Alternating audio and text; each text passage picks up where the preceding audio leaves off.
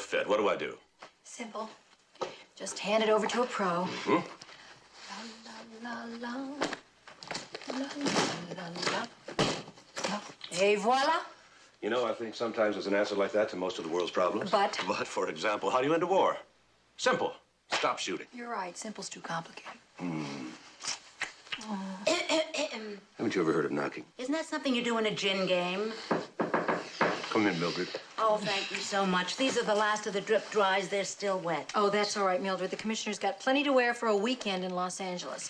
But I think I'll just hang them up and watch them dry. It'll give me something to do while you two are off enjoying Southern California. What's to enjoy about a police convention? Only 3,000 good-looking cops. And that's all. copesses. How much enjoying can you do for 2 whole days? Lots. The warden here keeping an eye on you. Listen, are you sure you don't want me to stay with you? Mildred, that's okay. You've been looking forward to this train trip for weeks. Well, what's the difference? So I don't see the family for another 5 years. Are you trying to make me feel guilty? Look, I don't have to go. I can... Will you two stop it? I'm a big girl. You can say that again. May I say something amusing? Well, I wish you'd try. We have 12 minutes to get to the depot. Ah. See you in 2 days. Take care of Bonzo. I will. Bonzo? Well, it was Heathcliff last night. We're improving. Ah, well, let it be on your head, my dear. Bye-bye. Bye-bye.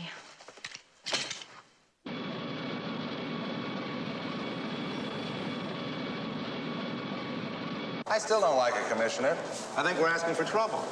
I mean, inviting Tommy Brown to speak at the convention is one thing, but to have him travel there with half the police force, that's something else. I think he's right. Well, in the first place, I didn't invite him on board. Mr. Hildreth did. And it is his railroad.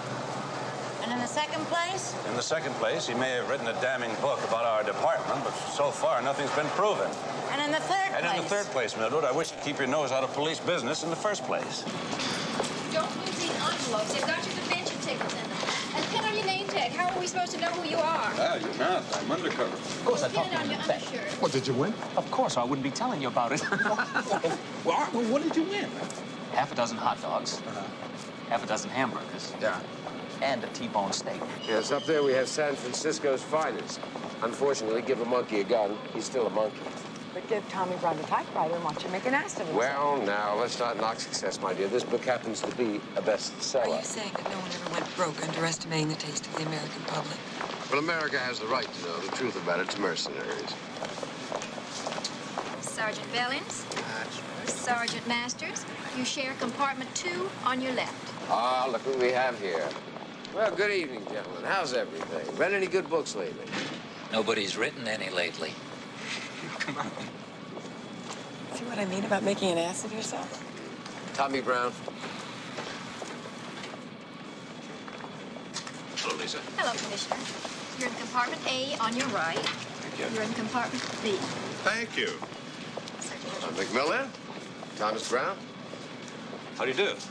Pleasure. This is my assistant, Charles Enright. Charles. Pleased to meet you. Thank you. And, I'm the commissioner's body slave. Well, everybody should have one. I'll get us settled in, Commissioner. I would like you to meet Nicole. She's my, what exactly are you, my dear? Aquarius. How do you do, Commissioner? Nicole. A lovely name. That's why I chose it. Oh, I, brought you a copy of my book, Commissioner. I thought maybe you'd like to read it. I'll see you in the car, sir. Little thin skin, wouldn't you say? A lot of us are. Your book is being widely circulated and quoted. The character in my book, Joe Hammond, happens to be one of your own men. You know that? And what he told me was all straight stuff. Yes, but there's no Joe Hammond in my department, so there's no way we can prove it, is there?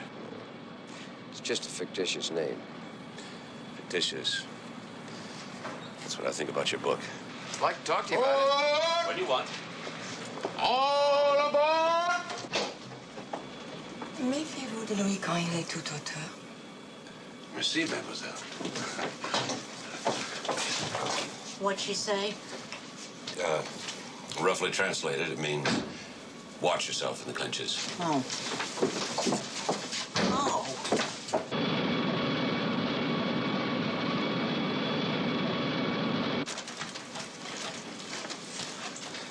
This is really going to be fun. I've been looking forward to this for so me long. too. I haven't been on a train since I was a kid. Absolutely. I love them. Me too.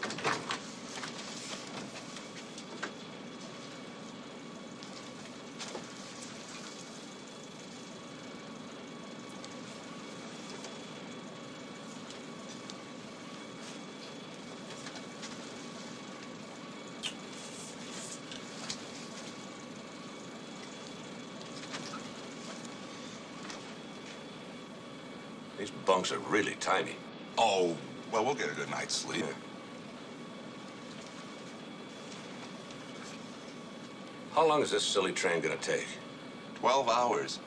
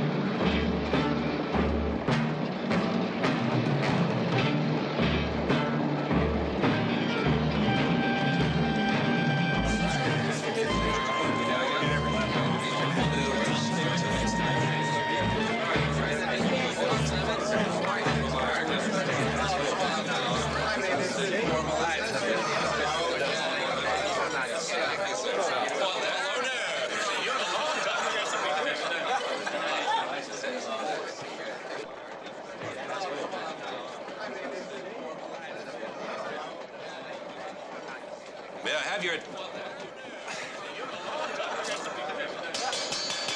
May I have your attention, please? Everybody sit down. Full house. Yeah. First, I'd like to welcome you aboard. You've all earned this trip by your dedication to duty during the past year. And I'm sure this convention in L.A. will prove enlightening as well as enjoyable. Now I'd like to introduce our host, who is gracious enough to offer us this special train, Mr. Aaron Hildreth. Thanks, man. I'm aware that each one of you has been handpicked for this convention because of your special expertise in the various aspects of law enforcement. And I feel proud to be able to help make this a memorable occasion. Just have a good time. And leave the train in one piece.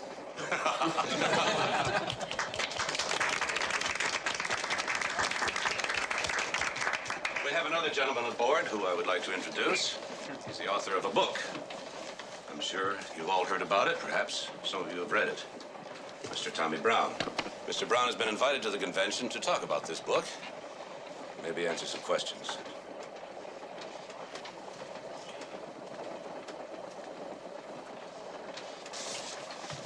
Glad to meet you, ladies and gentlemen, and I'll be glad to answer any questions that you might care to ask. That is, if you'll all be glad to answer mine. Thank you.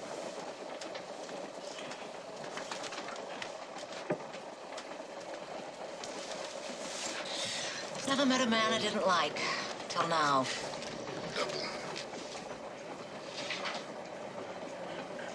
The club car is open. Enjoy yourself. Good idea. Sounds good. Enjoy No, but, I don't use Do you vermouth. make a good one? Absolutely. Just don't bruise it. What you have to do after you.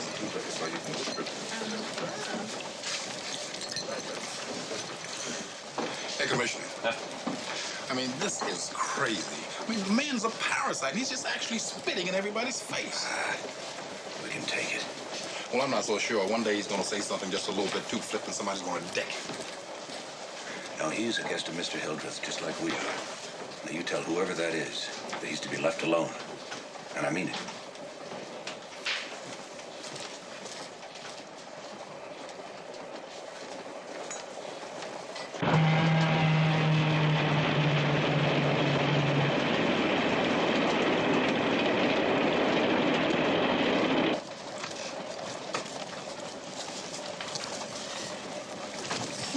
What's the rush? I'm sorry, Mildred. I had to get out of there. I was getting claustrophobia. You were? I would have thought that place was too small for that.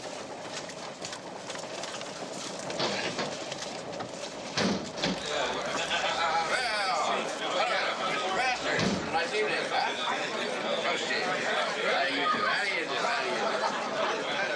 know it's not Christmas. Merry Christmas, everybody.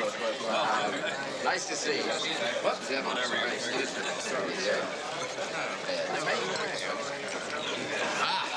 Well, Commissioner, I must say, your men are very amusing. None of this cocktail party baloney, you know? If they don't like, they don't like. That's terrific. Something I read, I wrote. Can you blame them? After all, you practically accused every one of them of being grafters. What did you expect? Long-stemmed roses? Well, at the very least, I would give them to my little innocent there, yes. Would you like a drink, Aaron? No, thanks, man. Nicole? What would you like? I'll settle for a scotch.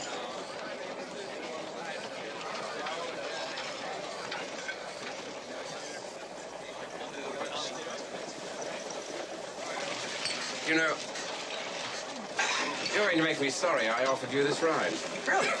Well, then, why did you? Because I thought you might silence your guns a little when you'd met some of these people. Well, it's never been my style. You make it hard for people to like you, don't you? I make it impossible. See, that way, anyone likes me. I know they want something. It works all the time. Here you are, Nicole. Thank you. Mr. Commissioner. Hello, gentlemen. Nice to see you. Yeah, you got some nice men there, you know? With cops like those, we don't need crooks. My apologies, Mac. I thought having him aboard might mend some fences. I was wrong. I think we'll survive. Mac?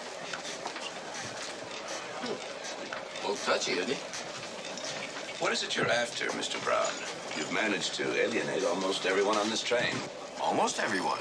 Must be slipping. The time was I could alienate the whole 8th Army in just 10 minutes. With air support. Well, what's the hurry? We got a long trip ahead of us. By the way, I understand we're making an unscheduled stop. Yes, we're picking up a police official in Madeira. Huh? Who's that? Les Walker from Stockton. Les Walker. Never heard of him. Don't let that upset you, dear. He never heard of you either.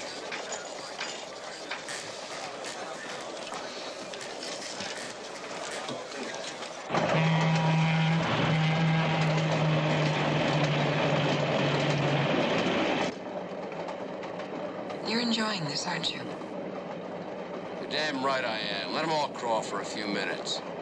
I didn't notice that anyone was. Well, that's because you're not tuned in. You see, I am. These are street people like me. Is that why you turned against them? Because they're like you? Oh, don't give me that Bryn Mawr psychoanalysis garbage. I don't like them because they're cops. Period. Zero. Well, you're even up. They don't like you. Nor anyone else. Cops only dig cops. Everyone else is just a civilian.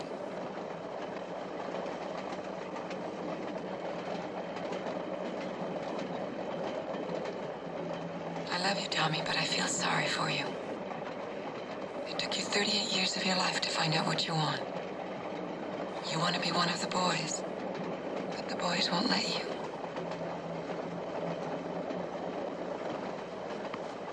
And what do you want? When I find out, Tommy, I'll let you know. And when you find out, it might be too late. By then, Tommy Brown may have moved on to virgin territory.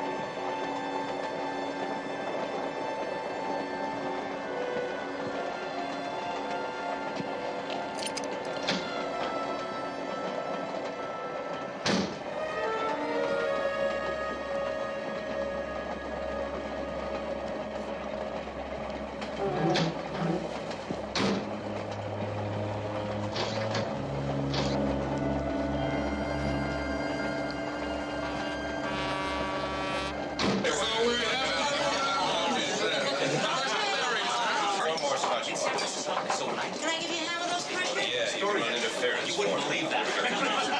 That's because you're too polite. Come on, follow me. Okay, pregnant lady. Move down here and see what it is. Hey. Oh, sorry. Excuse me. All right.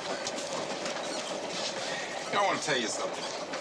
You really can't have a lot of pride in yourself riding on a train with a whole bunch of people that hate your guts.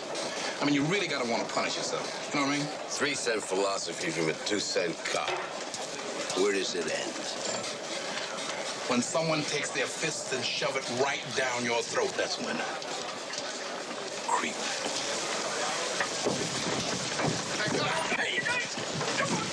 Here.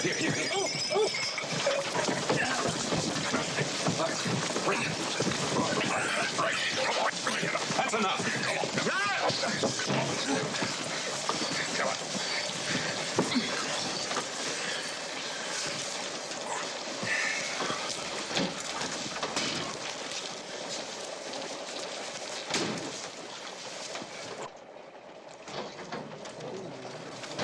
Hey, help me with this, will you? Sure. Oh, thanks. This train was a plane, I'd tell you where to get off. All right, I was wrong, but he deserved it. And I tell you, Commissioner, one day somebody's gonna kill that punk. Sam, cool it. I'll cool it, but if it wasn't for the department, I'd let him have it for good. What are you trying to do? Make every word in his book seem true? Commissioner, come on, the guy deserves Sam, it. you were wrong, no matter what the provocation. Being a cop's hard enough without Brown accusing us in print of brutality. Now, I want you to stay in here and cool off.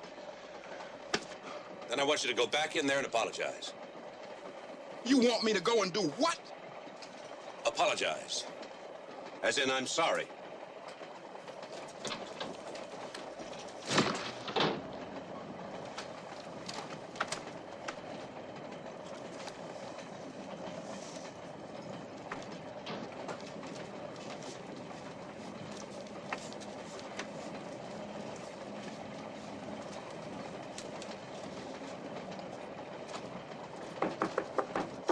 Yes, come in. Well, Mr. Law and Order. Come on in, Commissioner. Nicole, give the man a drink. No, thanks. Okay, suit yourself. What can I do for you? Can we talk privately? Sure. Nicole, why don't you go take a cop away from his wife? You do things like that so well. Well, at least one of us has some talent. Well? I want you to stay away from the rest of the people on board. Why? For your own good. Meaning? Meaning? I can't be everywhere at the same time. Something might happen. Nothing's gonna happen. Not with you aboard, anyway. How would it look in the papers? I don't care about the papers. Just be careful. Say, would you like to know who Joe Hammond is, the famous made-up cop? No. No? You mean you have no interest at all? You can't tell me what I already know.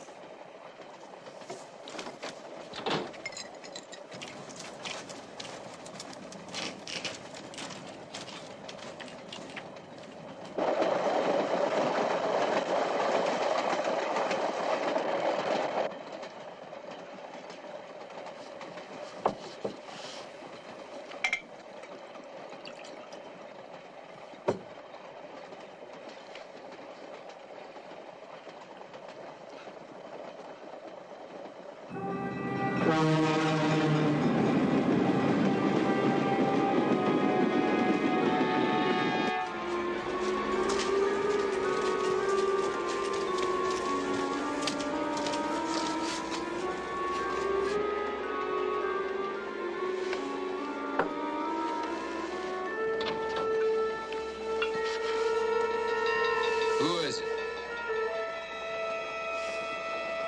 Wait a minute. Wait a minute.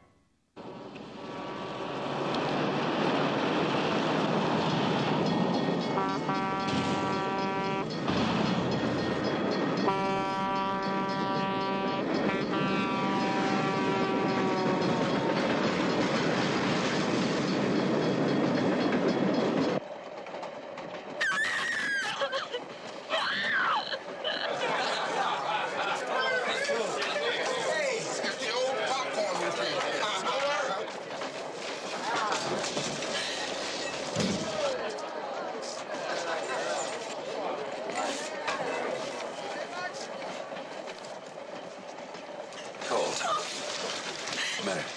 He's dead. Enright, come with me. Everybody stay here.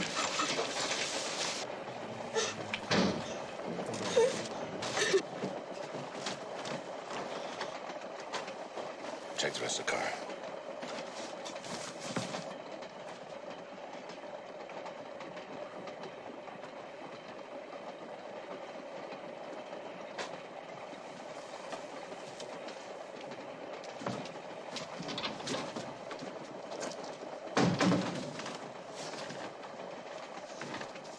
Commissioner?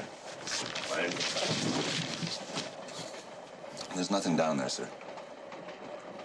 Have this compartment sealed off. Yes, sir.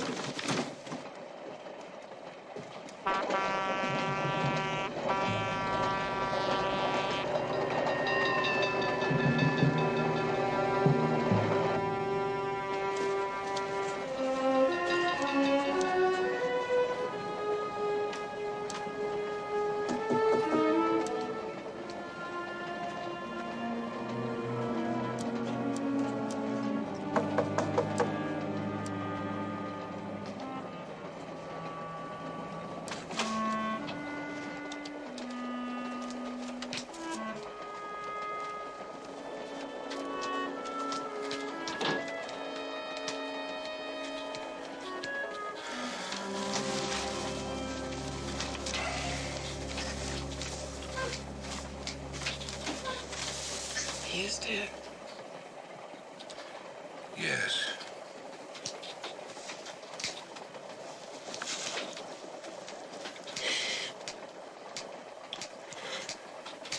Is it worth crying about? If I don't cry for him, nobody will. I understand.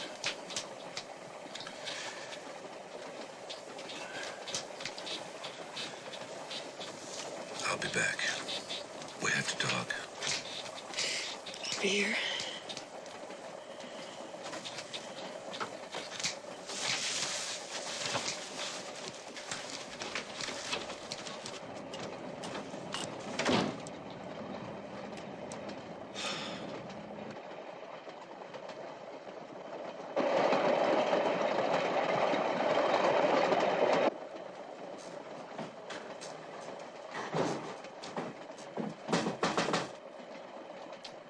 Come in.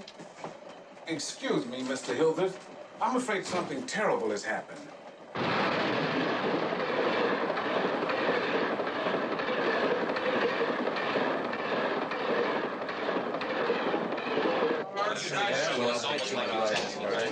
Constantly badgering people to just aggravate.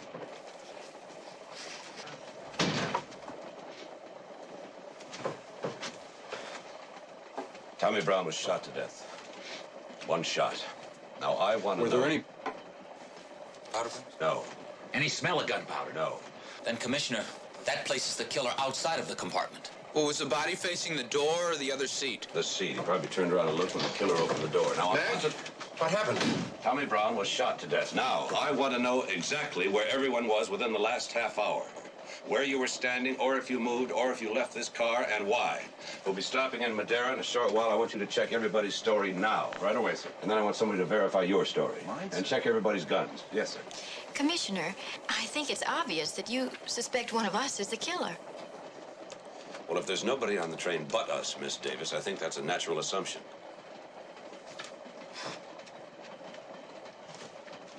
Where were you, Aaron?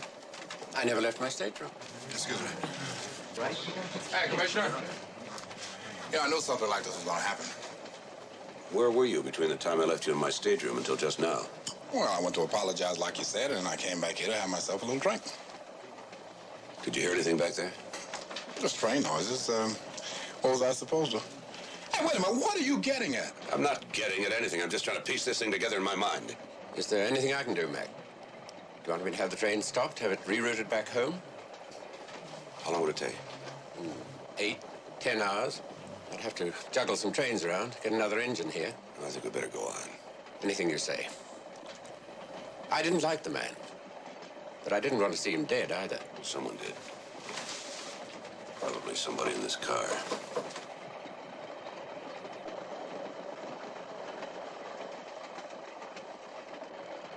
Sam, let me see your gun. You're kidding. I'm not kidding. Oh, Commissioner, this is crazy. So is murder.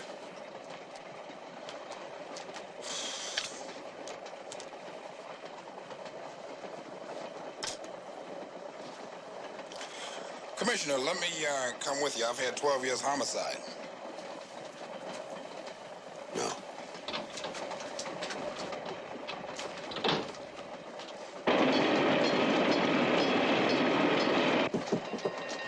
Come in.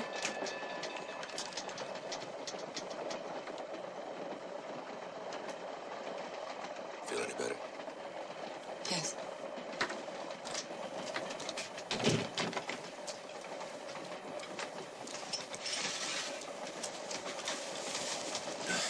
Can you tell me what happened?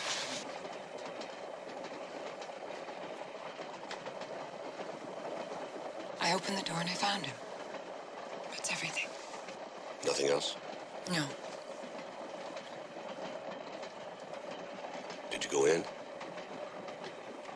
Did you touch him? Did you see anything? No. No to what? No to all of the above.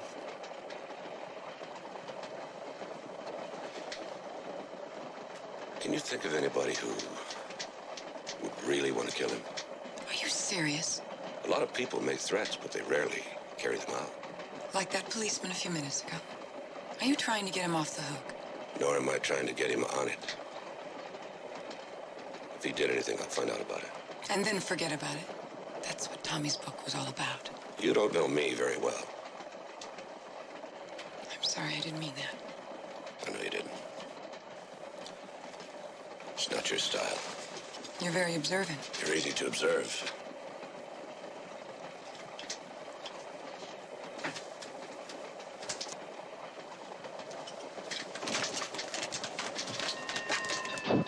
So are you.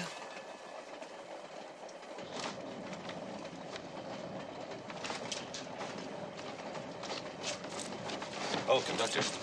How fast is this train going? 60, 70 miles an hour, depends. Any slowdowns, turns, anything like that? If you're asking could anyone have jumped, the answer is no. It's suicide heaven out there. How long before we get to Madeira? Let's see.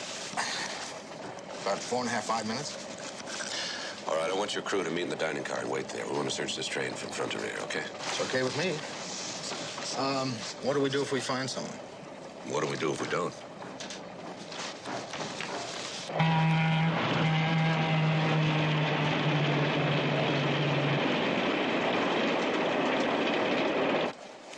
Commissioner thinks we'll find out what. I assume no one's left the car? No one.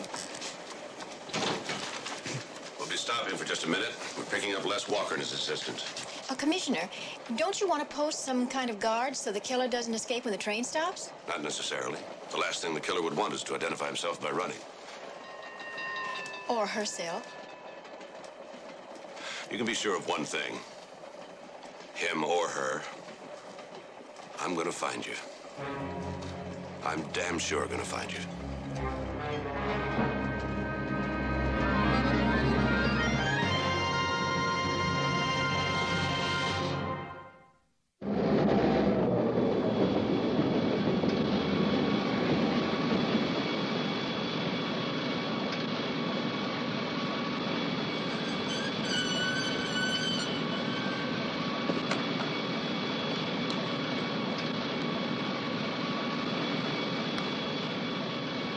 Sergeant Fisher? Yes, hello. Commissioner McMillan. Where's Les? Right here, Mac. You met Sergeant Fisher? Yes. Sergeant, would you take the bags to the compartment, please? Yes, sir, thank you. I'll take yours now. Les. Tommy Brown's been murdered. Who? Tommy Brown, the writer. When? About a half an hour ago, on this train. But how? One shot through the heart. Who did it? I don't know. Well, you have a suspect, don't you? A whole trainload of us. We've got his body sealed off in the compartment. Would you take a look? Yes.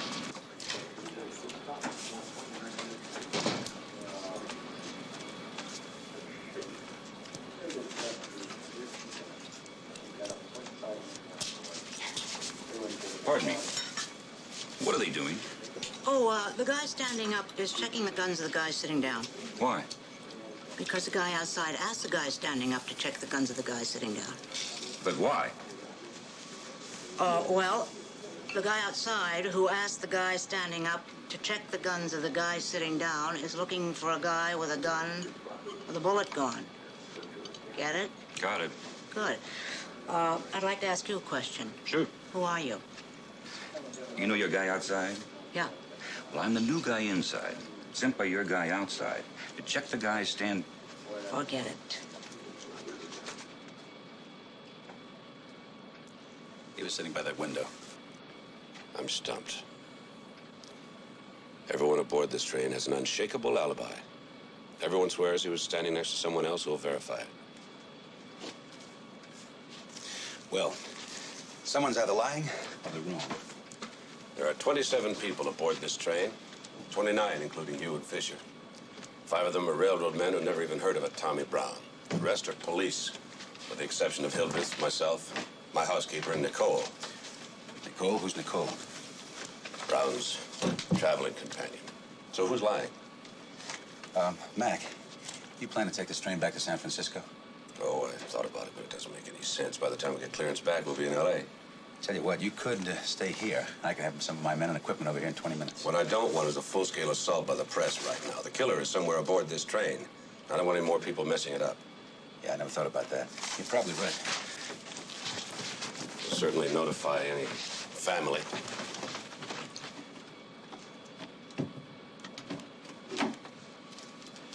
I said we'll notify any family and the press, too, but we'll do it in L.A. Except I don't relish the idea of pulling into Los Angeles with one dead body and a trainload of suspects. I mean, it can be a little embarrassing. Well, that's not going to happen. We're going to pull into L.A. with a murderer under arrests. It's as simple as that. You through? Yeah.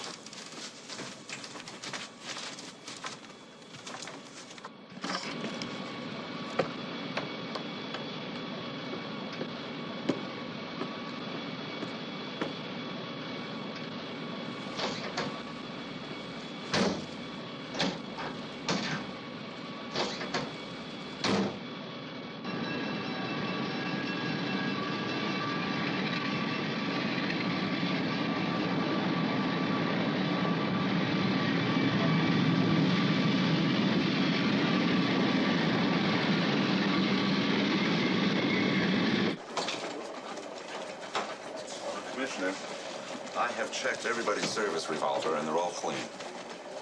Thanks. Oh, this is Les Walker, Sergeant Enright. May I have your attention a moment, please? Some of you already know Chief Walker from Stockton. He and Sergeant Fisher are going on with us to L.A. I'm going to ask them to work with Sergeant Enright, Officer Davis, and me. You right, Les? Fine.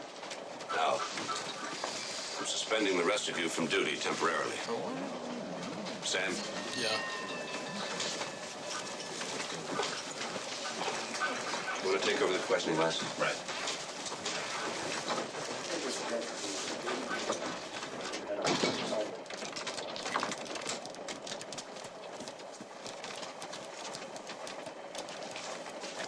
Sit down. Sit down. Do I get a last meal, Commissioner? Are you guilty? Oh, sometimes just basic stupidity, but nothing really serious. Sam? Mm-hmm. I know the whole story. Oh, terrific. Tell it to me. I know you're the fictitious Joe Hammond. You gave Tommy Brown all that confidential material he has in his book. Well, what makes you think so? No, Sam, don't waste my time. I know it. I suppose I deny it, Commissioner. I don't care if you swear on a stack of training manuals. I said I know it. That means I know it. Do you think I'd let a whole department get stabbed in the back without at least finding out who held the knife? All right, look, Commissioner, I did... What? You sold out some of your best friends, and you haven't got the guts to admit it. All right, look, Commissioner, I didn't know he was going to write that kind of book. I thought he was going to write something different. I thought he was going to write something good about cops for a change. How could that be? That man? What kind of a book could you expect him to write? I didn't expect him to write that kind. All right. Granted, you were taken for a ride, but look at the position you're in. You've made yourself suspect number one. Me? Yes, you. Not only do you have a motive, but you were the only man in this car when he was killed. Everybody else is accounted for. Commissioner, I did not kill the man. No, I don't think you did. But after that fight you had with him, you're on the head of the list. And I have to act accordingly. Meaning what? Meaning I want your gun.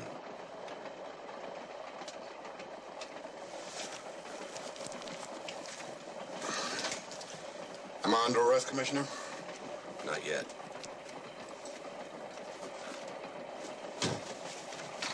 All right. Sam. Yes, sir. I won't tell this to anyone. No reason you should either. Okay. Thanks, Commissioner.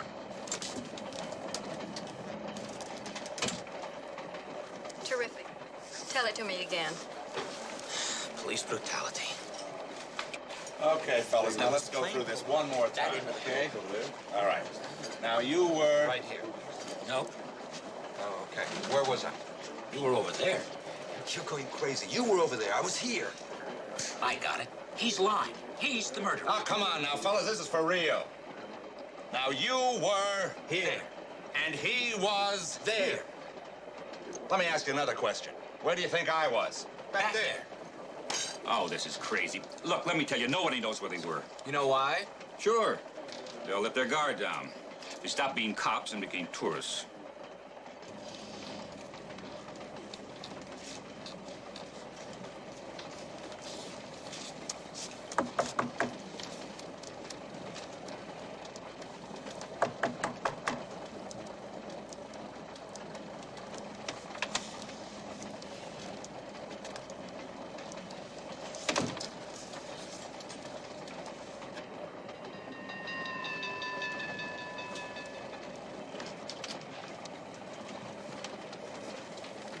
Miss Avery? Chief Walker. Stockton Police. I'd like to ask you a couple of questions. Go ahead. Commissioner McMillan tells me you're the one that found the body. Is that correct?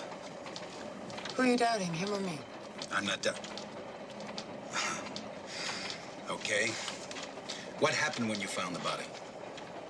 I screamed. And? I screamed again. And then?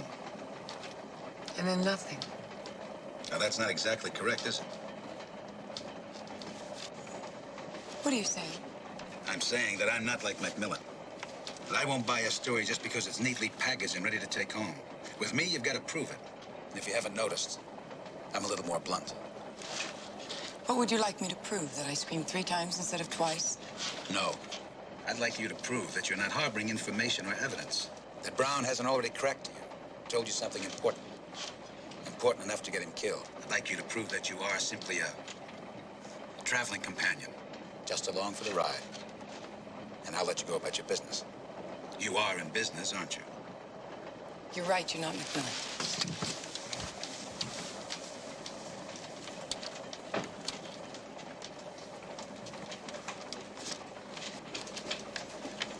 Okay, now let's go through this one more time, see if we can't get a proper sequence of events, all right?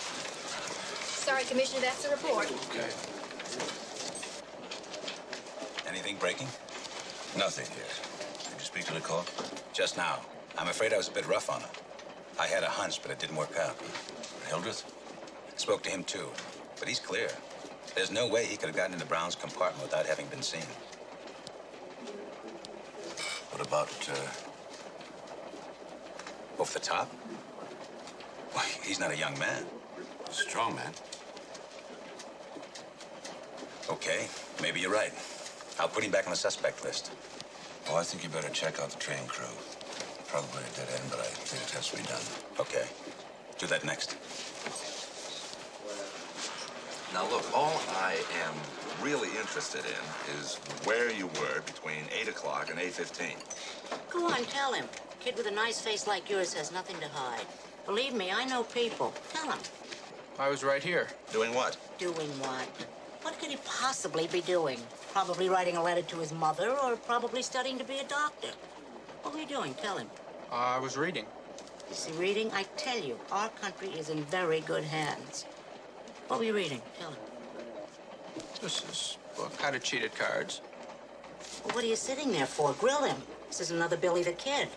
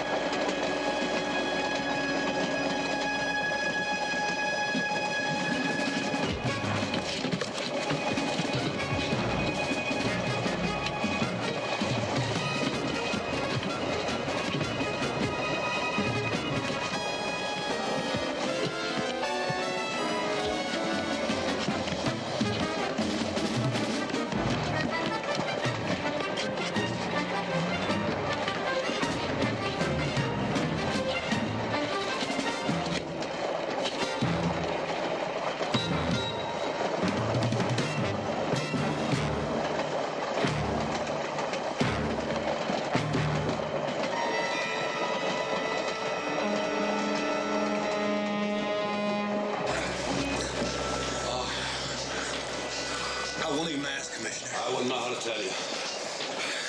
What are you doing here? I was trying to see if someone could get from one end of the train to the other without going through the club car. They can. That's just what I was doing. Yeah, you're kidding. You see anybody come through here? No, why? Are you sure? Of course I'm sure. Hey, listen, what are you driving at? Somebody tried to push me off this train and damn near succeeded. Oh, come on, Commissioner. That's 2 for 2 tonight. Listen, I don't mind being accused of knocking this chump Tommy Brown out of the box, but this is going just a little bit too far. Listen, I saved your life tonight. Now, that's points for me. True.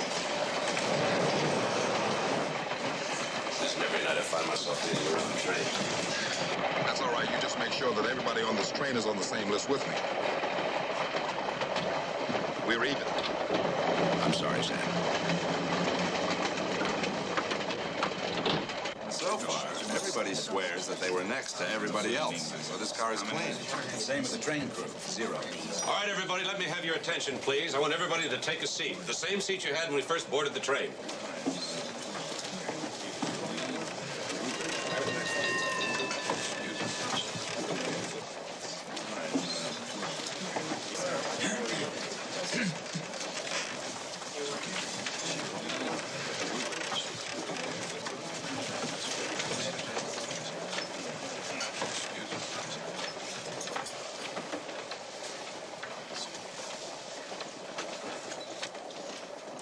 When we left San Francisco, every seat in this car was taken. Where's that man? Hey, wait a minute. Where's the guy with the glasses? What guy? There was a man sitting across from me. From Oakland, I think. He was wearing tinted glasses and a mustache. That's right, Commissioner. I kept trying to talk to the guy, but he kept ignoring me. What's his name? I don't remember the name. Thorne? I didn't think of looking at his name tag. Does anybody know his name? Carl Lohman. Of course, that's who it is. Carl Lohman. He should be here. I checked him on the train. All right, you saw him get on board. Did anybody see him get off? Anybody? So where is he?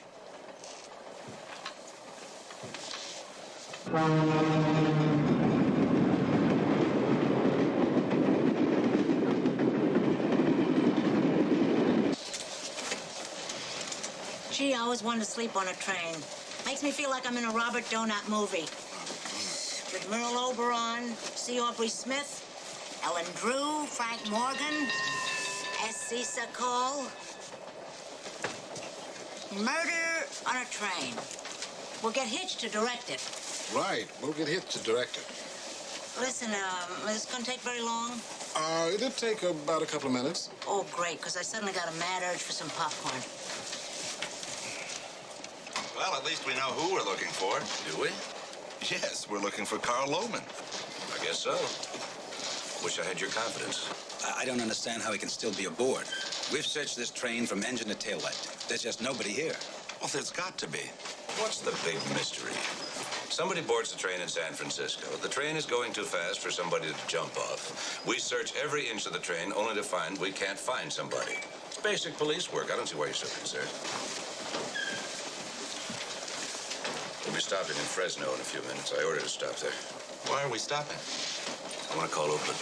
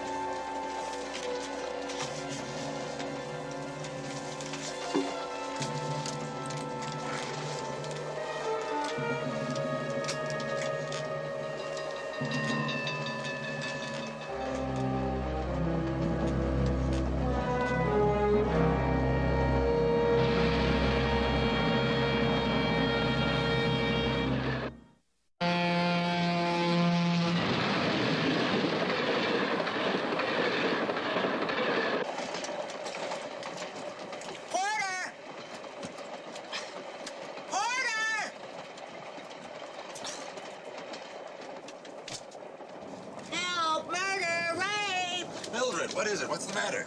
My berth is stuck. What's that got to do with help, murder, rape? Well, if I yelled help, my berth is stuck, would you come running? Oh, Mildred, you know, one of these days you really are going to be in trouble and nobody's going to come. Please, Sergeant, no lectures, huh? Just get it down. I'd like to get a little sleep. It's stuck. You're kidding. Really? Didn't the porter come in here earlier and let it down for you? Well, yeah, but then I went out for a few minutes, and when I came back, the thing had snapped back into the wall. Well, it's lucky you weren't inside of it. Would you just, please? Okay, stand back. I'm back as far as I can go. Well, then stand aside.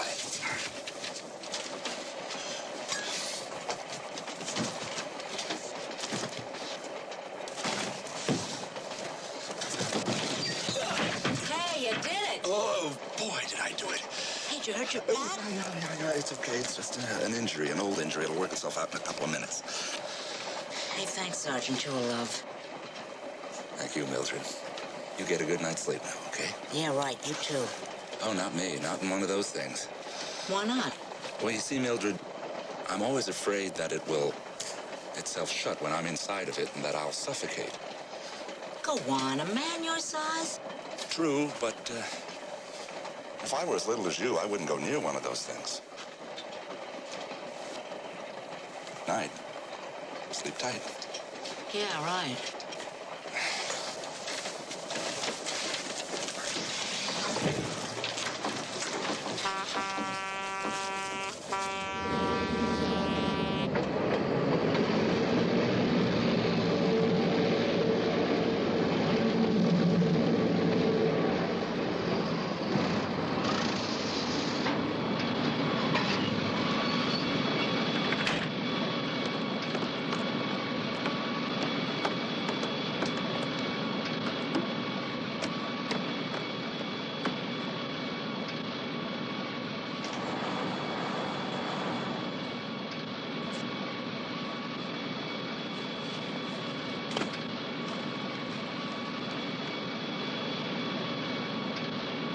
Hello, Akins?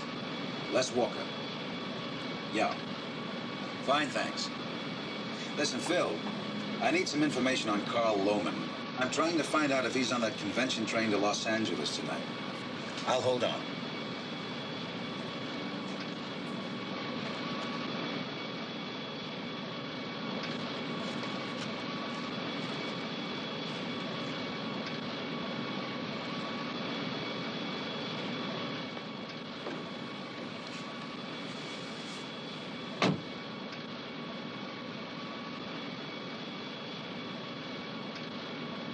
He says he's there. He spoke to him. It's not possible. Well, you want to tell him that? Yeah, Phil. Yeah, fine, thanks. I'll be talking to you. Bye.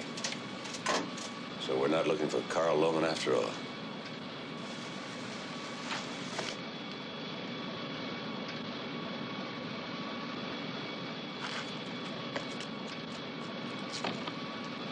Drive anywhere, just go. What do you want me to do? Drive straight ahead? Anywhere, just drive. Commissioner? What is it? If this isn't L.A. and there isn't any newsstand here and you don't want anybody to escape, then someone is. What are you talking about? Nicole, I saw her through the window. Why didn't you tell me? Well, I just did.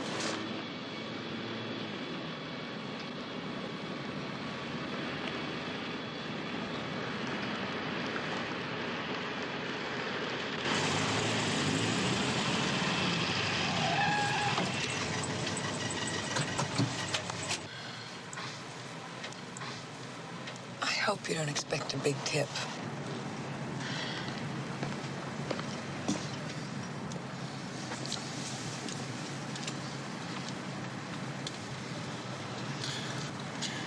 Nice try. Nice tries, finish last.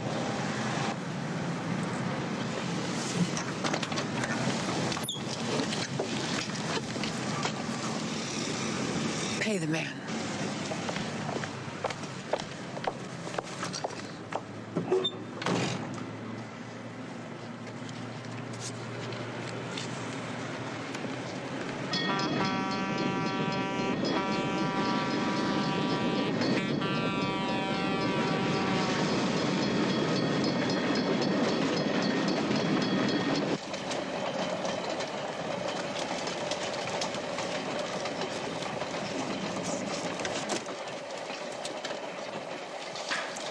After you.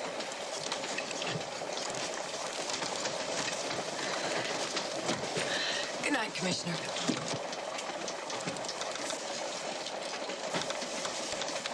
Got a question. I'm awfully sleepy.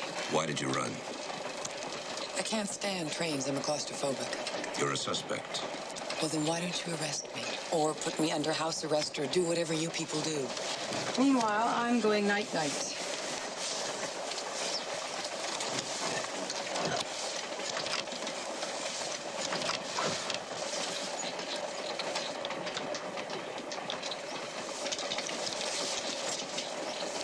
Please. Either you're hiding something, or you're a murderess. I'm going to find out which before we get to L.A. Good night.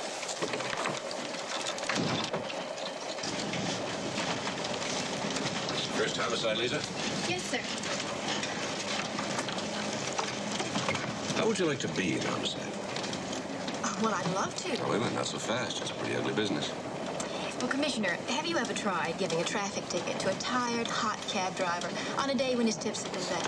I see what you mean. Give it some thought. Yes. Thanks. Good night. Good night.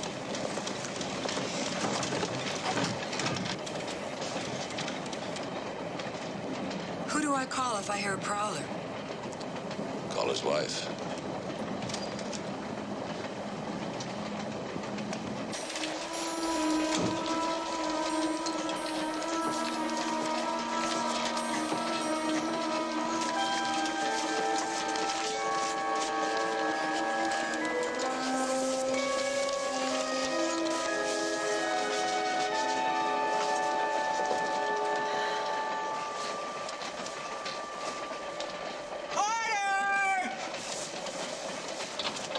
Is there something wrong, ma'am?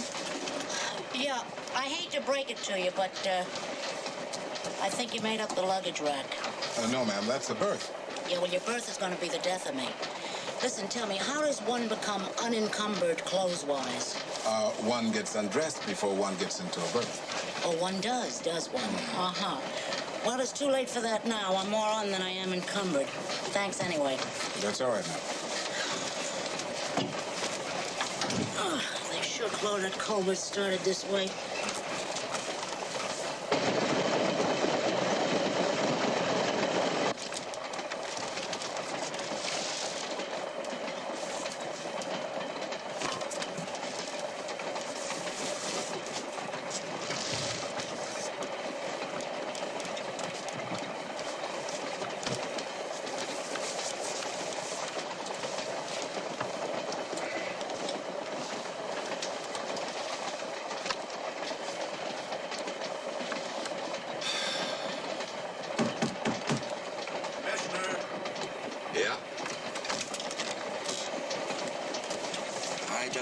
say goodnight, Commissioner.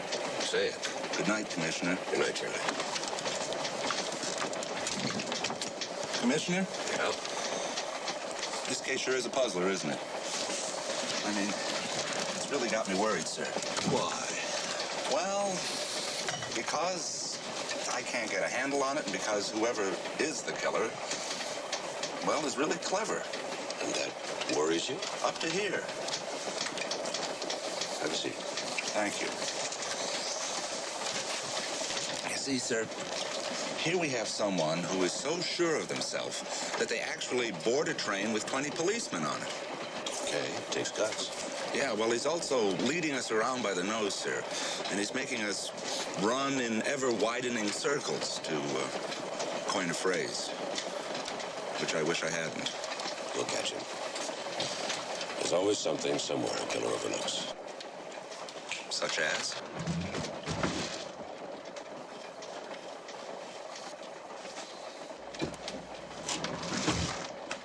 Such as? This, for example. What is that, sir? Sergeant Enright. It's a handkerchief. Oh, I know that. But what is its significance? Oh. Well, I don't know. I found it in the baggage car. It has a foreign substance on it. I want you to keep it until we can get it to a lab. Foreign substance? Yes, it's kind of sticky. Sticky? Oh, no, it's just glue. Oh, okay. No, don't put it in your pocket. You get it confused with your own handkerchief. Oh, don't worry about that, sir. I never use one. Don't you ever blow your nose? Oh, I'm a tissue man, sir. Oh, well, I use a handkerchief. Oh, I've always used tissues. I mean, what if you sneeze? Well, it's very strong, but you just throw it away so that every blow is a new experience. What do you do with the handkerchiefs you get for Christmas? I get lots of them, but I always give them away. You can give me one. This year, I promised. Good night. Good night. Hey, Charlie? Yes, sir? How long will it be till we get to L.A.? Oh, about 4 hours. Good night. You know, Commissioner, if we're going to catch this killer, we really better hurry. Get some rest. Good night. Good night. Charlie? Yes, sir? Don't rest too soundly. Gotcha. Good night.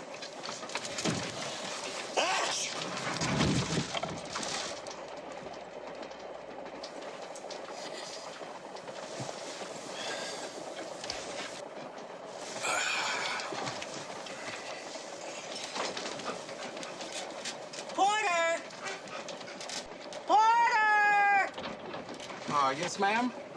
Listen, I got a question. What if, in the middle of the night I want to get down out of here? What exactly do I do? Oh, you see this button on the side of your berth? Mark Porter? Oh, yeah. Well, you push it and I'll bring you a ladder. Oh, okay, thanks. Good night. Good night. You know, that's a simpler solution. What's that? You can sleep in a lower berth. Sleep in the lower berth? Are you kidding? I waited all my life to sleep in an upper berth. I wouldn't be able to sleep if I didn't sleep in the upper berth. Night. Good night.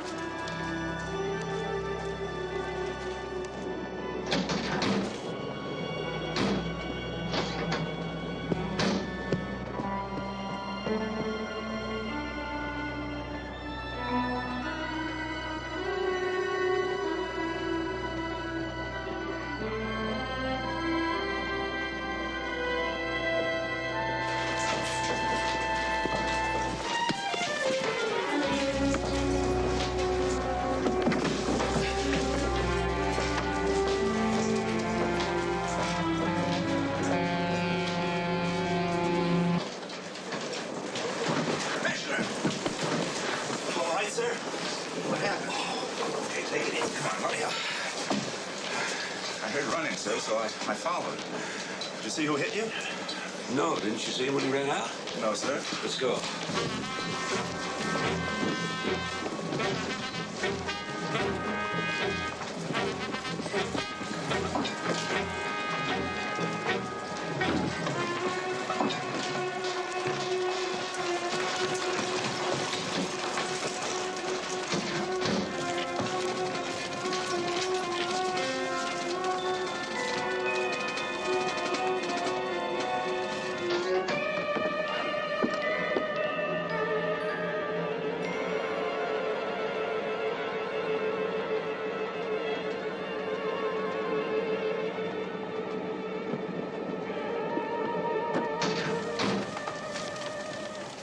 We may as well forget it. Whoever it was is probably in his bunk by now.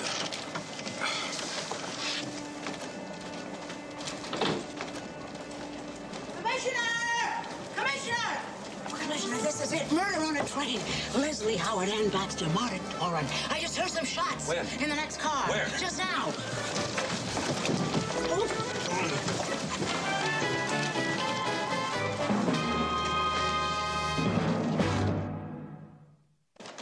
Except we won't believe it, Commissioner. I was just looking for something to read. I heard the shots of it. What happened? Someone was in my room. Stay with her.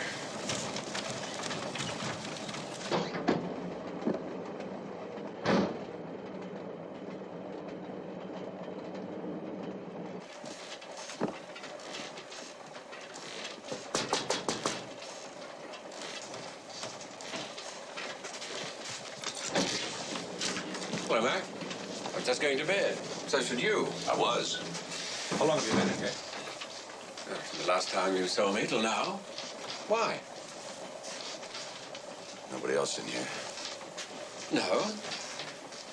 Now, would you like to tell me why? Somebody was just in Nicole's room, and somebody tried to kill me. And somebody has disappeared from this train, and somebody has killed Tommy Brown.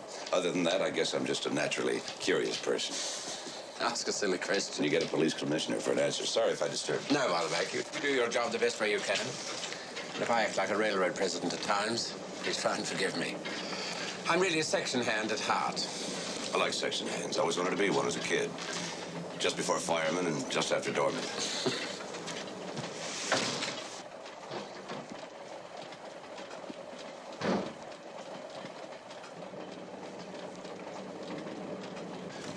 All right, changing of the guard. Enright, stay loose. I may need you later on. Good night again, Mildred. Oh, but Commissioner, this is it. Murder on a train. I've waited for this all my life. Then you can wait a few more minutes. If I was Patsy Kelly, you wouldn't treat me like that. I'll be in my room, sir. What happened? I woke up and I saw someone going through my things. Can you describe him? No, it was too dark. I assumed he was shooting at you. It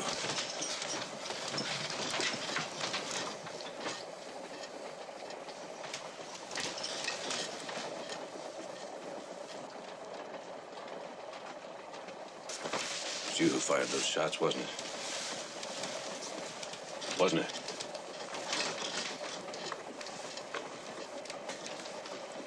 And I suppose you don't have a gun. A small one, judging by this. That's right. And if you want to search, you'll need a warrant. Otherwise, I'd like to go back to sleep.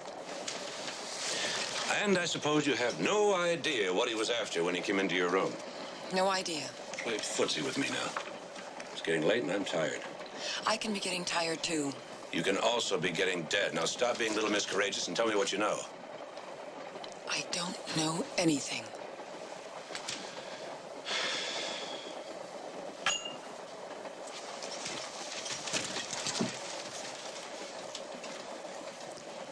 I'll have somebody watch your door.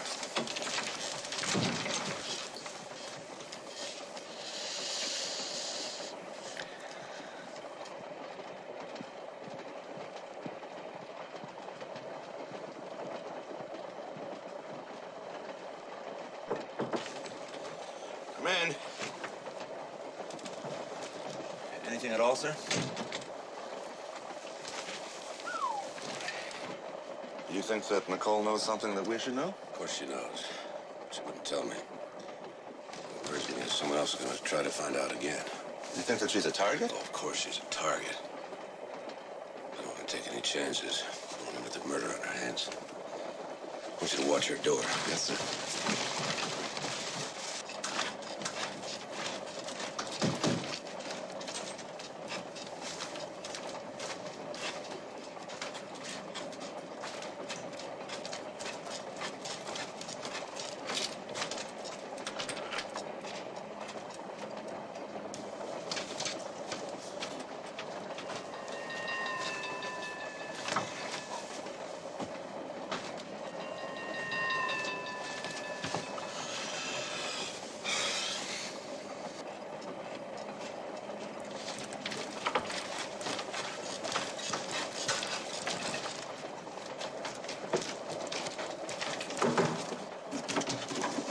Les? Oh, Mac. Mac, I've been going through this so-called book. They really raked your department over the coals, didn't they? They? Brown and this Joe Hammond. Yeah. They really did a number on us. Do you have any idea who Joe Hammond is? Do you? Better than an idea. I know who he is. Who? You remember that fella you sent over to us last summer? Who helped me out in that hijacking case? Oh, yeah, Sam Dugan. That's Joe Hammond. What makes you so sure? Well, I know one man's style from another after all these years on the job. Look at this, right here. The cases, the methods, even the expressions. That's got to be him. You really are a good detective. Meaning I'm right? I don't think you killed Brown. Sam's too good a cop. Well, I admire your loyalty. But not my brain. Mac, look. Supposing this Sam is smarter than you think he is. Supposing he purposely provoked that fight with Brown just to throw you off. You're forgetting the now infamous phony Carl Lohman. And somebody just now tried to break into Cole's room not more than 10 minutes ago. What? Oh, sorry. That's okay. Thanks. She missed. Took 2 shots at her. I'm going to have another talk with Cole. Oh, come along with me, will you? Yes, he will.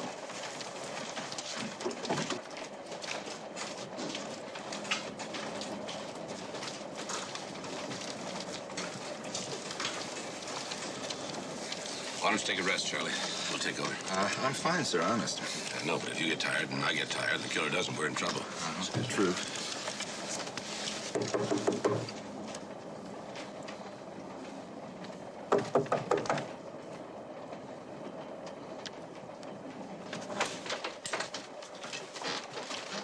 She's gone. That's impossible, sir. I never took my eyes off the door. You must have. Search this train, damn it. I want her found.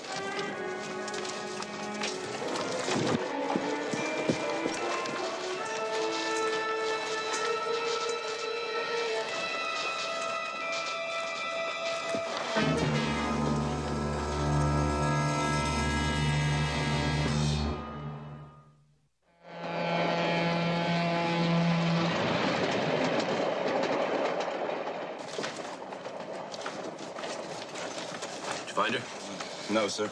It's impossible. I must be tired, sir. I mean, I know that this thing couldn't have happened, but it did. Tired? It's nearly dawn. We're due in L.A. in a couple of hours. Let's get freshened up. I'll meet you in a little while. Excuse me.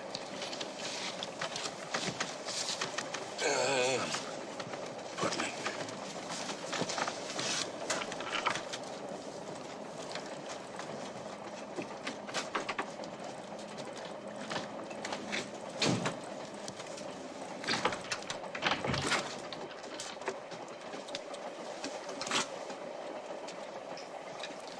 Hello, Nicole.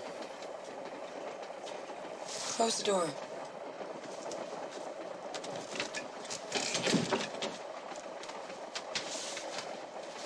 Figured you'd be in here.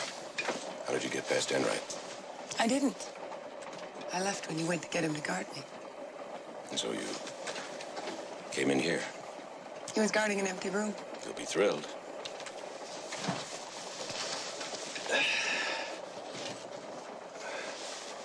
What's that? This? A-flat, 6mm, made in Spain. It's not for you. It's for small bores. That's not the gun that killed Tommy. Is that a question? No, you didn't kill him. You're here because you're frightened someone will come after you again for the papers. What papers? The ones I guessed at, you just proved. Are you smart or am I stupid? Both. Well, at least you had the grace not to smile when you said it. What were you after in Tommy's room after he was killed? My insurance policy. I hope it's not long term. Someone came after you once to get those papers. They're going to try it again. If you're trying to scare me, you're succeeding. Of course I am. I want to scare you so much you'll stop being so stupid and see I'm your only chance of getting off this train alive. Now, you want to tell me where those papers are? Or shall we just forget the whole thing and you can go back to your apartment? You'll be on your own. You wouldn't. Don't bet on it.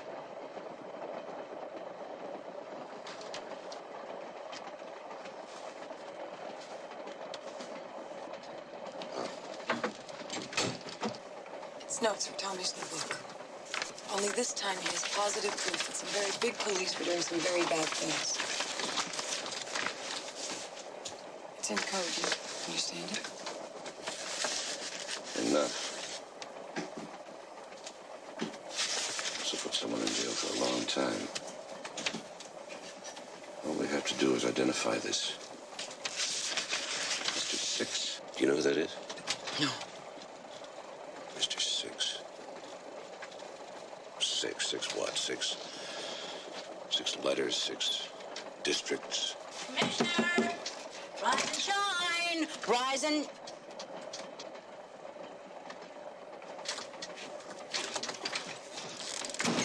Well, I better get dressed or he'll be scandalized. I'll keep these papers. You better give me your AFLOC.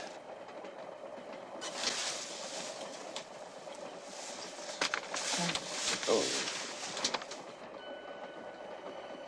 What's wrong?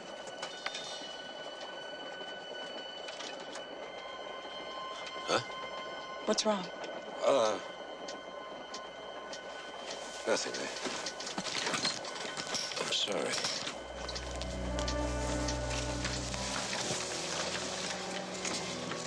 I'll see you at breakfast.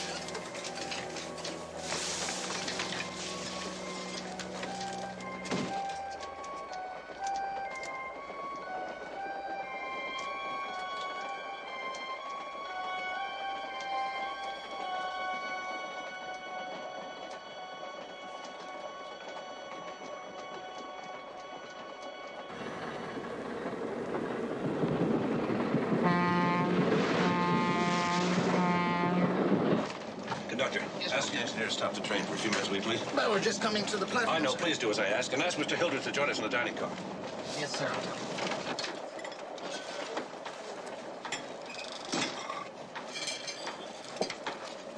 I wonder where she spent the night.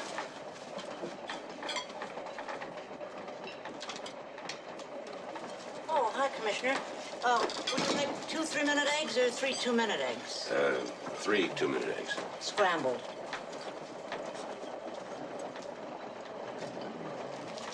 Matt, can I see you? Sure. It looks like we're going to be in a couple of minutes. I guess we blew it, huh? Looks like it. Look, I've been trying to figure out who has a jurisdiction on this. As far as I can tell, if he was killed while the train was still in San Joaquin County, then I have it. I never thought of that. Looks like you'll have to take over the investigation. Oh, but wait a minute. You take it. This one's going to be pretty ugly.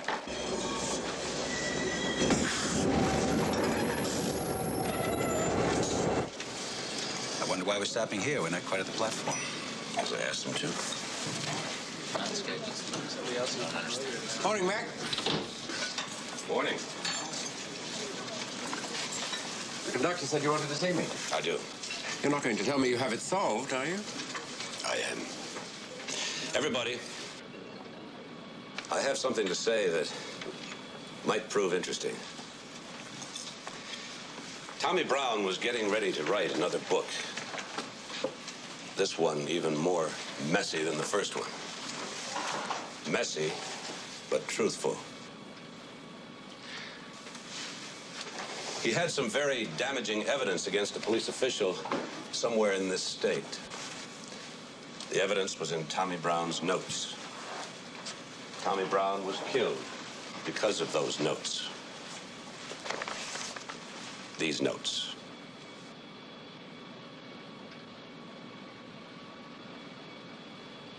Nicole knew about these notes, so that after Brown was killed, she took them.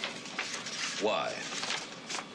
Was she planning on saving them for the police department? Or was she planning on blackmailing this police official? Whatever she intended doesn't matter because she gave them to me just a little while ago. Is everybody with me so far?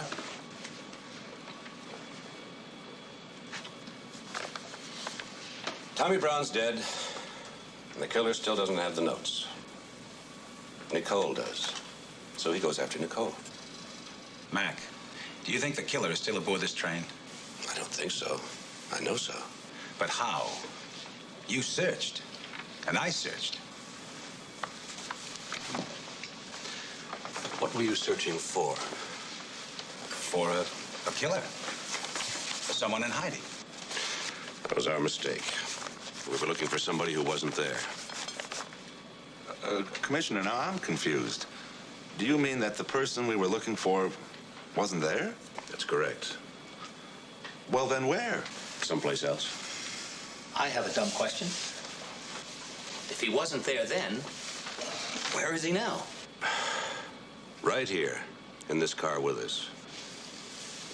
He looks different now because after he killed Brown, he slipped into the baggage car, took off his mustache and tinted glasses, jumped off the train when we stopped at Madeira.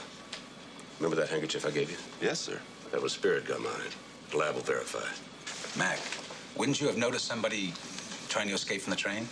He didn't jump off the train to try to escape. He came back on as somebody else. Who? You.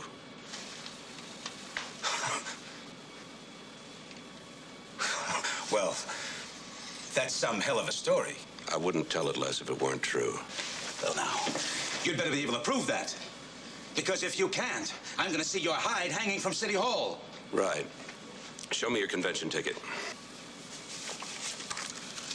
Right here, Mac. Where'd you get it? That was given out in San Francisco. How could you have it if you didn't get on there? I got it in Madeira. That's not true. I still have your ticket. You posed as Carl Lohman. You stayed in the background, saying nothing, doing nothing that anyone could remember, except kill Tommy Brown. You're Mr. Six, the man Brown found out about. You're the big police official who's been corrupt for years. Am I right, Les? You're crazy. Did you hear what he's saying? All right, everybody freeze. Don't move. What are you going to do, Les? Kill 20 of us with 6 shots? No. But if anybody tries to stop me, I'm going to get 6 of you. You want to be number 1?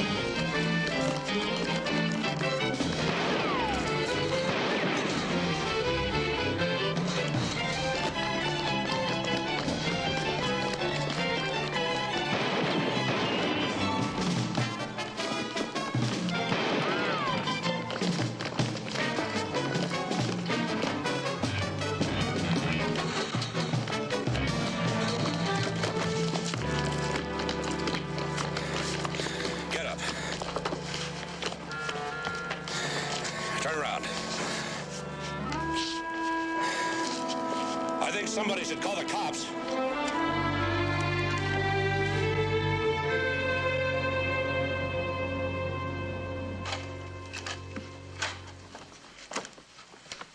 Hi, everybody. Welcome home. Hi. Hiya.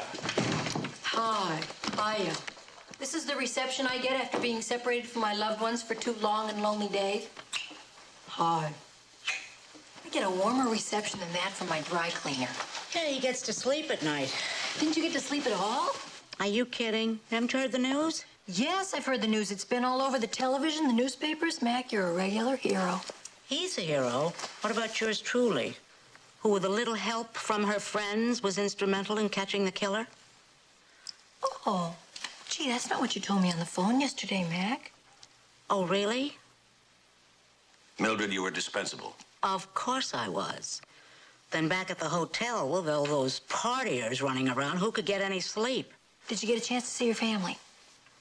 Well, funny thing. You know, I was going to surprise them. They were out of town. A neighbor said they were up here in San Francisco. Oh, Mildred, that's a shame. Yeah, well, c'est la vie. Wake me next Tuesday. Gee, it's too bad you didn't have any fun. Fun? How could I not have fun with Mildred around? How are you? I'm fine. Doctor says I'm right on schedule. Oh, good. Come on, I think we better take a nap. You must be exhausted. Oh, no, I've had 10 hours sleep. Oh, well, I'm kind of tired. I stayed up late last night watching The Late Show. Oh, yeah? What'd you see? I saw Murder on the Train with C. Aubrey Smith and Merle Oberon.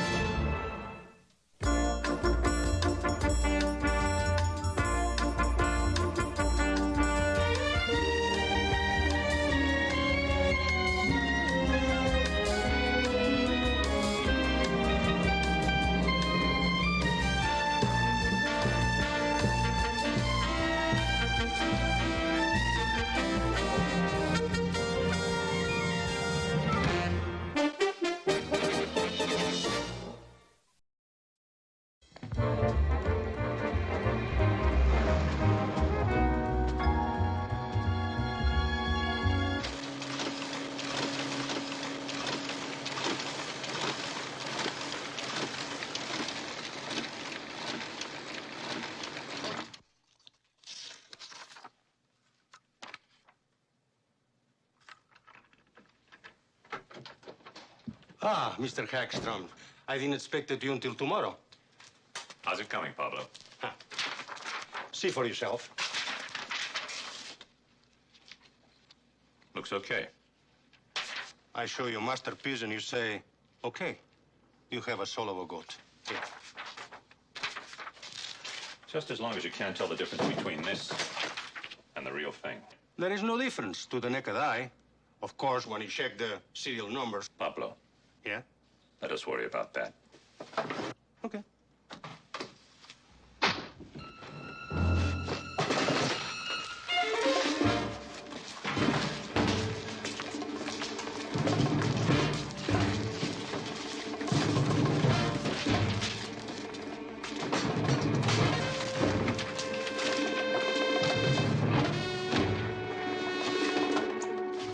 All right, Central, I appreciate that information. Yeah, you've been a big help.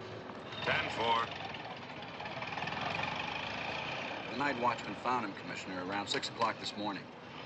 Medical examiner figures he's been dead maybe 2-3 days. Pablo Javier and I go back some 10 years when I nailed him for printing up no-good mutual tickets. What's the connection? You two didn't bring me down here to look at a small-time forger. No, sir, but do you remember the murder of Ito Mirabushi last December, sir? Remember, I thought the Emperor was going to come down himself and take over the case personally. Well, sir, we just got a ballistics match on the... Already? That was fast. Yes, sir. And the same gun that killed Mirabushi also killed our friend Pablo here. Well, I thought Mirabushi's death was a simple mugging. What about... Well, you can leave out robbery in this case, sir. Pablo still had his wallet on him, and it contained almost $300. Real money? Pablo never printed greenbacks, sir. Not that he couldn't do it, but he never liked fooling with the feds. Uh-huh. Well, I admire your speed on the ballistics match, but I can't believe that you got his fingerprints already. We didn't, sir. Well, there's ink on his hand.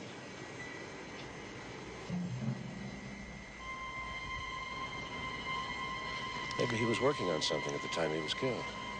If we can find out what that was, maybe we can find out why Mirabushi was killed, and or who killed him.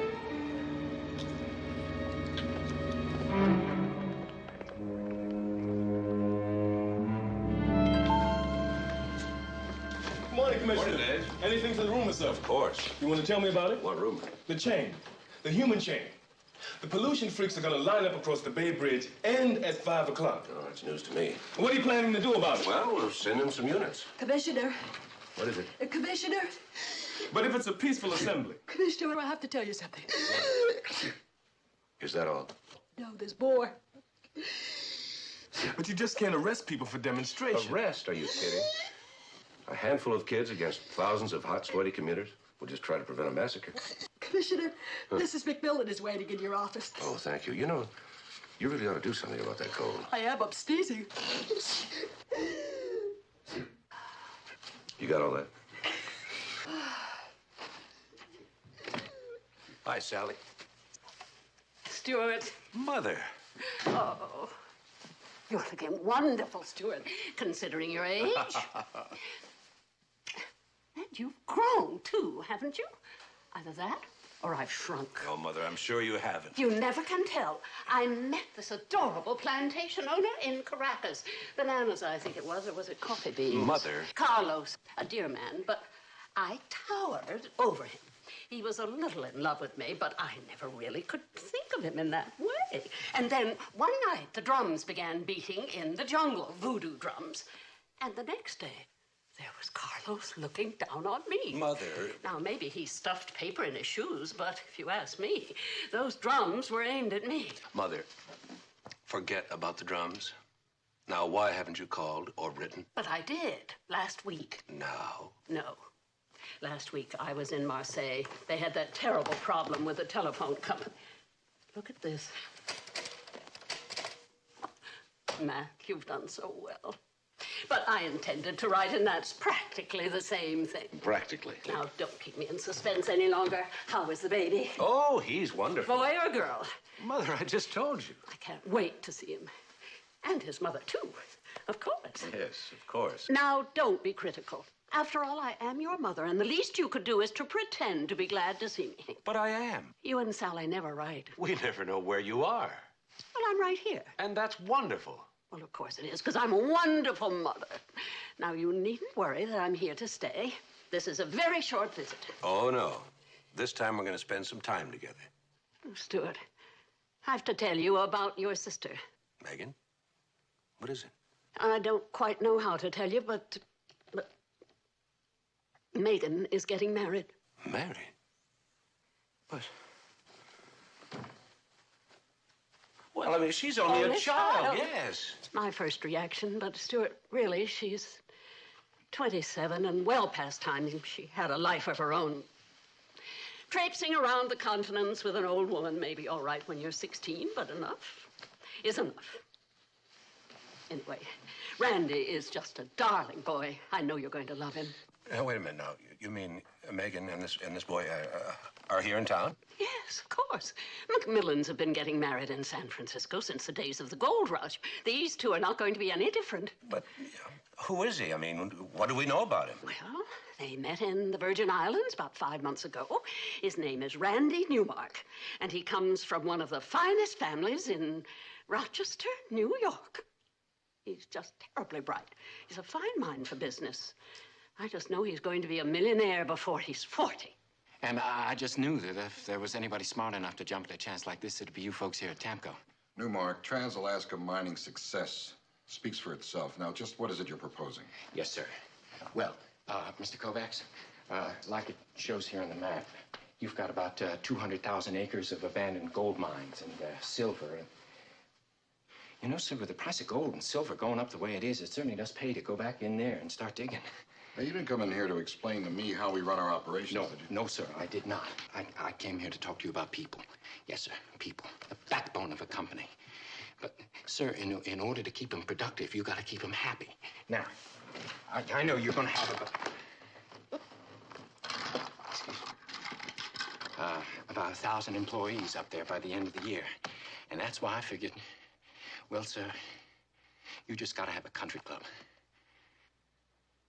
Country club? Yes, sir, with a golf course and a little spa. Now, that's why I bought this little piece of land. It's not very big. It's only about 1,000 acres, but, sir, it's got genuine hot springs on it. And lots of good building sites for homes and, We're not interested, Now, you just let me finish up here, sir. The fact is, well, I paid a good deal of money for that land, about $300,000. And I owe about another $500,000. Now, that's why I thought that maybe you could put up the rest of the money, just as a sort of loan, you understand? And I could give you, 10% of my operation, once I get it going.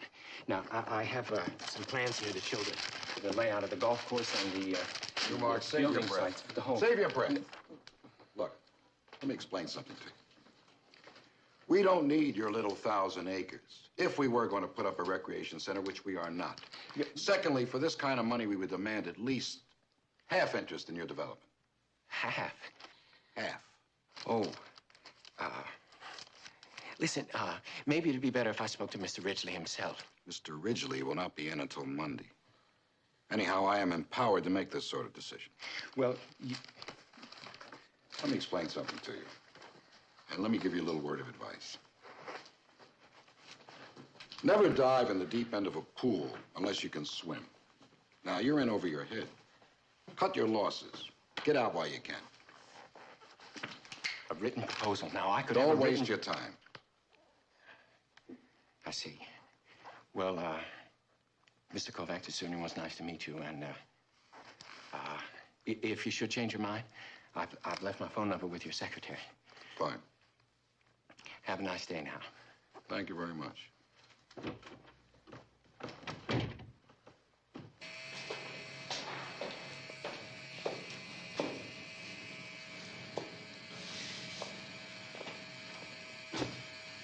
It's okay, kid. The place is clean. How'd it go? Terrific. Thinks I'm a Class A jerk. Tossed me out of my ear. So, now we stick to the cheese and the tramp, and if Alan Kovacs is the rat I think he is, he's about to bite off more than he can chew. Maybe so, Harry. If he goes for it before Bert and Ridgely gets back on Monday. Remember, Kovacs is stupid. Ridgely isn't. Oh, don't worry, Jack. I've been plucking pigeons like Kovacs for 30 years. You get a feeling about guys like that. He's ripe like a soft brown banana waiting to be peeled. When's the unpeeling, Harry? First thing tomorrow morning. Have faith, kid. Harry's good. Real good. You're not so bad yourself.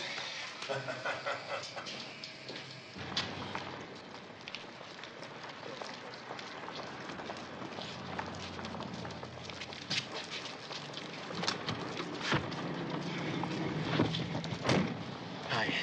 Hi. Did you miss me? For 20 minutes, don't flatter yourself. A little something to jog your memory.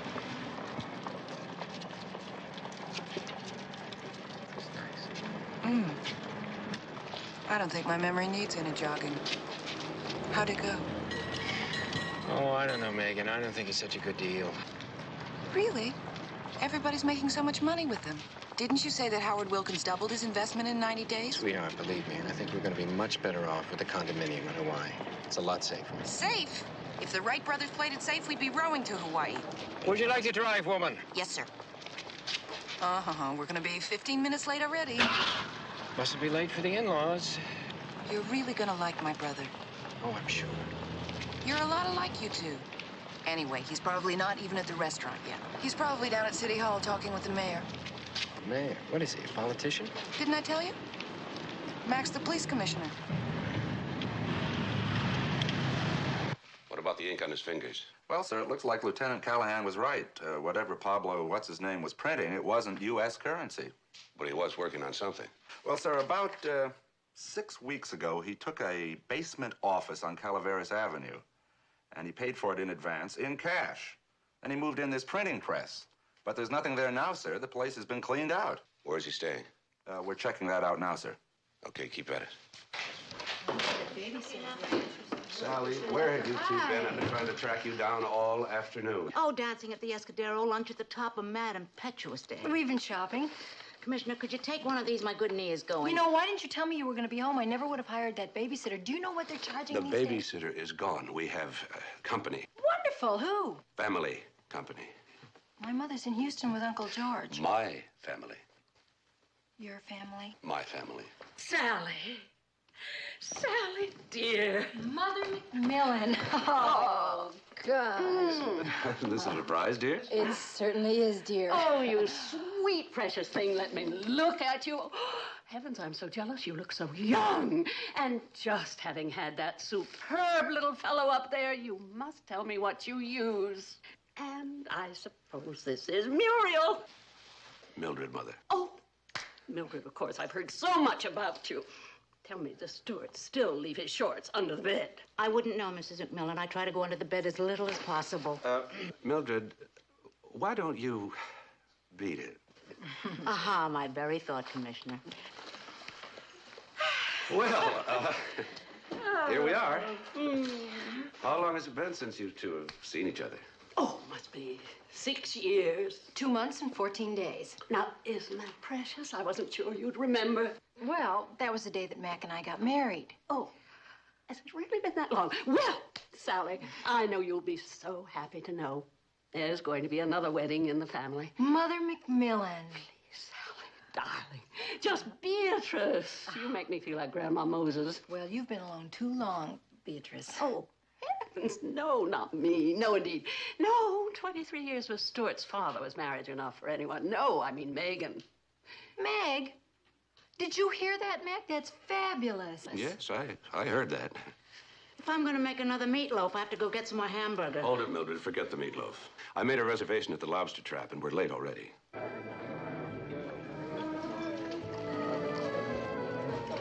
Stuart, you really should have insisted that Sally and Muriel join us. Mother, I did, but Sally was exhausted, and Mildred made a date with her sister. Well, only because you wouldn't let her visit her sister for the rest of the week. Mother, believe me, when Muriel volunteers to visit her sister, it's generally out of desperation, not devotion. Oh, I couldn't. Not on top of the bourbon. Burgundy, Mother. Burgundy?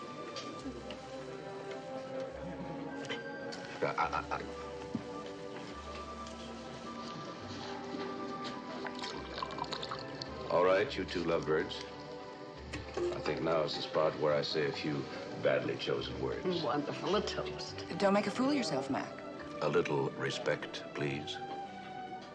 Meg, Randy, here's to your troubles. May they all be small ones. Here's to your heartaches. May they all pass by as quickly as they came. And most of all, may you have as much happiness as I've had with Sally the last 6 years. Thank you. That's beautiful. Thanks.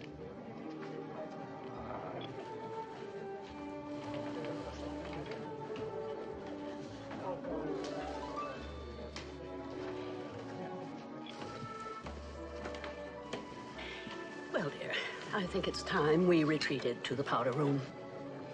Don't worry. Your brother doesn't get vicious until the stroke of 12. Don't count on it.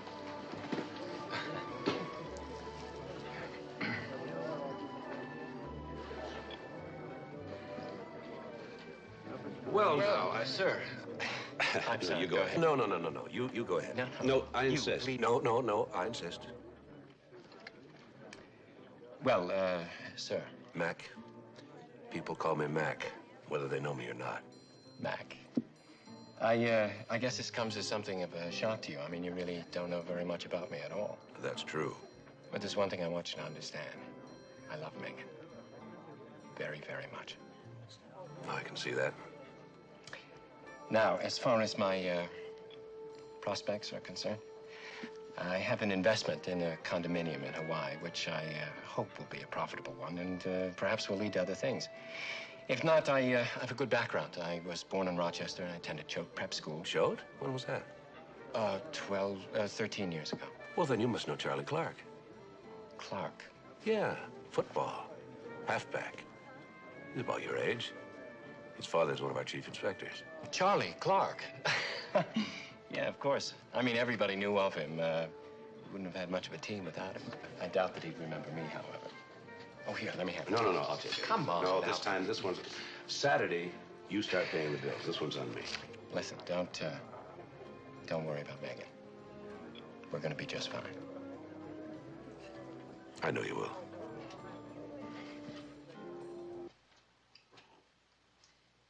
Mac, how should we do the monogram on the silver? Should we do R with a big N and a little M, or should we just do RN plain?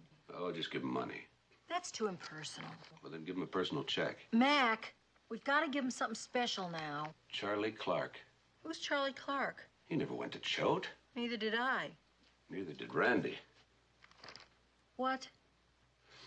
Tonight at the restaurant, Randy told me he went to Choate and that he knew Charlie Clark. You know Ed Clark's son? Uh-huh.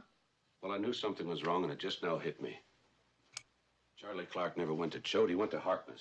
So? So he lied to me. In 3 days, your sister is going to marry a very charming young man, and already you're acting like a cop.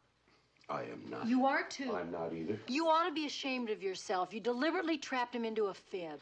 I did not. You did. Besides, do you know how many Charlie Clarks there are in the world? Why would he lie anyway? I don't know. He can't be a fortune hunter. Your mom and Meg don't exactly have a lot of money.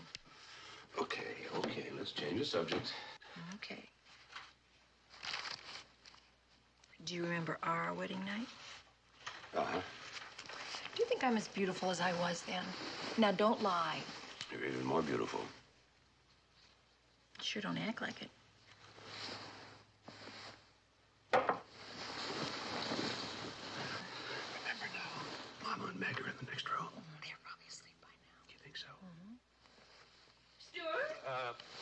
Yes, Mother? Stuart, is there something wrong in there? No, everything's just fine. That's nice. Don't fight. Night, Stuart.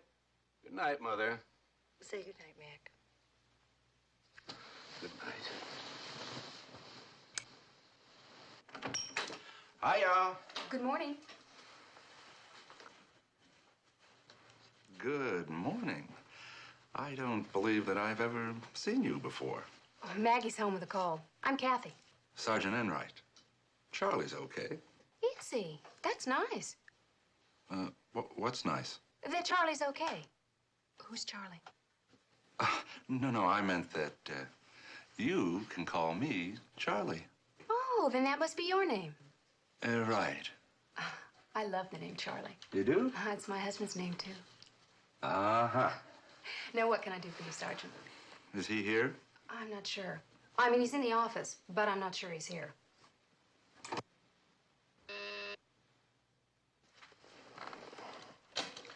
Yes? Sergeant Enright to see you, sir. Send him in. Go right ahead. Thanks.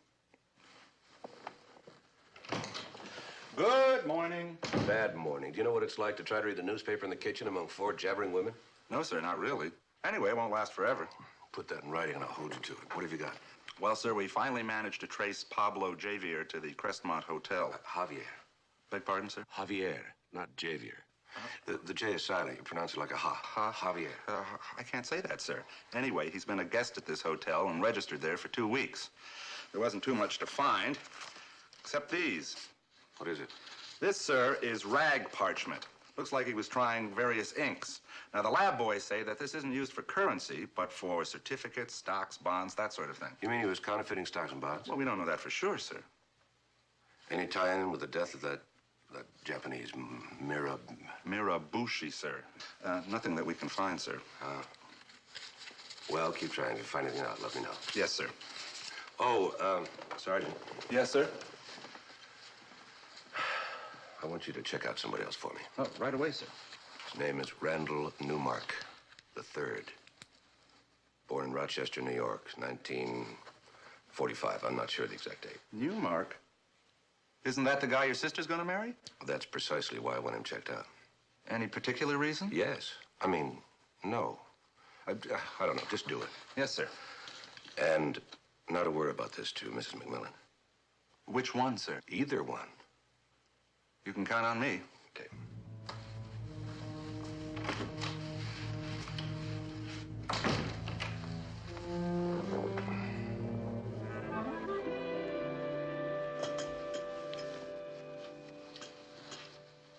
Frank Teasdale, geological engineer. We're What can I do for you, Mr. Teasdale? Well, you can start by making this check good. $10,000? Is this some kind of a joke? It's not even our check. Well, it better be. The young fella gave me said it was being backed by Tampico. Randall Newmark III. Wait a minute. Is he about 30 years old, dark hair, pleasant, kind of eager? Yeah, that's the fella. Now, where do I find him? Don't ask me. I threw him out of this office yesterday. Him and his crazy golf course. Golf course? What golf course? I don't know. He explained something to me about buying some land adjacent to our holdings, and he was going to put a country club up on it or something. Golf course. That's what he told you? Well, that's funny. What's funny? Oh, nothing. You know, these crazy kids trying to make it big overnight. Well, thank you, Kovacs. Sorry I troubled you. Teasdale. Why would he give you a $10,000 check for a geological survey? Now, did I say that? Well, that must have been a slip of the tongue. Dan?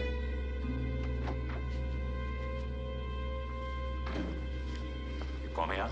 Yeah, that little guy who just left, you can still catch him. I want you to follow him. Find out where he goes and who he sees. Something wrong? I don't know. Maybe that kid who came in here yesterday is not as dumb as he looks.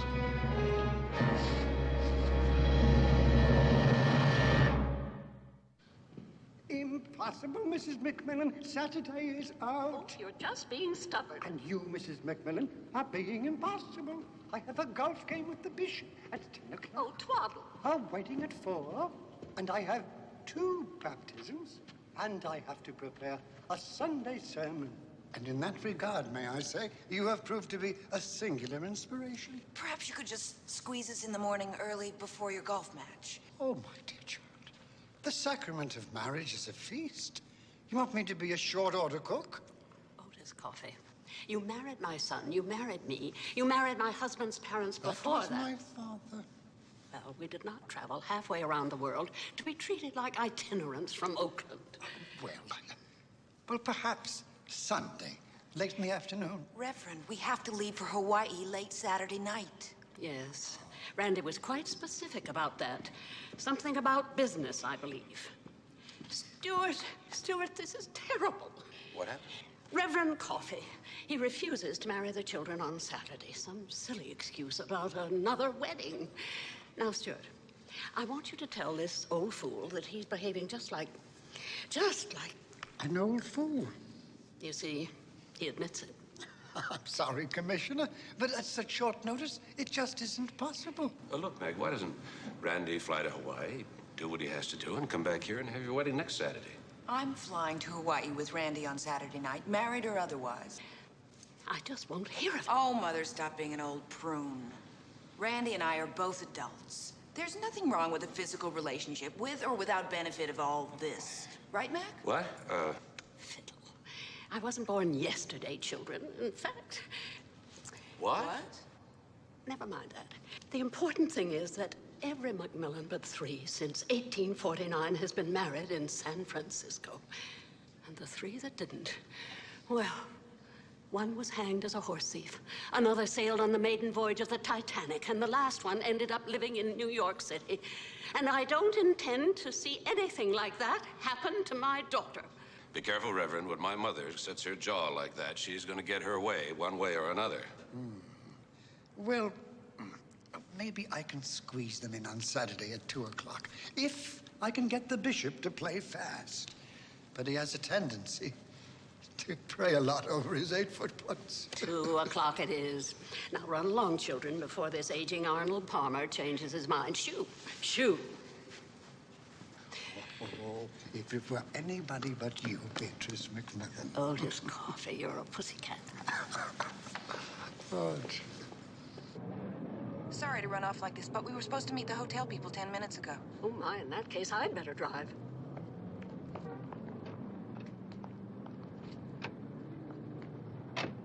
Now, Mother, remember the speed limit.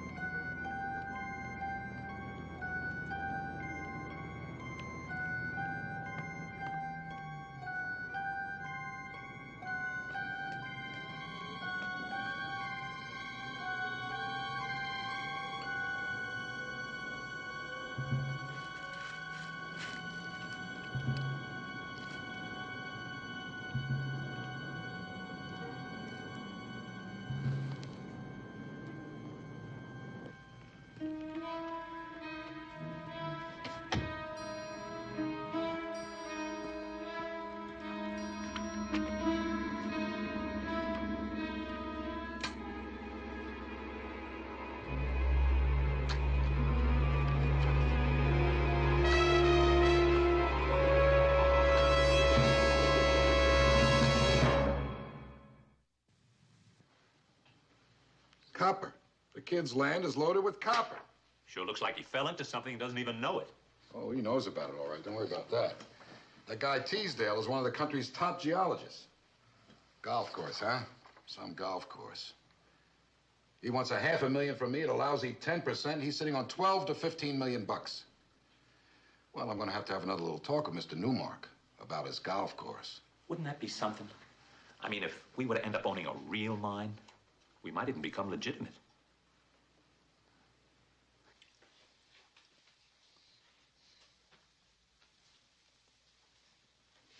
Hey, you want to get your finger broken? That's for supper. Put it back. Mildred, I won't be here for supper. Oh, you hungry? I'll make you a sandwich. Sit down. No. That's all right. No, if you get malnutrition, the commissioner will blame me. Let me see. Some bread. Right. No bread. Well, that's okay, Mildred. Forget the bread. Well, maybe a little soup, a little salad. No, a little patience. Wait a minute. No, where's the bread? Where would she... Hey, Mildred, that's the dishwasher? Yeah, I know that, and you know that. But would the commissioner's mother know that?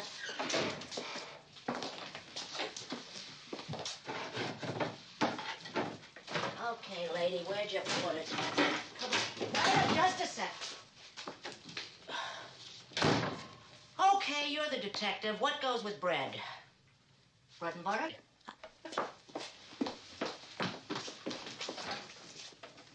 Okay, butter, but no bread. Mildred, I'll just have a couple of cookies. Bread and water. She wouldn't put it in the bathtub, would she?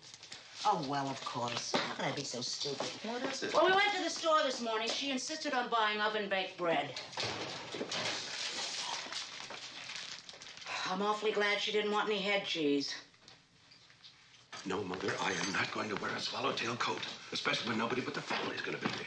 You are not going to give away your sister looking like a bum. A brand new, stylish, dark blue suit does not make me look like a bum. Commissioner? Oh, excuse me. This is my mother, Mrs. McMillan, Mrs. Sergeant Enright. How awfully nice to meet you. My pleasure. How's Mrs. McMillan, sir? Oh, she's fine. She's upstairs resting. Now, Sergeant, I want your honest opinion about something. Now, never mind that I am the commissioner, and you are just a sergeant with 7 years left to go until your pension. I'm glad you're not loading the questions, sir. Right. Now, which do you think would be more appropriate for a wedding in the afternoon with just the family?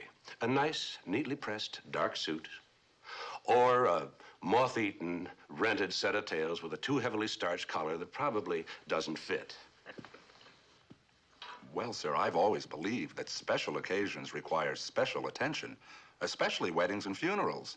They're both so final. You see? I'll see you in my office first thing in the morning. Well, sir, if you need something to wear, my cousin Bernie runs a rental shop on Fremont Street. And, there is just one more thing, sir. About you-know-who? Who? About the gentleman you asked me to check out this morning. Well, if we could talk in private. Yes, let's talk privately. Stuart? Yes, Mother. You didn't. Didn't what? He did, didn't he? No, ma'am, I did. Stuart, you are incorrigible. Your own brother-in-law. He's not my brother-in-law yet. Go ahead, Sergeant. Well, sir, I don't know how you found out, but nobody named Randall Newmark III ever lived in Rochester or went to Choate School or any of those things. Thank you. Very good. Nevertheless, I'll see you in my office first thing in the morning. Yes, sir. Good night, Mrs. McMillan. Good night.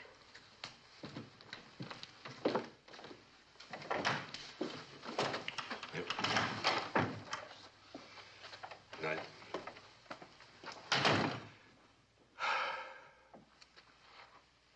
Now, Mother, before you say one word, let's understand one thing. Meg is my little sister, and I feel a certain responsibility toward her. Now, cop or no cop, it's my duty to find out everything I can about the man she's going to marry. Now, I'm sorry if you don't agree, but that's just the way it is. Absolutely. The fact is, she's just a kid. What did you say? You're absolutely right. Sergeant Enright is correct. Randy has been lying to us. I want to know as much as you do. Absolutely. On the other hand, there may be a perfectly valid explanation. And if there is, you will go downtown with that sergeant and pick out a set of tails tomorrow for Saturday. Agreed? Agreed.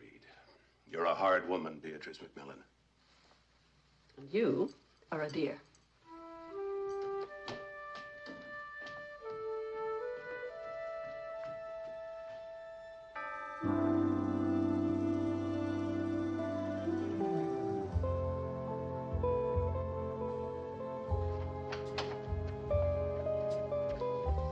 I heard you prowling around down here. I thought maybe you could use this.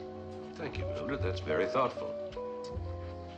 You know, Commissioner, it's none of my business, but your sister's a big girl now. I don't think she'd mind if you'd go off to bed. That's not why I'm waiting up. Oh, my mistake.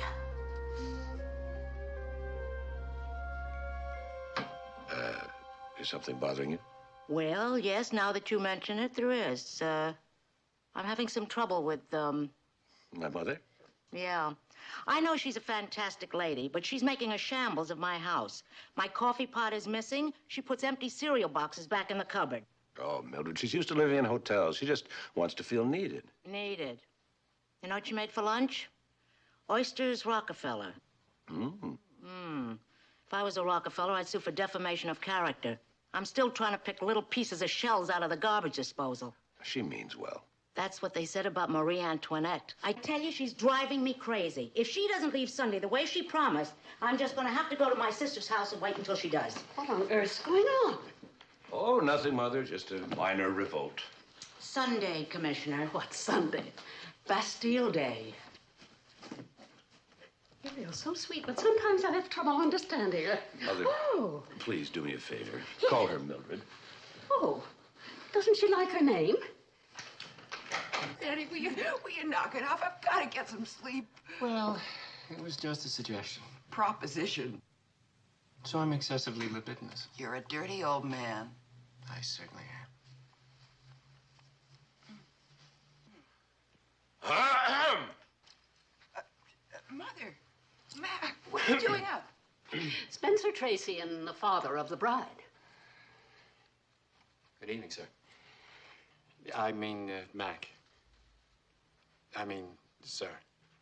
Mac, you're not serious. You mean you really waited up for me? That's terrific. Actually, I want to talk to Randy. Rent? Oh, sure. Little man-to-man chat. If the dower's over $100, take it. Meg. Come on, Mother, let's go to bed. Leave these two to their men. Meg, your fiancé's a fraud. I'm sorry. Did a little checking of your background. There is no Randall Newmark III. Never was. Now, I don't know what kind of a phony line you're handing my sister or who you really are. So that's it. Megan. Who do you think you are, Stuart McMillan? Snooping around behind Randy's back. He's called the Heat, darling, or something like that. Don't you think I know all about Randy? You know? Of course I do. Meg, knock it off. It's all right. Mac was only doing his job. You're right. My name isn't Newmark. It's Murphy. Randall Francis Murphy. If you can believe that. Murphy. Dear, that's Irish, isn't it? I was born in Brooklyn, not Rochester. And I didn't go to Choate. I was raised by the Sisters of Charity until I got up enough nerve to run away, join the Navy. After 4 years of getting kicked in the butt, forgive me, by petty officers, I decided there was only one thing for me to do, and that was to get out, get an education. Learn some manners, get to work. Megan knows all this. The reason why I didn't tell Mrs. McMillan was, I guess I was ashamed of who I was, where I came from. No one holds that against you. They certainly don't. I say people are as people do. And you do just fine. Stuart, apologize. No, Mrs. McMillan, please. No, Mother's right. I just stuck my nose in where I shouldn't have. I'm sorry. It's all right. Now that's settled. I'm going to bed. Me too. Stuart? In a moment, Mother. Now, don't be too late. Remember, you have to make an appointment tomorrow with Sergeant Enright's cousin. Did I tell you about this wonderful cotton dress that I got for the plane? No. It's beautiful, and it's only $95 a steal. $95? Who's doing the stealing? One for the road.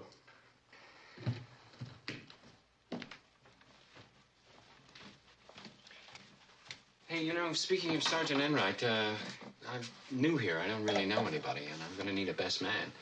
You don't suppose that he'd consent to do it, do you? It's possible. I'll talk to him. First thing in the morning. Brandy, okay? Yeah, fine.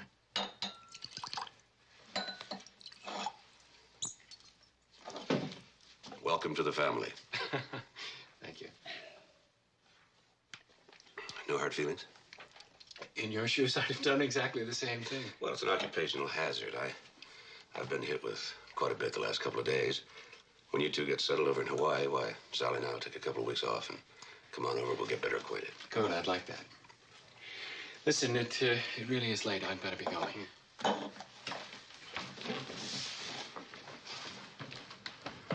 You take care of that little girl. She's the only kid sister I have. You have my word. I'll see you tomorrow. See you tomorrow. Good night.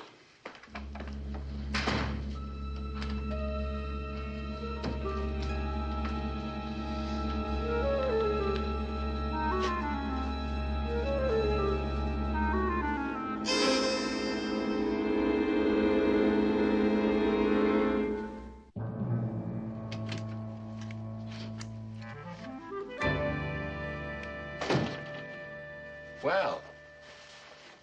So? The rats are sniffing at the cheddar. Nose is twitching.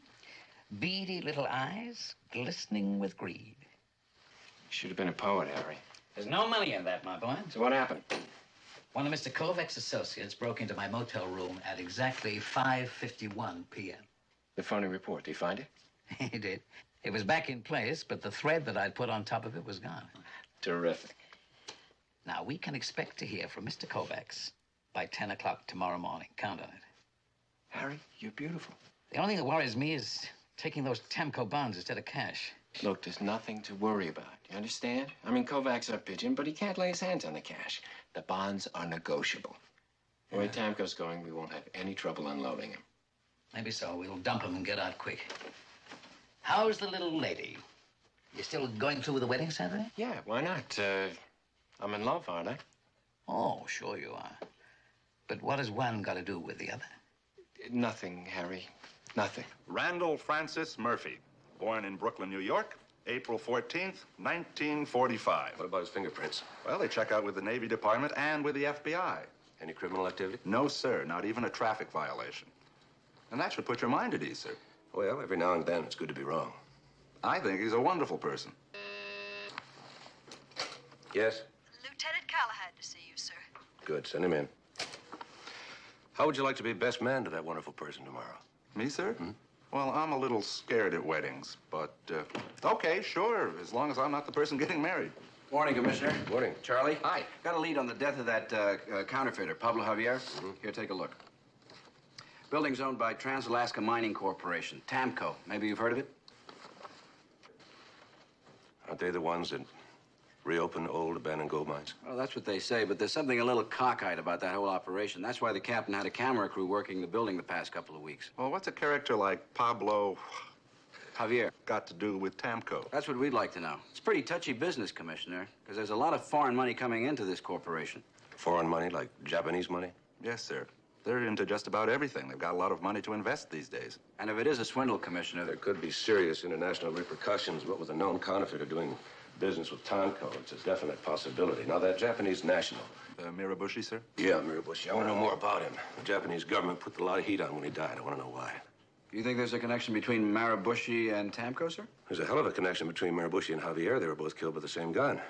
Things are starting to shape up. Oh, I also want to see some footage on that surveillance film. We can set that up, sir. Meanwhile, I want to see that TAMCO file, what you've got on it and who's behind it. Right away, sir. Whoever killed Javier and Mirabushi must have had a good reason, but one thing's certain, they're not to be fooled with. Nice of you to come back, Mr. Newmark. I'm sorry it was such short notice. Oh, it's my pleasure, sir. I just appreciate the chance to get to talk to you again. Well, I've discussed the entire matter with my associate, Mr. Hagstrom, and, well, I may have been a bit hasty. I like your plan, Newmark. Logical, yet imaginative. Can't expect people to work 24 hours a day. No, sir. Your country club may be just what we need, morale-wise. Right. I think we may be able to work something out, providing the terms are mutually agreeable. Well, now, Mr. Kovacs, I hate to press you.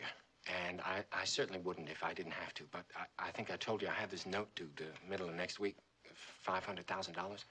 Oh, I didn't realize it was due that quickly. Oh, yes, sir. Who holds the note? Cascade Mortgage Investment Company over on West Larrabee.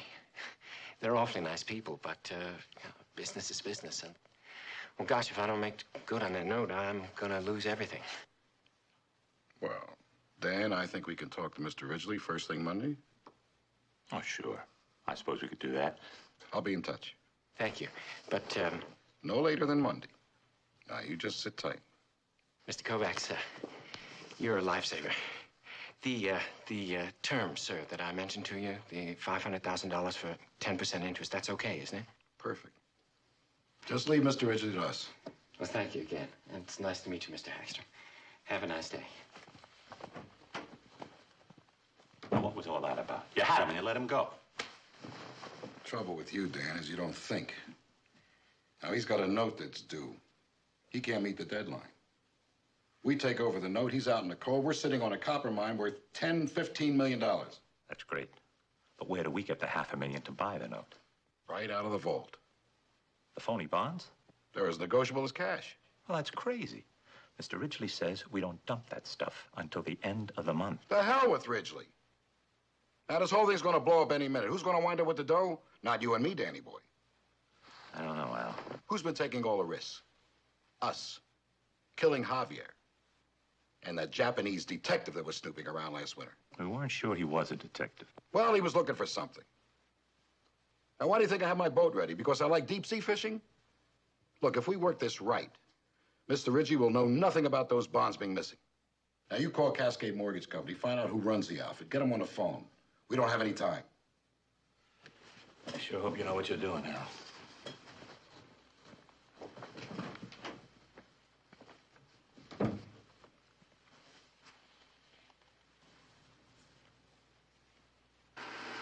Okay, the guy getting out of the limo, that's Burton Ridgely, retired Army general.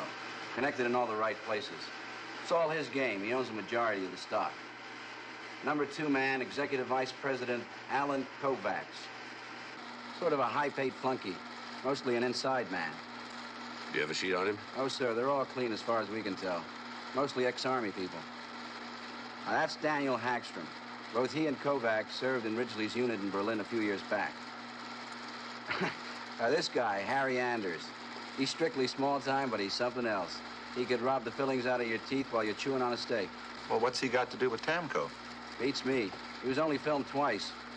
That's for sure he's not working with those guys. Hold it. What is it, sir? Back it up, freeze it. Right there. That man coming out of the building. We don't have an ID on him, Commissioner. And right? Well, sir, I hate to say it, but isn't that... Randall Francis Murphy. Friend of yours, Commissioner? In a way. Murphy, well, I can run a check on him. We've already done that. Maybe not very well. Okay, it's 2 o'clock. Do you have an appointment, sir? We have an appointment at a church in exactly 24 hours. You know, my horse was so slow, it wasn't a photo finish, but there was time for an oil painting. I think the race was crooked. Or what about the tree surgeon that fell out of his patient? Did you hear the one about the 3 fish? 2 herring, 1 smelt. I knew a guy that was so dumb, he thought Johnny Cash was the dime you put in a pay toilet. I just came back from the track. I followed a horse that loved to follow horses. The jockey used the whip so much he came across the finish line riding a meatloaf. My mother loved Hi there. Hi. I'm Jenny, the cat lady. Will you do me? When I was in school, I was the Sure. kid in the class. I was the only one who could afford a racing form. I won't say our school was tough. But when a kid raised his hand, you didn't I'm know Mac whether the he wanted to Fuzz. leave the room or something else back. Are you here for a bus? Married to a woman who was so fat. Oh no, I'm here to see Luther. Luther? Mm-hmm. Oh, well, he's out there putting them all to sleep. Oh, I see. Well, thank you. It's nice to see you. Oh, stick around. And it will be. put a 200-pound jockey on the horse, put lead weights in his saddle, tied his tail to the starting gate, and that was the horse that won. You know, I can keep you rolling like this for years. I know you're out there. I can smell you breathing. Did you hear about the girl was told she was pregnant? She didn't think it was hers.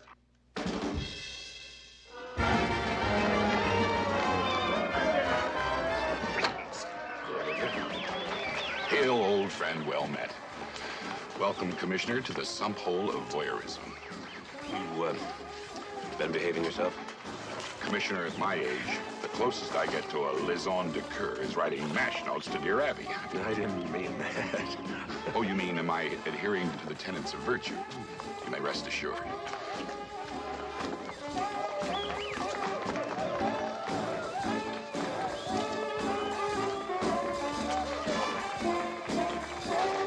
Oh, say, Luther.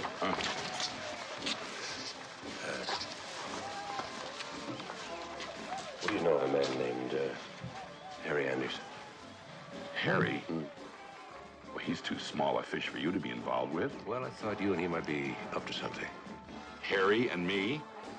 That's like serving a Chateaubriand on a paper plate. Well, anyway, Commissioner, he isn't very bright and he's awfully obvious. Besides, if I'm not mistaken, the authorities picked him up in the Virgin Islands several months ago. Virgin Islands? Yeah. Are you sure? Yeah, he was doing the old Mexican inheritance scam. You see, he pretends to be a lawyer, and then he sets up a rich mark. Yeah. Well, it doesn't make any difference. He's probably out of circulation by now anyway. With his sheet, one more incarceration would have meant 10 to 20. Why? He was seen a couple of days ago coming out of Trans-Alaska Mining Corporation. Tamco? Tamco. It's much too sophisticated an operation for the likes of Harry. You mean Tamco's crooked? Now, did I say that? In so many words? Well, frankly, I don't know anything about the company, but when you're as old as I am, you learn to recognize a certain aroma. It's called the essence of fertilizer. Meaning? Well, an old maxim, but a serviceable one. When a thing seems too good to be true, it usually is. I'm reminded of the exploits of a crafty old gentleman named Charles Ponzi, state of Massachusetts, 1919. Look up the case, Commissioner. You might get an education. I'll remember that. Tell me, do you recognize him? Oh, sorry. Okay. Sorry to bother you. Oh, don't mention it. Particularly to any of my friends. Oh, I'm sorry.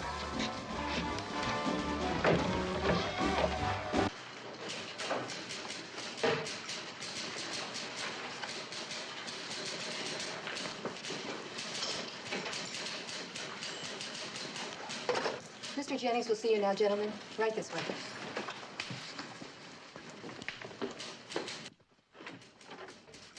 Well, come on in, gentlemen. Cecil Jennings.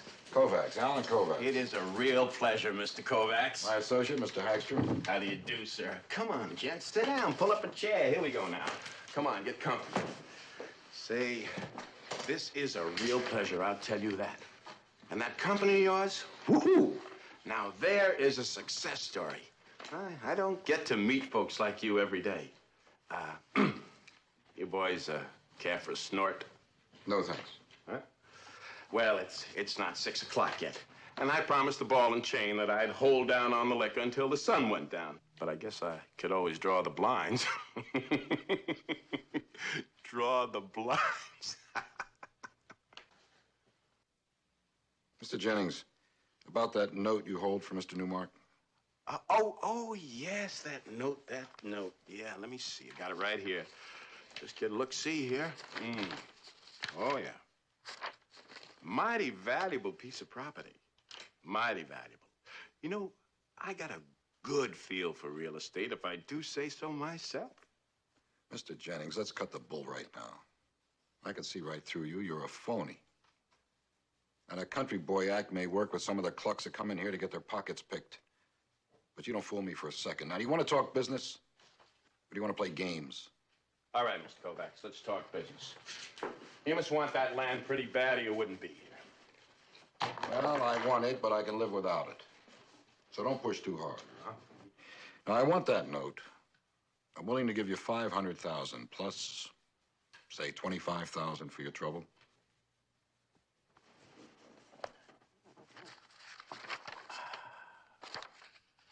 Why don't we just say a flat $600,000 and let it go at that? Agreed. I said that will be satisfactory. Well, all right then. Have you got the bonds? I'm sorry we couldn't get here earlier before the banks closed. Oh, no problem. No problem, Mr. Kovacs. Tamco bearer bonds. They're as good as cash. Maybe better the way things have been going for you. I'll just stick them in the tin can over the weekend. They'll be just fine. Ruth, will you please draw up some transfer papers for our first trust deed on Newmark? That's file NEW 9765. Thank you. Well, this does call for a little drink. How about it? Huh? Hector? I'm gonna have a snifter. You know, I want to tell you something. I wouldn't give you 2 cents for that whole state. Too damn cold. But you know, it's funny how things work out. I'm making me over $100,000 in just 3 months.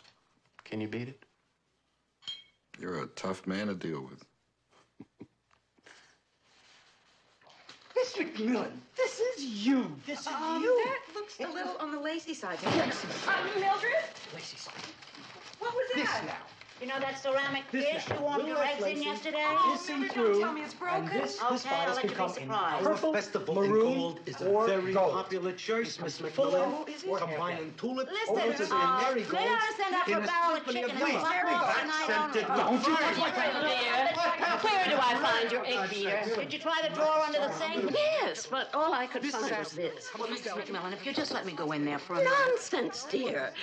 You and Sally deserve a few days' rest. Now, dinner tonight is my responsibility. I think that should be quite clear to everybody. You can count on me. Good. Now, where did you say I'd find your egg beater? In your hand. Chickens, that's the silliest looking thing I ever saw in my life. Shut up, Miss Don't you, or you get in trouble. Don't you? On the other hand, if you prefer something a bit more vivid, I can recommend our American the Beautiful. Where's Randy? I don't know. He's supposed to meet me a little bit later for dinner. Listen, Matt, could you pick out a flower for me? Listen, could I speak to you for just a minute? Dinner where? Never mind where you're liable to have us tailed. That dress is frumpy. Where's Mother? We're decorating the kitchen in early American gravy. Could I speak to you for just... And an open sleeve over here. Let me try this one. Yeah, right. Would you please? Mother? There you are, Stuart. Dinner at 8 sharp. If I can just figure out how to use this oven. Mother, You're where just is going Randy? to love this. Here, take a taste. Mother. Careful, it's hot. Well, Well, it's different. What is it? ragu catmandu, of course. Oh, really, Stuart? Your eating habits must be atrocious. Dinner like this is an experience. Mother, I know you went to an awful lot of trouble, but I think Have you any idea how difficult it is to find fresh goat meat at this time of year? Mother, where's Randy? I don't know. And I wouldn't tell you if I knew. You're being much too critical, Stuart. I want you to leave those young people alone. I am only trying to keep your daughter from making a mistake. Randy, what's his name, is a darling young boy. I know he fibbed to us, but he's so charming. How can you not love him? Easily. Stuart, don't you dare leave this kitchen. Yes, Mother. You're behaving like a perfect idiot, and I won't stand for it. I am not.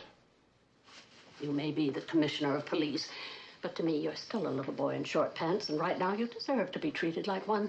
Megan loves that young man, and that's good enough for me. And if you do anything to spoil her happiness, I'll never speak to you again. All right, Mother, you win. You win. If he's what Megan wants, he is what Megan's gonna get. For better or for worse, and I shan't say another word. That's my little boy. And right now, while I have you in a charitable mood, there's one other thing. What is it? Do you know a nice, friendly judge in your traffic court? Hey, I'm smart. What? I promise not to beat you. It's more than once a day. You say that now.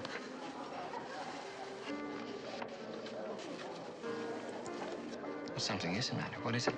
No, not really. Come on, would you like to talk about it? I don't want to have this conversation on our wedding night.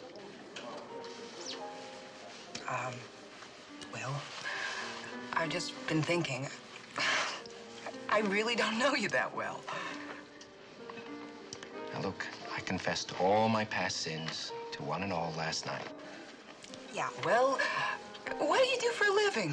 I mean, really do. Investments, promotions. I told you. A little of this, a little of that. Mr. Newman. Yes. I do hate to intrude.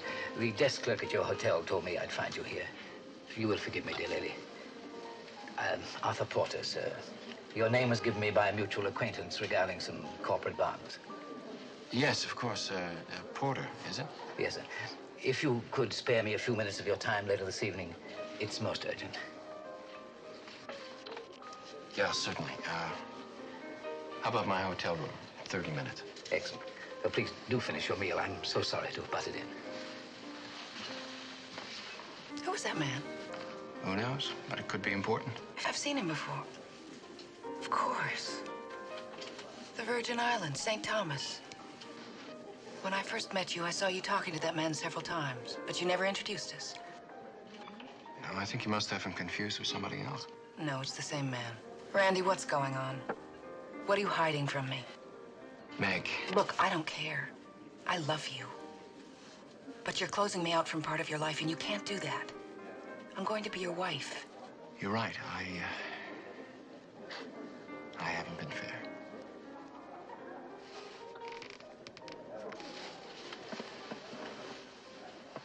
But I want you to promise me something. Sure. What I'm going to tell you, you're not to discuss with anyone, particularly Mac. You can walk away if you have to. I mean, I don't blame you, but you're right. But this is strictly between us. Do you understand? Okay.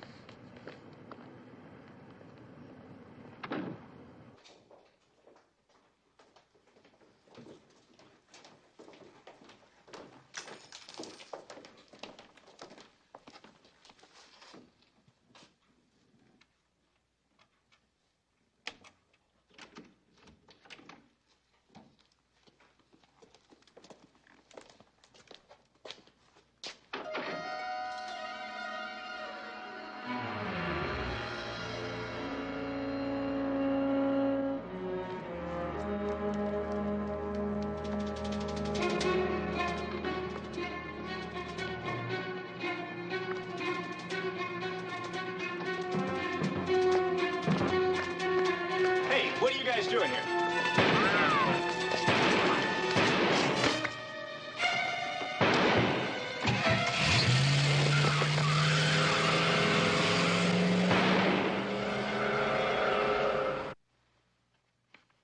Phony. All phony. Gentlemen, we have been artfully had. Are you sure, Harry? They looked okay to me. 22 years of fleecing sheep, nothing like this ever happened before. Well, nothing to do but pack it in. Hang on, Jim. You know something? I think we're onto something here. At this rate, we're onto the unemployment line. No. Look, what's Tamco doing with phony bonds? They're supposed to be legitimate, right? Oh, easy, boy. If these characters are unloading phony bonds, you can bet they're going to pay a lot of money in order to get them back. At least Burton Ridgely would. Not me. You're not suggesting we shake down a man like Burton Ridgely? What do you want to do? You want to walk away empty-handed? Empty-handed I'll be, empty-headed I'm not. You do what you like. But this stuff's out of my league. As far as I'm concerned, you're sticking your neck out and you're going to get it chopped up. Come on, Harry, let's get out of here. Good luck, kid.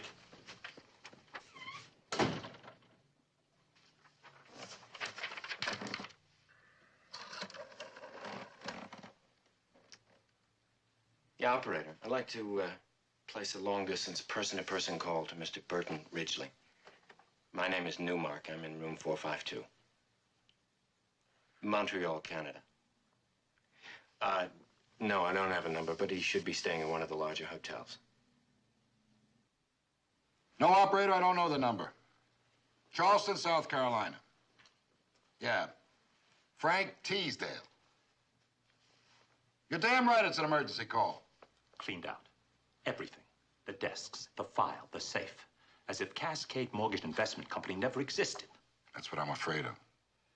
Hello? Hello? Yeah. No, just a minute, operator. I'll talk to Mrs. Teasdale. Yeah. Mrs. Teasdale, Alan Kovacs here. I'm trying to track down your husband. I met him recently in San Francisco. What? He is? I see. No, thanks. Sorry to have bothered you. The real Frank Teasdale's in South Africa. He's been there for the past 7 weeks. And who? That's what I'd like to know. Yeah. Alan? Oh, it's you, sir. I didn't expect you on this line. Obviously. What's going on back there, Alan? Going on how, sir? I had a very strange phone call early this morning. A man wants to sell me some counterfeit Tamco security, $600,000 worth. But that's impossible, sir. I was afraid for a moment that you'd let some of our special offering out of your sight. That all has to hit the market quickly and quietly. I understand, sir. A thing like this, well, you can see the problem. Still in all, the man knows something. Well, let me check right into it, sir. No need, Alan.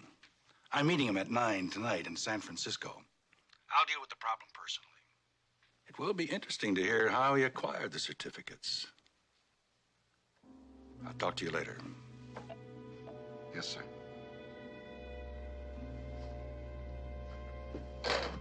Gotta find those guys, Dan. Teasdale, the guy from the mortgage company, and especially that kid. And we gotta get those bonds back. And I don't want any of the three of them to say anything, ever, about what happened last night. You know what I'm saying?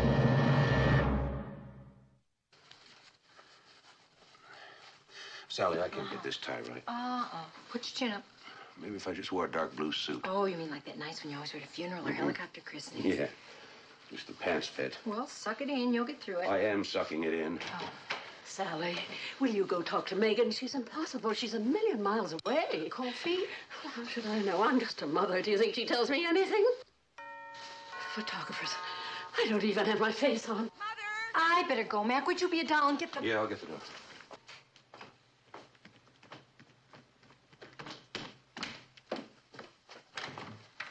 Hey, Charlie. You look very sharp. Thank you, sir. So do you, sir. Thank you. Commissioner, this is for you. Why, Sarge. Well, sir, I've always understood that the best man is supposed to look after that sort of thing. I have one more in here for Randy. Fine. But aren't you a little bit early? Yes, sir. But I just received a teletype about that Japanese national Mirabushi. And? Well, sir, we didn't get much out of the Japanese government. They identified him as a textile trader. So on a hunch, I sent a check through the Pentagon records, and it turns out that during World War II, Mirabushi was a counter-espionage agent for the Japanese. Had a law degree. Then he dropped out of sight in 1947, only to pop up here again, dead. Seemed rather strange, a man with his background. Very strange, with all that flack we were getting. But now things are starting to get clearer. Hello? Yes, this is Commissioner. Where's the building? Right, I'll be there in 20 minutes. What is it, sir? Well, things are starting to pop. A building was broken into last night. A patrolman caught one in the leg. Ballistics matched it up. It came from the same gun that killed Mirabushi and Javier. Stuart, we have a bride to give away today. Well, not till 2 o'clock. Well, you'd better be there. Both of you. Wouldn't miss it for the world. Oh, dear. Oh.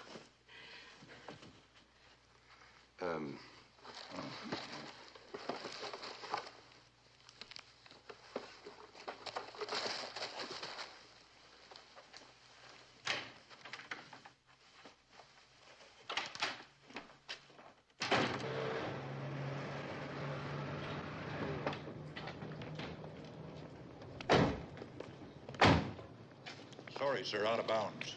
Oh, good morning, Commissioner. Carry on.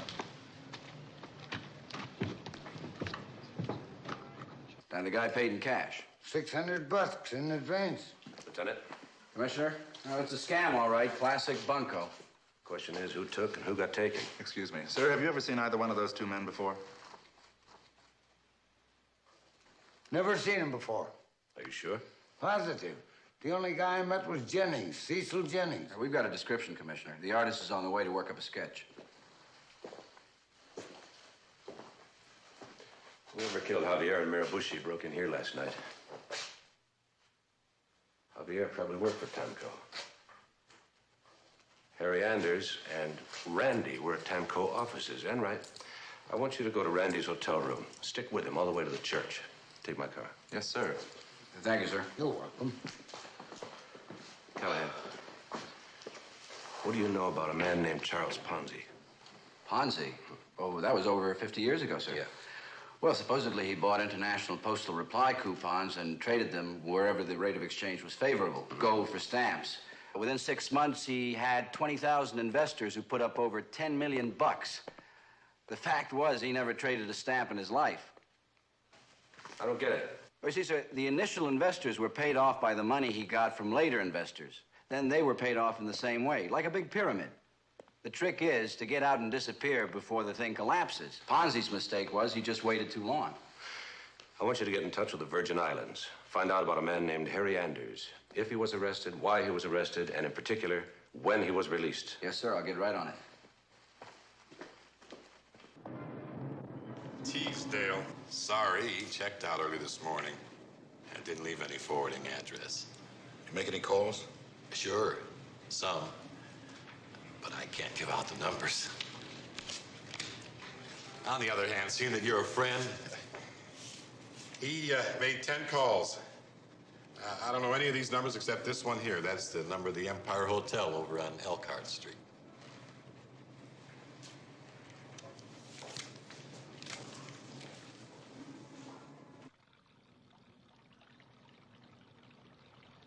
Look, it'll all be over soon. What? Well, you know, it's all your frame of mind. Once you resign yourself, it's really very easy. About 10 years ago, I was standing in a spot just like this. The seconds were ticking off one by one. And you know, she was a wonderful girl. But then my best man had to come to me and tell me that she'd been taken from me. Oh, I'm sorry, Sergeant. An accident? No, an insurance man from El Centro. She left you waiting at the altar. That's right. I But the see. topper is this. 3 weeks later, her husband has the nerve to phone me and try and sell me a whole life insurance policy. Well, I told him he could take his whole life and, well, hello, sir. Mac, it's after 2. What do you know about Trans-Alaska Mining? You were at their offices yesterday and the day before. You having me followed, or what? We've got a surveillance team working the building. In a week or so, maybe less, we're going to blow that operation wide open. But now I want to know if you're involved or not. I am not. I considered investing, decided against it. Who's this man? Never saw him before. Really? His name is Harry Anders. He's a confidence man. Several months ago, he was working the Virgin Islands. You were there at the same time when you met Meg. 2 days ago, he was seen coming out of the Tamco building. 10 seconds later, you came out of the same door. Now, if that's a coincidence, I'm Daffy Duck. Stuart, where on earth have you been? Mother. This is nothing short of disaster. It's 2:05. Reverend Coffee has disappeared. Megan's nearly in tears. Mother, it's all right. Reverend Coffey has been delayed. His assistant, Reverend Vandenberg, will officiate. Oh, thank heaven something's going right today. I won't relax until this thing is over. Come on, hurry up. We'll continue this later. This is impossible. We should have been married in City Hall. Well, at least Randy's here. I mean, how would you feel without a groom? Here he is, darling. Everything's going to be all right. Megan, wipe off your face or pull down your veil or something. Mac, where were you? Oh, just getting a lesson in high finance. You nervous? Yeah, a little. Second thoughts? No, What's the matter? nothing. I'm just a little uptight, that's all. It's not too late to back out. Look, sis, I'm only thinking of your welfare. If you want to back out, back out. Nobody will blame you. Mac, I know you're worried about me, but I'm a big girl. I really know what I'm doing. I know it's not gonna all be lots of laughs and great fun. But I love him, and I'll take whatever comes, eyes wide open. Wish me luck. Luck. Lots of it. I may cry. Me too.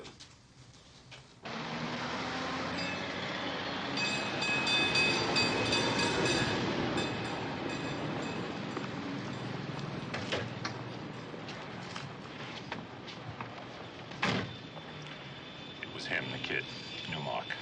He was here, but he checked out. Damn. We're not through yet, Al. The kid is getting married this afternoon. Where? Well, the bell captain didn't know, but the reception is at the Carrollwood Hotel. There's something more.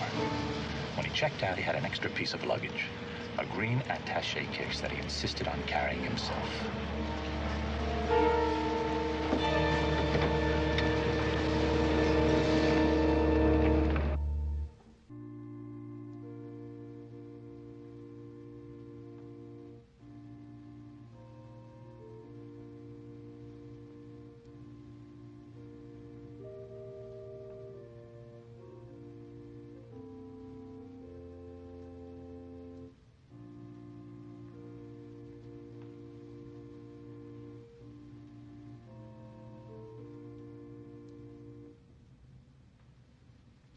Dearly beloved, we are gathered here in the sight of God to join together in matrimony these two people, Randall and Megan, pledging each to the other love, honor, and respect. Whomsoever God may join in this holy estate, let no man put asunder. May God bless you, my children. May he shine down his countenance upon you. May his love reign in your hearts. May the sweet glow of his heavenly benediction light the path of darkness and lead you hand in hand to perfect happiness. Like a Lorettian.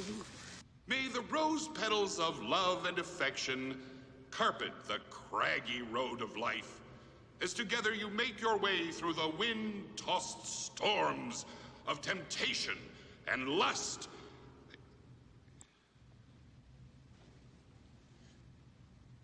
L'chaim.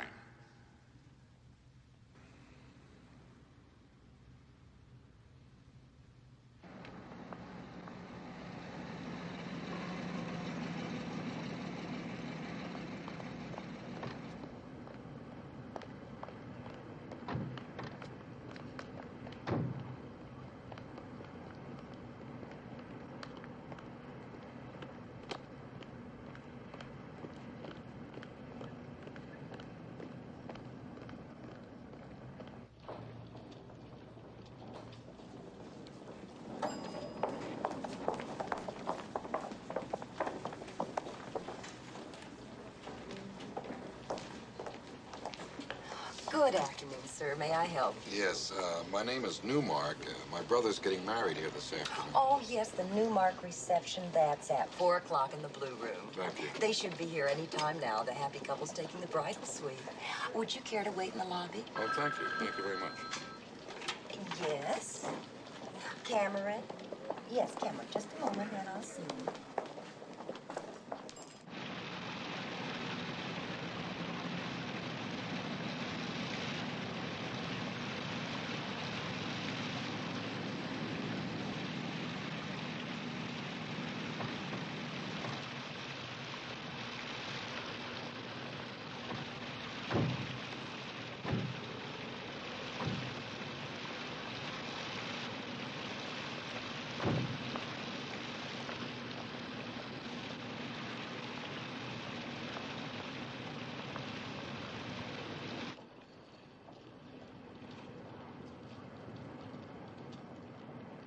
Sweetheart, why don't you let the bellman carry that one, too? No, just like it.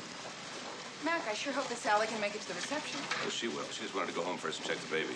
Well, I'm going to the Blue Room and check on the orchestra.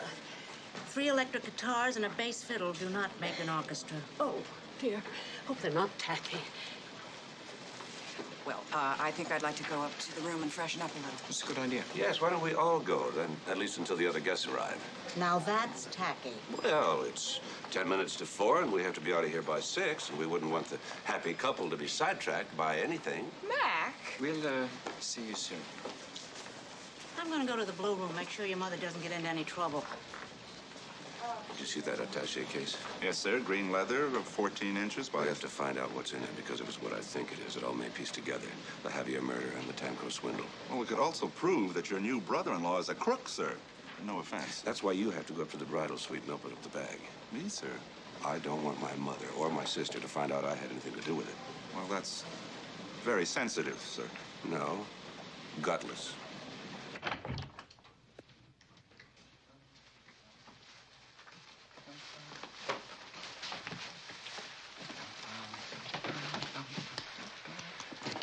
Here's your key, sir.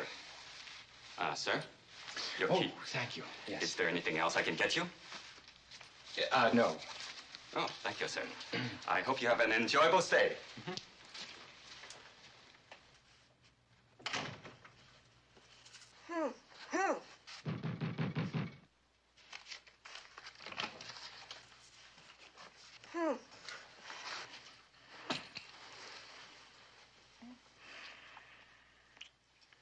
Hello, Mrs. Murphy. Hello yourselves. Listen, we've got about 4 minutes. Would you We've like... got a whole lifetime. Might be shorter than you think. Hate to interrupt your honeymoon, Mr. Newmark, but I believe you have something that belongs to me. Randy, who are these men? Open it. I don't have a key. I said open it.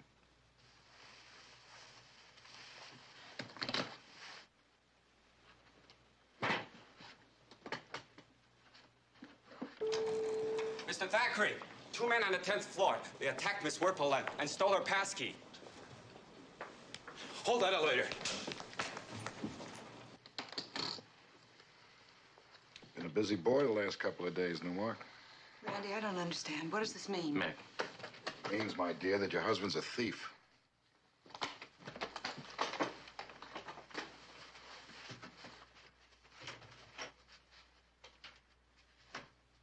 Randy. No, Mac. No! I'm gonna get that bag. They'll shoot! Hold it! Don't move! Randy? Back off! I said back off! All right, Newmark, get that case. And be very careful. And bring it back in this room. You hurt her, and I swear. You just do what you're told and she won't get hurt. Easy, Commissioner. Right there. Let's go. Come on.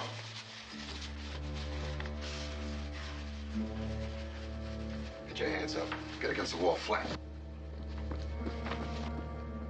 Commissioner!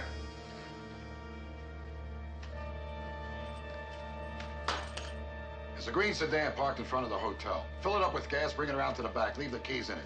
And when I come back there, I don't want to see anybody or your sister gets it first. You hear me, Commissioner? The car will be here in 10 minutes. I'll take care of it myself. What about your friend here? It's all yours. Come on. Come on. Up. Can I take my hands down? What'd I tell you? Come on, point the thing at me. Leave her alone. Cut the act, Newmark. She already thinks you're Prince Charming. You sure can pick him. Officer, take care of this man. Enright, I want you to gas up that car and get it out back.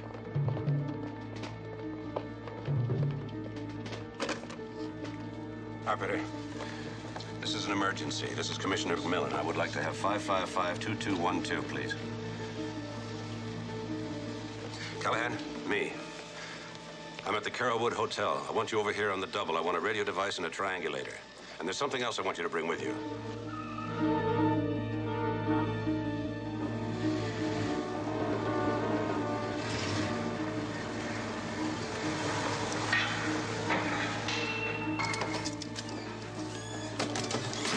Less than a minute.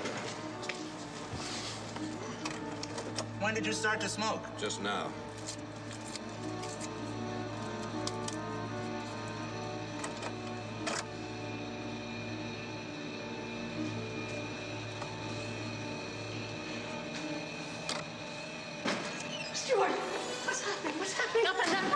Mother. They say there's a man up there with a gun holding them hostage. They're going to be all right, I promise. Well, you must do something. I'm doing everything I can. Now, let's go back inside. Oh, I won't move. You'll move if I have to carry you. Hey, Stuart, you sound just like your father.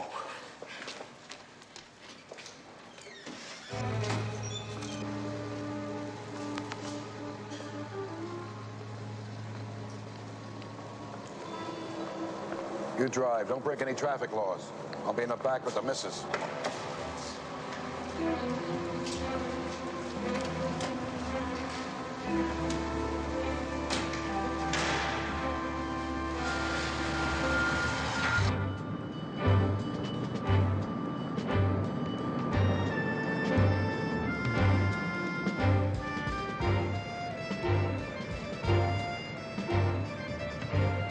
Doing just fine, Newmark. You're doing very, very good. You're smart. Not smart enough, but you're smart. And that dumb country boy act of yours down pretty good. Callahan, you got a fix on their position yet? We've got him, Commissioner. They're moving west on 135th Street. All units have been ordered to stay away from that car. Good. Keep it that way. Sir, what'll we do if they decide to leave the car? I don't know. I really don't know.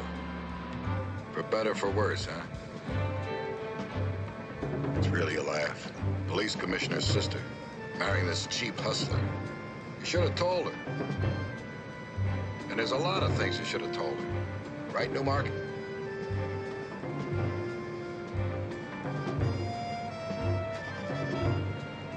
We'll ditch the car now, in case they put a bug in it. Pull over. There it is, sir. We're gonna lose them. Now get us a cab. Take the bag with you. Remember, it's better to be a live Don Juan than a dead John Wayne.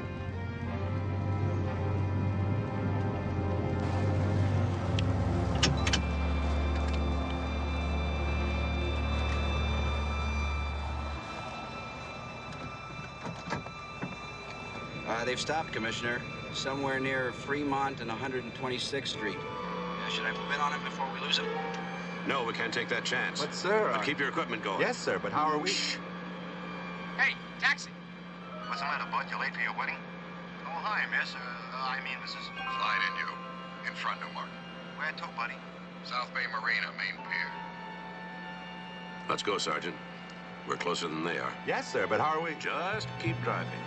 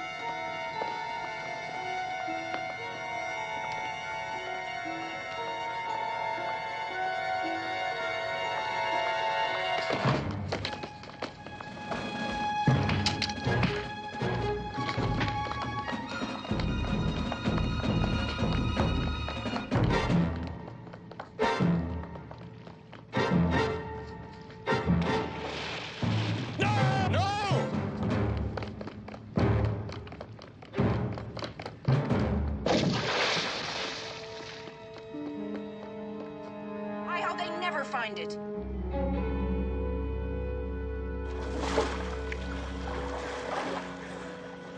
Well, Randall's here, sir. Oh, thank you. That'll be all, Charlie. I beg your pardon, sir? Beat it. Yes, sir.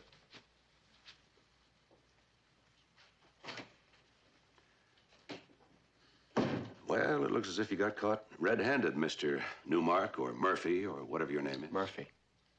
That much was true. Things haven't changed much, have they? Beg your pardon? I said Central Security hasn't changed its training procedures much in the last 20 years, have they? I don't know what you're talking about. Of course you don't. And I suppose when you saw that cigarette burning in the ashtray, it was just luck that you knew there was an electronic bug planted in the cigarette lighter. You put that there? That's one of the first things they teach you. I'm cleared top secret. I should have known. Why Central Security? It was a Japanese agent from Interpol who was after Ridgely. Mirabushi? Yeah. Somehow his cover was blown and I got the assignment with nothing to go on. So the plan was to flush him out, you know, catch a thief with a thief. I should have been notified. Well, it just wasn't possible. Only the director and the secretary knew what I was up to, and a man like Burton Ridgely's got more ears in Washington than a Kansas cornfield. And Harry Anders, I assume you arranged his release? Yeah, he, and Trumbull. He got picked up in the Virgin Islands. How'd you know it was me? A guy with his record doesn't get off that easy without somebody pulling strings. When I got down to the nitties, I had to hope that someone was you. Anyway, it wasn't hard to hook up with them. They're a couple of nice, pleasant guys, you know, not very bright.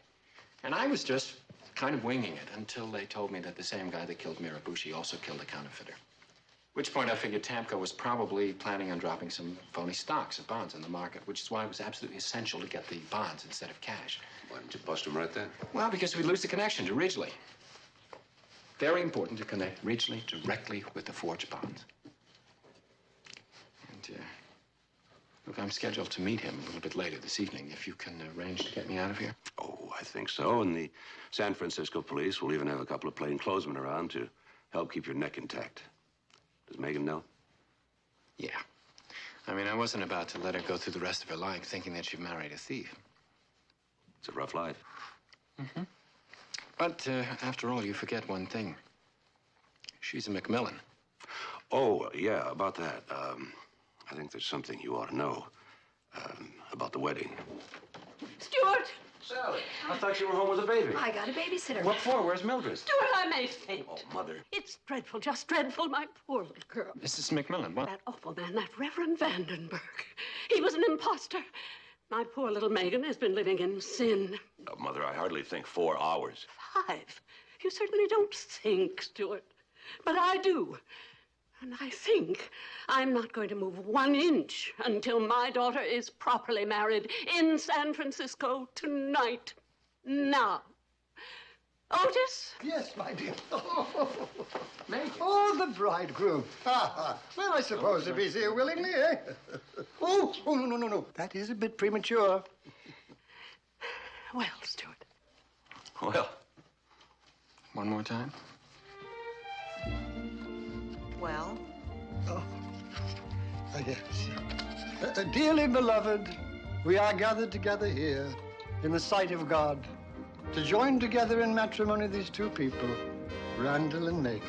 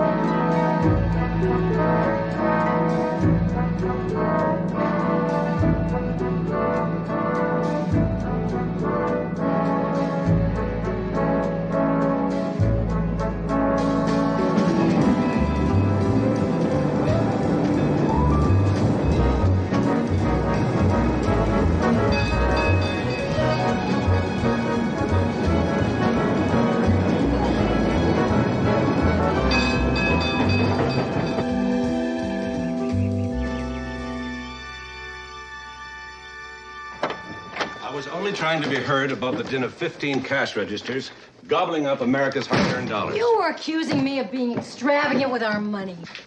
I merely asked why you ran out of money again this week when we increased the food budget every week for the last 2 months. Ha! Well, someone told the supermarket. For example, wheat treats. Marked 68 cents. Then gets crossed out and they put 76 cents. Then today they charge you 79 cents for a box of wood shavings. Why are you opening those? You hate wheat treats. Those are for Mildred. I'm looking for the iron-on patch. We better let Mildred put this stuff away. We're going to be late. We're supposed to be at the Lobster Trap at 6:45. Why?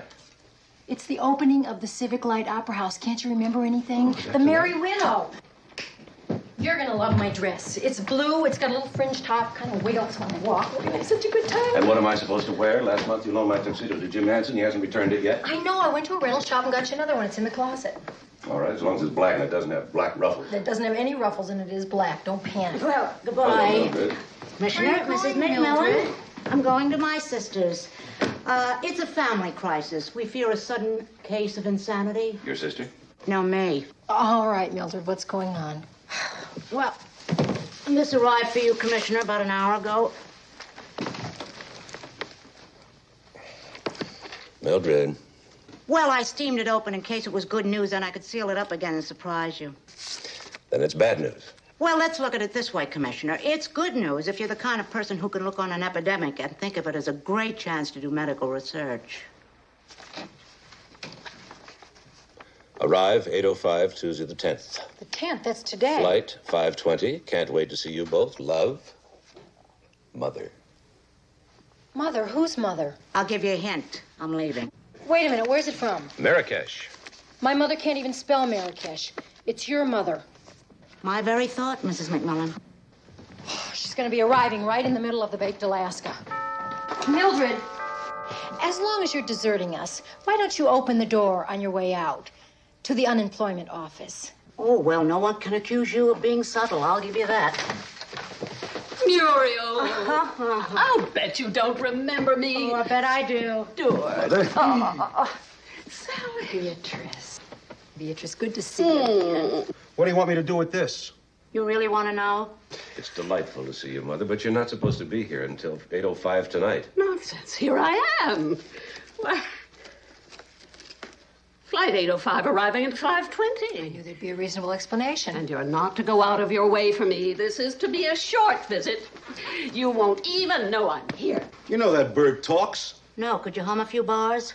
How was your trip? Simply marvelous. I was seated next to this perfectly wonderful little man from Libya.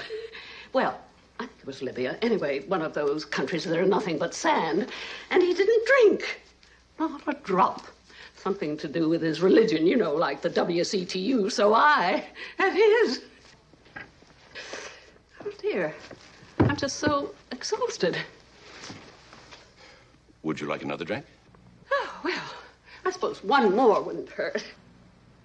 And tomorrow I'll tell you all about Meg and Randy and that delightful little place they have on the Big Island, you know, Hawaii. Yeah. Well, your visit sure did catch us by surprise, Beatrice. We did have an appointment at 6:45. I suppose you'd probably like to go right to bed. Oh, indeed I would, but I can't, I'm afraid. Looks like we're the in place to be this season. Today's the 10th, you know, October 10th. Andy Kennesaw's 90th birthday. Who? Well, he's one of the dearest people I know.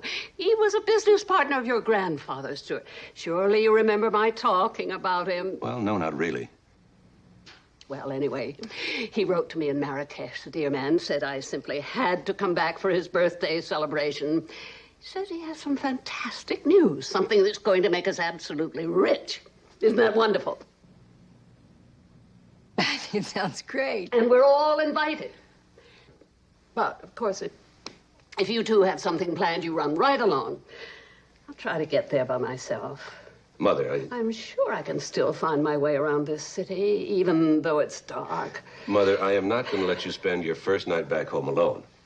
Besides, we'll just all go to the party for, is it Charlie? Andy. Andy. We could all go over to Andy's birthday, wish him a happy birthday, and then duck out and still make it to the theater and the cast party after, right? Right. Now, where is the celebration? So she looks up at me with these big cow eyes of hers and says, "Now, tell me the truth, Andy. Am I the first girl you ever... Andy. Am I the first girl you ever kissed? And I said, I don't know, honey. Were you in a motel room in Albuquerque about 6 years ago? If she was, she would have remembered. Where's the champagne? Champagne? Where's the dancing girl? Dancing girl? They took one look at you and they went home. I bet your old lady don't even know you're out tonight. He sure does, and so does my wife. Listen, I don't think the kids are having such a good time. They certainly are. Well, as soon as cake's served, we'll let them go. You know, you and I have got a lot of talking to do, little B. Tomorrow, we're going to drop the lid on the stuck-up little fella named Preston Halsey. Now, he thinks he can scare me, but I tell you, if we work this right, we're going to be rich. Here she comes! Well, for he's a jolly good fellow, for he's a jolly good fellow, for he's a jolly good fellow, that nobody can deny. Well, now isn't that nice? You know, if I'd known I was going to live this long, I would have taken better care of myself. Andy, not yet. First the cake, then the toast, then you can drink. Seems like a lot of trouble for just a drink of champagne. Make a wish, Andy. Oh, yes.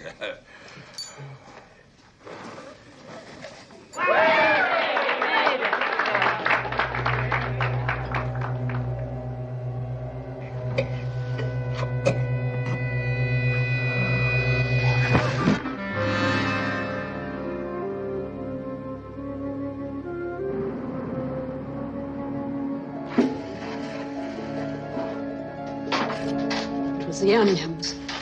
Those dreadful creamed onions. Oh, Beatrice, try and relax. Honestly, you have to expect things like this when you get on in years. Well, I mean, that many years. Doctor. Are you Beatrice McMillan? Yes, I am. He wants to speak to you, but only for a few moments. He's been sedated. How is he?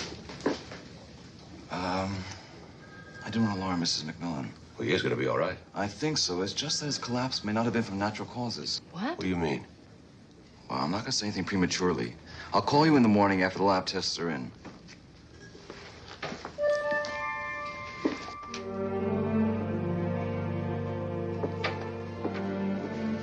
And B? It's all right, Andy. Coat pocket. Envelope.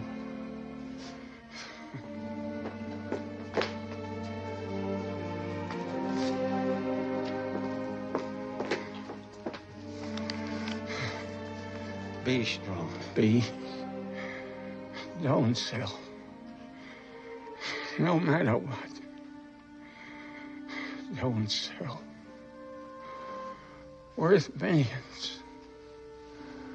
Secret. Secret. Doctor.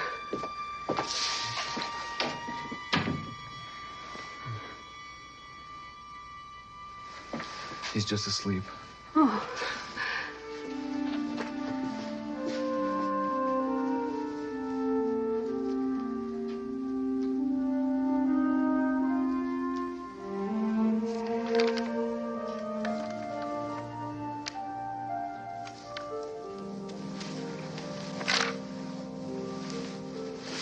What's the matter, man?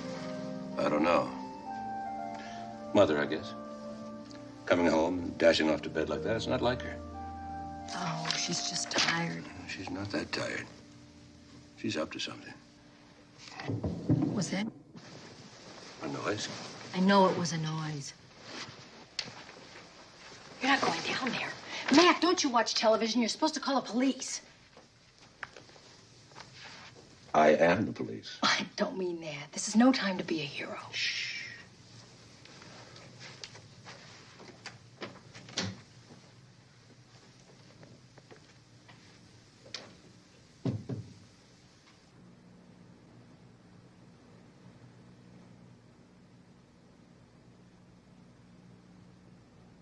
Hands up or shoot! You scared the hell out of me. Well, I heard these noises down here, and I didn't know what to do about it. It wasn't me. Well, it wasn't me.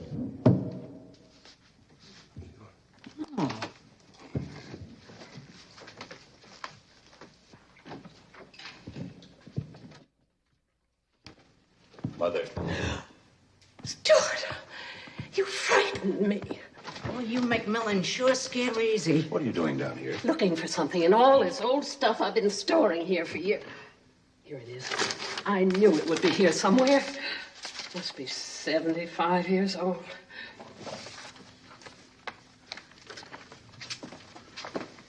The Kennebec Alfalfa Corporation? Your grandfather's company, Stuart. Oh, I'm sure I've told you. No. He and Andy were business partners.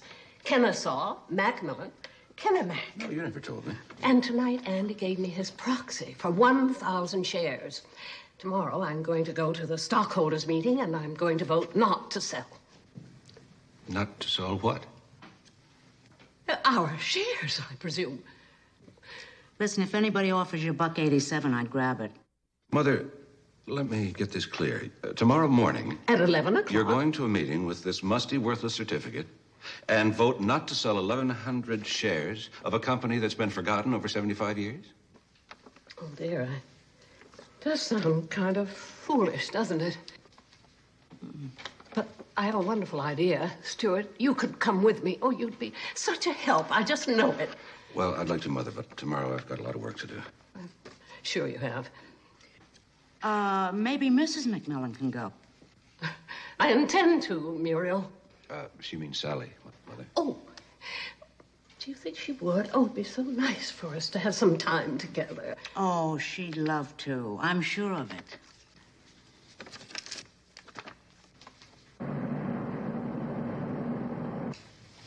Poison. A minute amount of cyanide. Not enough to kill him, but right now he's in a coma, and it's getting deeper. Oh, no. All right, thank you, Doctor. Good morning, Commissioner. Somebody tried to poison that sweet old man. Sir? Yes, sir? Get me the precinct commander in Daly City. Andy Kennesaw. Somebody poisoned his champagne. Mother stopped him before he could drink the whole glass. Sir, I'd be glad to help out on that investigation. I've got a very light schedule today. Good. If you could just swing a replacement for me tonight. Replacement? Well, I've been asked to give a speech at the police academy tonight on the importance of proper reporting procedures in felony investigations, and frankly, sir, Oh, no, you can't. Daly City has jurisdiction. Sir, you've got to let me. Please.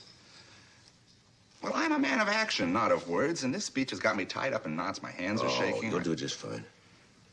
What if my knees knock? Wear a baggy suit. Will that help? No, you'll do just fine. Listen, do you know anything about the stock market? Well, I do own a few odd lots, blue chip stocks mostly. You ever heard of Kennebec Alfalfa Corporation? No, sir. Is it listed on the big board? I don't think it's listed anywhere. Would you check it out? Well, I don't know if my stockbroker is into that issue, but I'll find out what he knows, sir. Very good. Would you like to hear it now? What? My speech. The Kennebec Alfalfa Corporation. Yes? Captain Jameson of Daly City on the line, sir. Thank you. Captain, good morning. Listen, we got an attempted murder on your FWV hall last night. Would you check it out and keep me posted? And put a guard in the hospital, huh?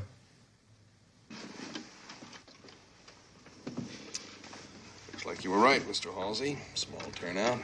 We'll get through this without any trouble. Oh, I expect we're going to hear from Leibowitz.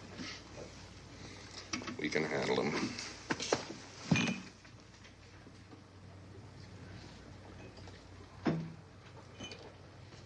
My daughter-in-law was supposed to come with me today, but she's home, recovering from an upset stomach.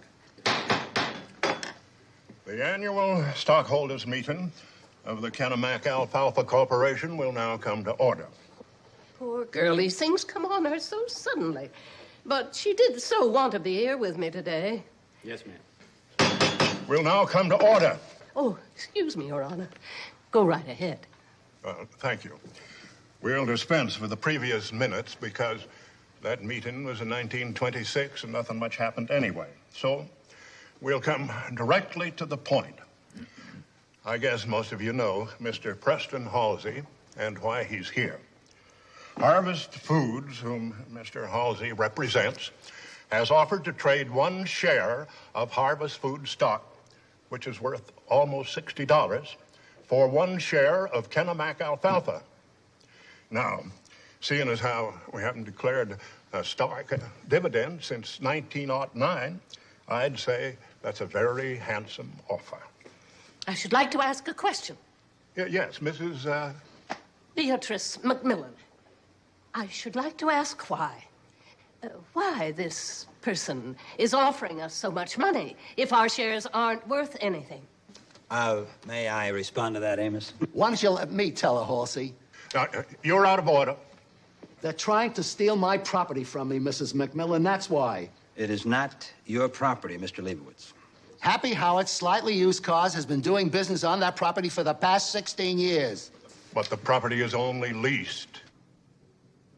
You see what they do when you're just a little guy? Halsey here wants to put up a packaging plant to make that lousy breakfast cereal. Acres and acres of land for sale all over the country, but no, they gotta come after me. And as soon as he gets control of the stock, he tosses me and the cars right out on the street. Mr. Leibowitz, nothing has been decided. You had that land rezoned, didn't you? You and that bird-brained zoning commissioner. So we'll make an arrangement. My foot. It's taken me 16 years to convince the public that I really am honest. You know how tough that is when you're in my business. Nobody comes on my property, nobody. If I have to barricade the place and chase you off with a shotgun. You're out of order, Leibowitz. Yeah, sit down and be quiet. Let's get on with the vote. Yeah, well, out of order, Leibowitz. If you don't restrain yourself, I'll have you bodily removed, Mr. Leibowitz. By who? By me. You have to be quiet. Gentlemen, behave yourselves. Grown men acting like children, especially you, young man, trying to intimidate poor Mr. Leibowitz here. You ought to be ashamed. Now, I don't know what the rest of you are going to do, but I have a proxy here for 1,000 shares and 100 shares of my own. And I am going to vote not to sell. Now you're out of order, Mrs. McMillan. We've got all the votes we need. I've got 500 shares myself. My grandfather has another 500. And I've got 50 shares. I've got 100. And I control 1,000, Mrs. McMillan. So as you can see, the outcome is pretty well determined. That's right. We just want to vote and get out of here. I got to go to work. Now, hold on just a doggone minute. First off, where I come from, we treat our women folk like ladies. You people have been downright rude to this young lady this morning. And another thing, why are we so all-fired anxious to get this beef to market before we even know if it's been fatted enough? What is that supposed to mean? That means a sheep is not a sheep when it smells like a coyote, and I smell me a flock of coyote in this room. Now, just a second, cowboy. Now, this young lady here asked why Harvest Foods was willing to pay $60 a share for this company. And I don't believe I heard anybody giving her a straight answer. So it seems to me, if Mr. Halsey here is willing to pay $60 a share, he might even be willing to pay $80, even $100 a share. And just for the record, I've got over 1,700 shares and proxies, and all 1,700 are with Miss McMillan here. I vote no. You're out of order. You're out of order.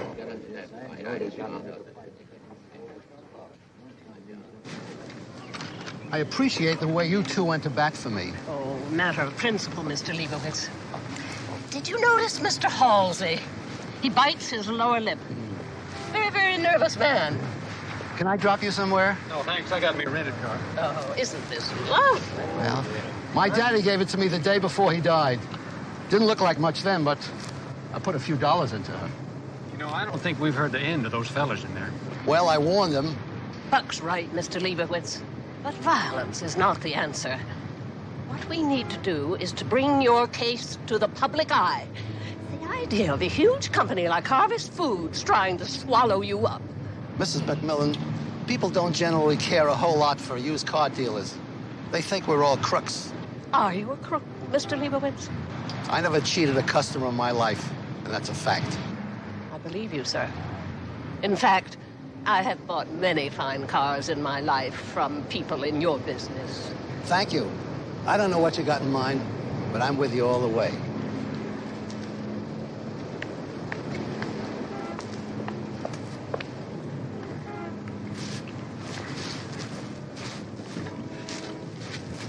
Allow me.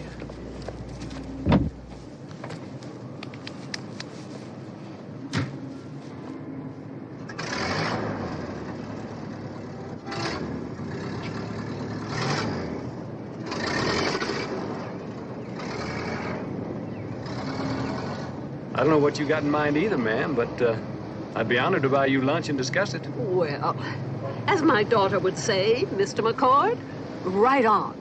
We can work out our plan of attack.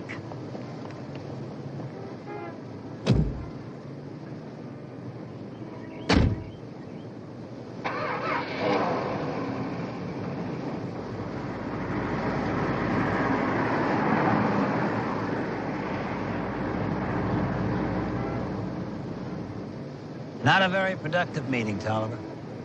Who knew about the old lady? And Mr. McCord. You said there was going to be no trouble. Look, the stockholder records are very old. We couldn't locate everybody. I don't want to hear excuses, all right?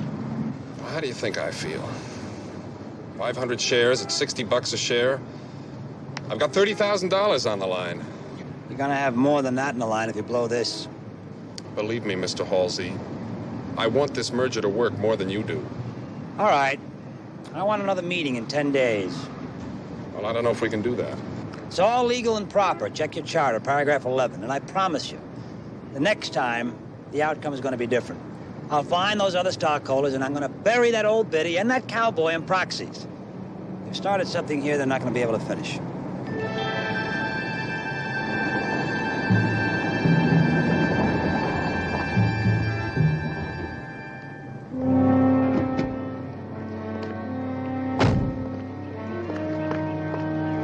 Where to, sir? City Hall. We better have a talk with Edgar Winfield.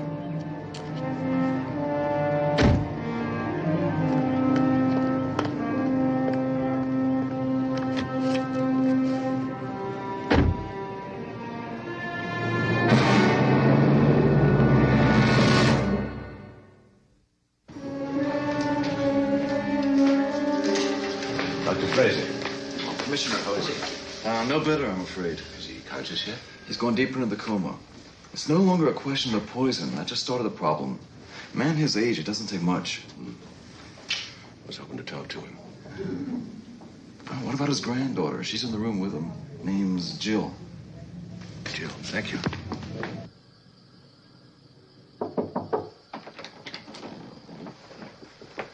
Excuse me, you Jill? Yes, May I come in? of course. You don't know me. Oh, but I do know you, Commissioner. Grandpa's talked about you a lot. Well, he has. Grandson of John T. McMillan. Mm-hmm. Why would anyone want to kill him, Commissioner? I'm going to find out, Jill. And everybody calls me Mac. Did your grandfather ever mention to you about some stock he owns in Kennebec Alfalfa Corporation? No. Do you mind if I look through that? No, not at all.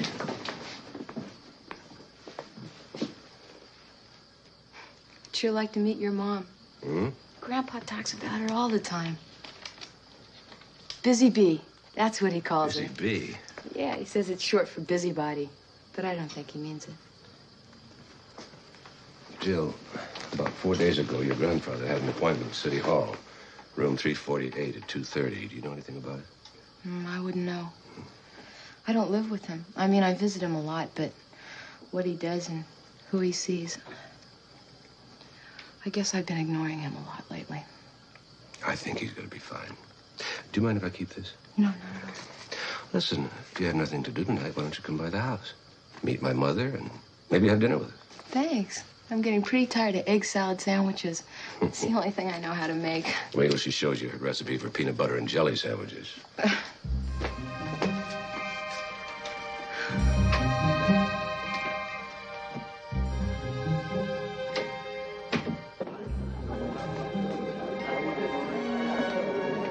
Commissioner, there you are, sir. We've been trying to locate you.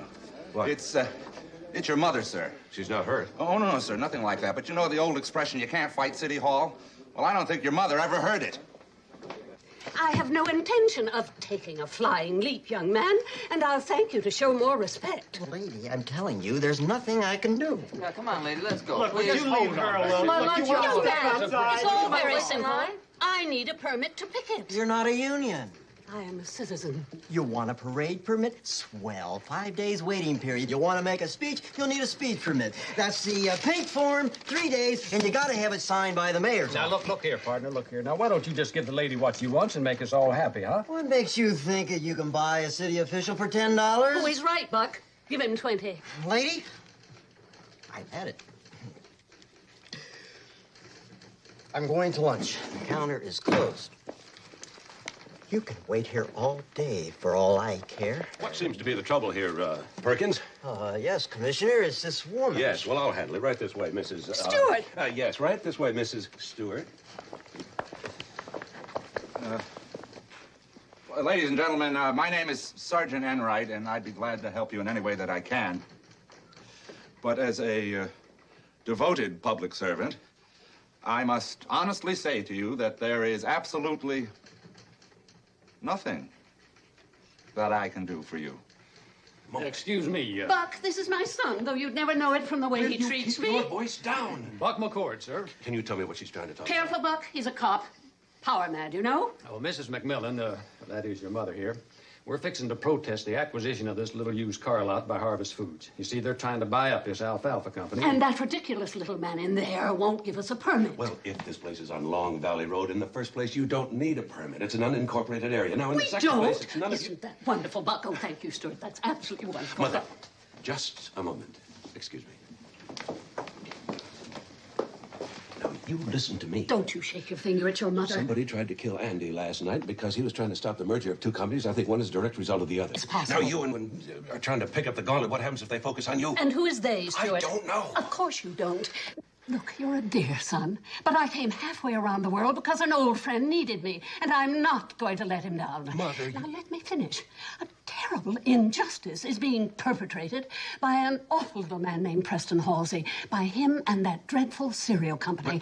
Andy wanted that merger stopped, and we're going to stop it. You can't. I've been around a lot longer than you, and I know this much.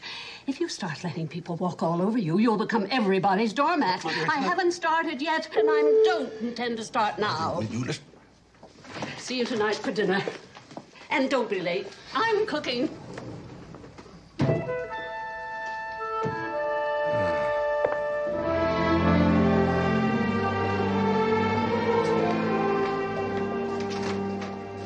Hello, Mac. Short day, Edgar? Just taking some paperwork home. Too nice a day to spend around here. How's the new Mrs. Winfield? Oh, wonderful, wonderful. She's picked me up any minute. What can I do for you? Tell me about Andy Kennesaw. Who? Andrew Kennesaw. Old man, 90 years old. Never heard of him. You never heard of the Kennemac Alfalfa Corporation? Sorry. Come on, Edgar. This slip was found in Andy's wallet. It has your office number on it. What are you accusing my husband of, Matt? Oh, it's all right, dear. I thought we'd heard the last of those charges. Bribery, favoritism.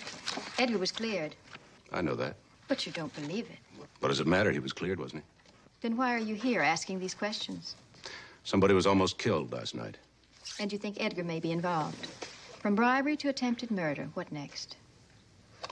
Oh, it's enough, Liza. Mac's only doing his job. When are you going to leave him alone?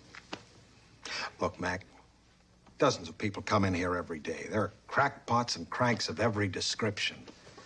He could have been in here, but I really don't remember the man or this Alfalfa Corporation. Now, if you'll excuse us. Sorry to bother you.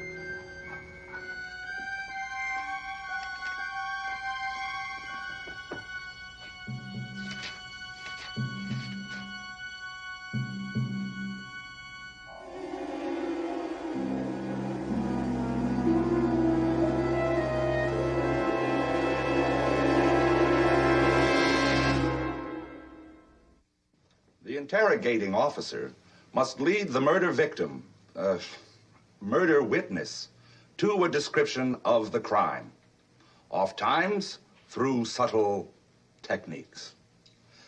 The experienced officer, however, needs no instruction in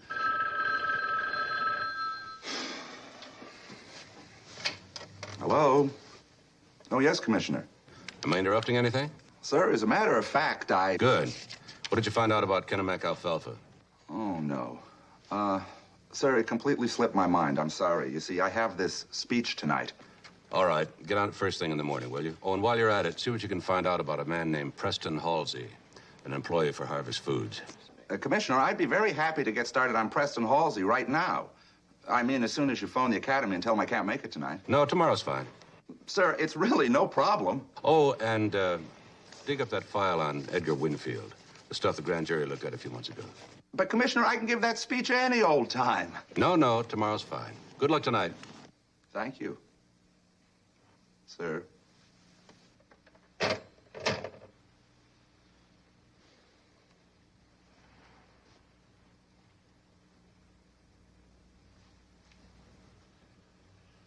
Good evening, fellow officers. You've probably been asking yourself, when I get my first felony investigation, and I put that triplicate carbon pack form into the typewriter, will I measure up?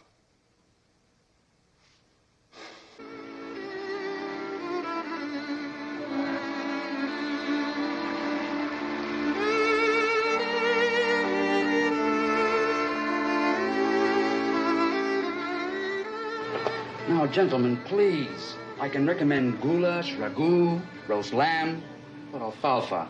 Don't get cute, friend. Easy, Jip. Mr. Halsey's made you a very fine offer. Yes, so he has. $120 a share for worthless stock. Okay, how much do you want? I cannot sell you what I do not own, sir. What? I've been trying to tell you my stock. I sold it this afternoon for twice what you offered me. Sold it to whom? Stockbroker, acting for somebody else. It was a condition of the sale that I do not reveal his name. Now, may I recommend the turtle soup?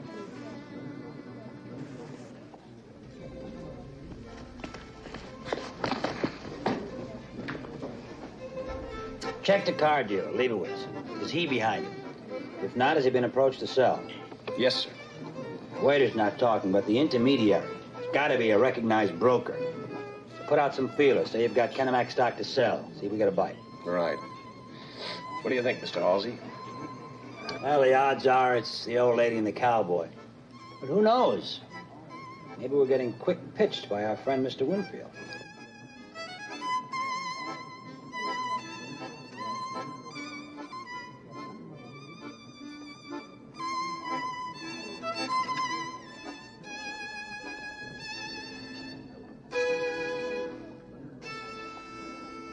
Mr. Halsey? Yeah? Yes. I'm Stuart McMillan. Mind if I sit down? Thank you. You're quite welcome. McMillan. You related to, She's my mother. I tell you, you don't have to apologize for her. I don't apologize for anybody, Mr. Halsey, particularly my mother. Can I get you a drink? What's your involvement with Edgar Winfield? Winfield. The man whose office you went to last Monday, Wednesday, Thursday, Friday. That Winfield.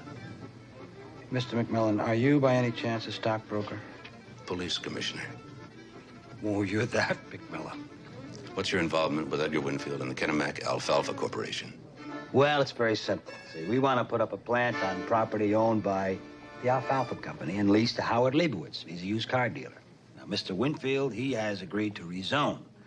All I've got to do is acquire the land. See, I buy the land for more than it's worth. Everybody comes out a winner. Except Andy Kennesaw. I don't know. He was going to stand in the way of the stock purchases. Somebody tried to poison him. Oh, Commissioner. What do I look like, a common thug? Listen, Harvest Foods is a gigantic corporation. And because of tax advantages, we can pay more for that land than it's worth. But if your mother persists in preventing this merger, why, you know, we can go someplace else, then nobody gets anything. Now, why don't you tell her to think about that? Who's got the red paint? There's plenty of it on the carpet. Maybe you could scrape it up and use it again. I need some more staples for these poles here. Oh, wait a minute. That's very nice, dear. I've never seen a green and yellow eagle before. That's not an eagle, that's a vulture. Oh, yes, of course. Ah, Jill, it's so nice you could come over this evening. Oh, it's nice to be here. Ah, good. Stuart, there you are. Hi, Commissioner. Look, everybody here. Stuart, we've been so worried about you. Oh, I had to meet someone. We've just been swamped, and you have such an artistic flair. I've been telling everyone how you painted the Thanksgiving turkey all by yourself when you were in the 3rd grade. Now, Mother, let's talk. I am not going to paint. I am too tired and too hungry. Oh, goodness. Well, I'll heat you up some dinner. Nobody was very hungry, so there's plenty left. Yes, we practically have our own soup kitchen. Where's Sally? Oh, Lord only knows.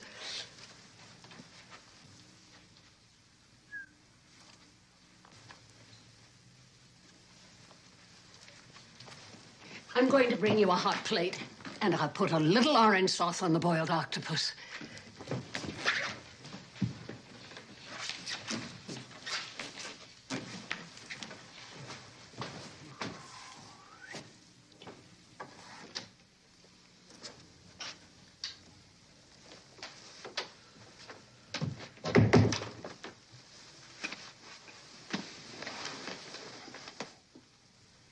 Are you all right? I feel very calm about it now. Well, I know how you feel, but it'll be over soon. Oh, I know. That's why I think I'll just stay up here in my room and meditate. When we were married, it was for better or for worse. Mac, I love Beatrice. Really, I do. It's just that sometimes your mother can be a little... Well, she's your mother. What she is a lovely lady who is genuinely interested in the welfare of the people around her. True. That's true. And right now, she's got this thing about Harvest Foods. Yes. Well, I've got this thing about not leaving my room.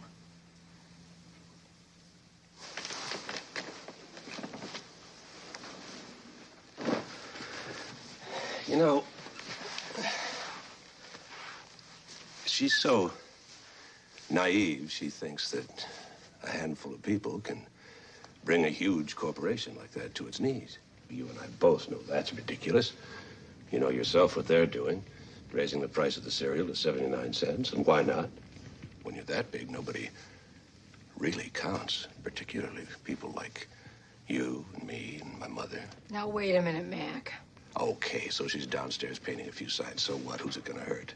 Then she'll go out and march around with her friends and get laughed at. Well, it's sticks and stones that break your bones. It's still a free country, Mac. Sure it is. And if you don't like Harvest Foods, you don't have to buy it. Not that Harvest Foods really gives a damn, because there's plenty of people still around that sit there and don't do anything or say anything. All right, stop. All right, I'm going downstairs. I'm going to paint. That's my girl. Now, if you wanted to really help, you keep an eye on her. What is it, Mac? I don't know. There's something screwy going on. I think she's in the middle of something she can't handle. And I'd feel better if you were with her. Is this the part the minister was talking about, for better or for worse? Something like that. Yeah, well, let me tell you, Commissioner, this is not the for better part.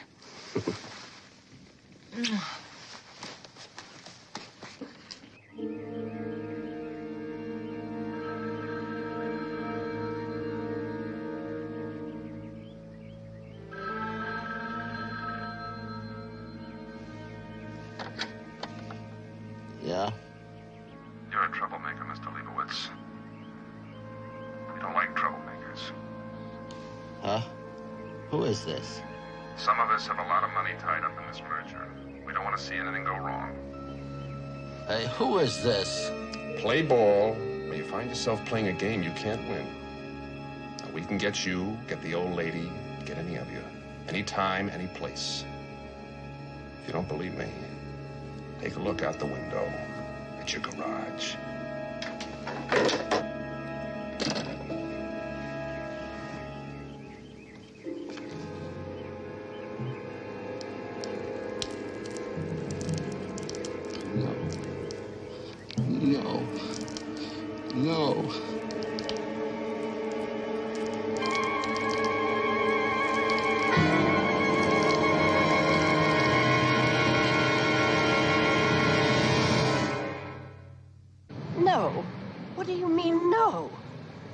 I said no. No picketing, no demonstrations, no nothing.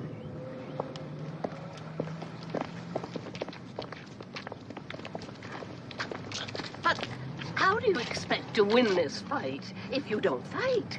Mrs. McMillan, I quit. I give up. They can have my cars, my showroom, my brochures, the towels in the men's room. Mr. Happy, or whatever your name is, we came down here just for you. I appreciate that more than you know, but I just can't fight them anymore. You mean they've gotten to you, as it were? First thing this morning, I sold my stock in the Alfalfa Corporation. I phoned in an ad to the paper. I called my attorney. Then I sent a wire to my son in Miami. He should get a room ready. Now that's it. So unless you want to buy a car, may I ask you, please, to vacate my premises?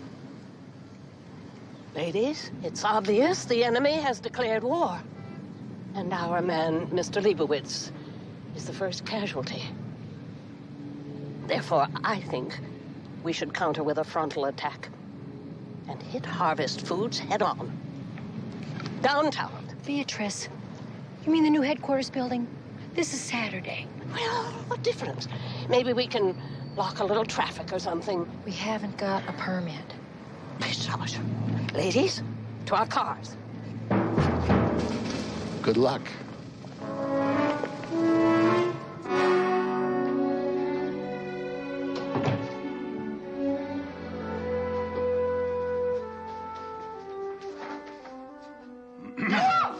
Oh, Commissioner, you scared the wits out of me. Oh, sorry. I'm looking for Sergeant Mulder. Oh, I'm Sergeant Mulder. Lorraine G. Mulder. Shield number 2371. Oh, it's nice to see you. Oh, well, maybe I ought to put my badge on. Oh, that won't be... Now, be careful. Well, since I'm not in uniform, maybe I should. Does that look all right? Oh, yes, it looks just fine. I don't think anybody will miss it. Oh. Oh, I've got almost all the stuff you asked for, sir.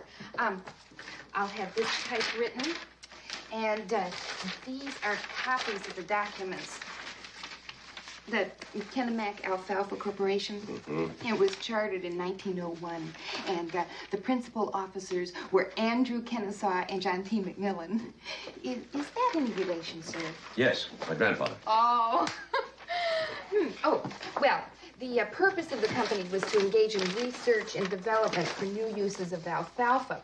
But we don't cross-file any copies of patents or copyrights. Those would have shown up if the company had made any significant discoveries. And these? Deeds, title searches, tax reports. See, the company still owns a few small parcels of land in and around the Bay Area. You know, an acre here, a few acres there. I think there are about 6 in all. So, well, see, our records are just a little incomplete because of the '06 earthquake. This little parcel of land is where the used car lot is on. Oh, right. That's leased to Howard Leibowitz. It's a mixed residential zone, R2. Thank you, Sergeant. I hate to call you in on a Saturday morning like this. Oh, that's no problem at all, sir. I'm studying for the lieutenant's exam. I hope to be made a captain by the time I'm 30. If I can get somebody to notice me. I don't think that will be a major problem. Thank you. Good luck. Yeah.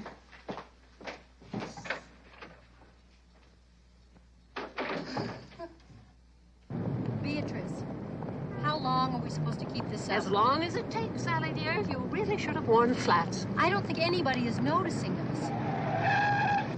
No? Then what's he doing here? Come, come, ladies, move smartly. We have an audience.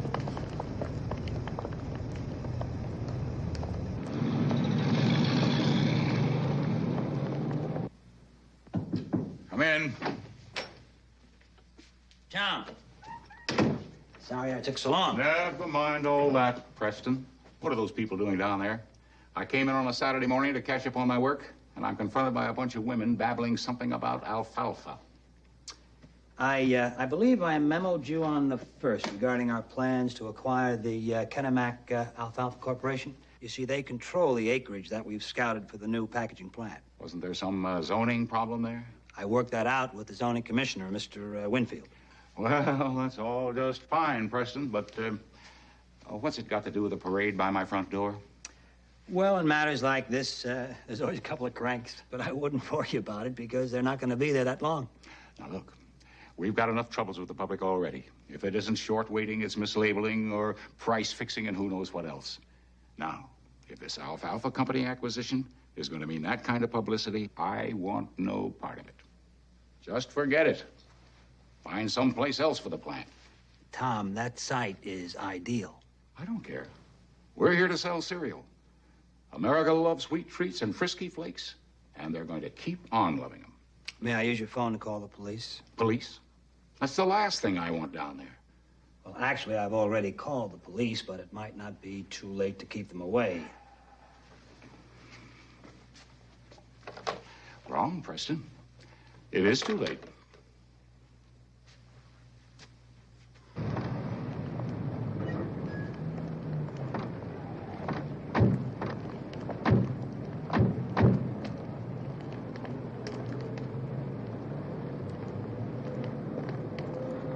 What's the occasion, ladies? Equal rights for all. Terrific. Now, who's in charge of this festival of indignation? No one's in charge, officer. This is a spontaneous protest against the monopolistic powers of big business. May I see your permit? The issue is clear-cut, officer. A giant corporation on the one hand, a helpless small business on the other. You don't have a permit, right? Okay, then it's time to break it up, girls. Time to go home to our husbands and our children. What is that supposed to mean? You got a home to go to, lady? Do you? Look, you gotta have something better to do than to march around here all day. Oh, like wash the dishes and scrub the floors, right? Now you got it. Oh, officer. Sergeant, is it Sergeant? Yes. Sergeant, you're a man of steel. From the neck up. That's telling him, Sally. As a matter of fact, I don't think I'll be leaving here at all unless you drag me away. Come on, girls. Stand by the harvest. Okay, boys, that's it. Let's bring them in. Ladies. Oh, ladies. Ladies. Let's remember, we're ladies. I think it's only fair to warn you, officer, I'm Police Commissioner McMillan's wife. Yeah. And I suppose the old biddy's his mother, huh? Isn't that lovely? He recognized me.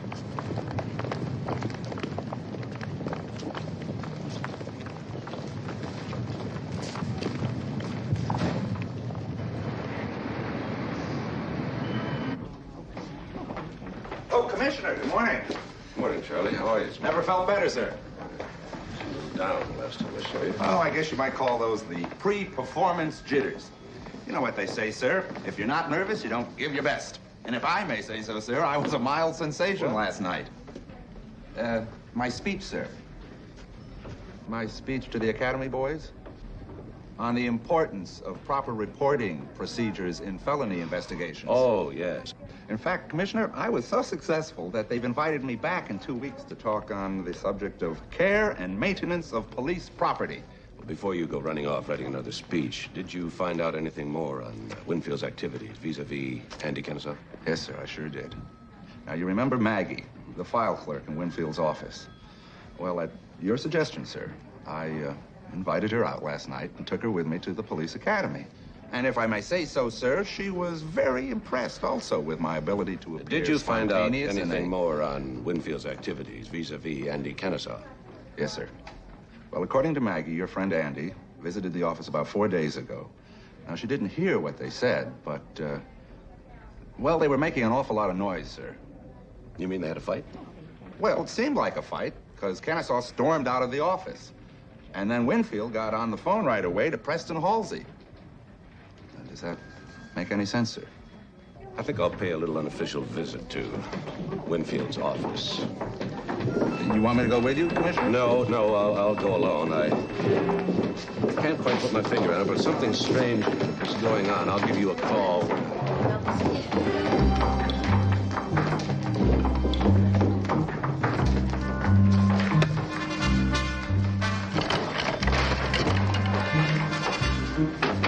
Sergeant, be a dear, will you? There's some very nice reporters out there, and I'd like them to take a few pictures when you slap me in irons.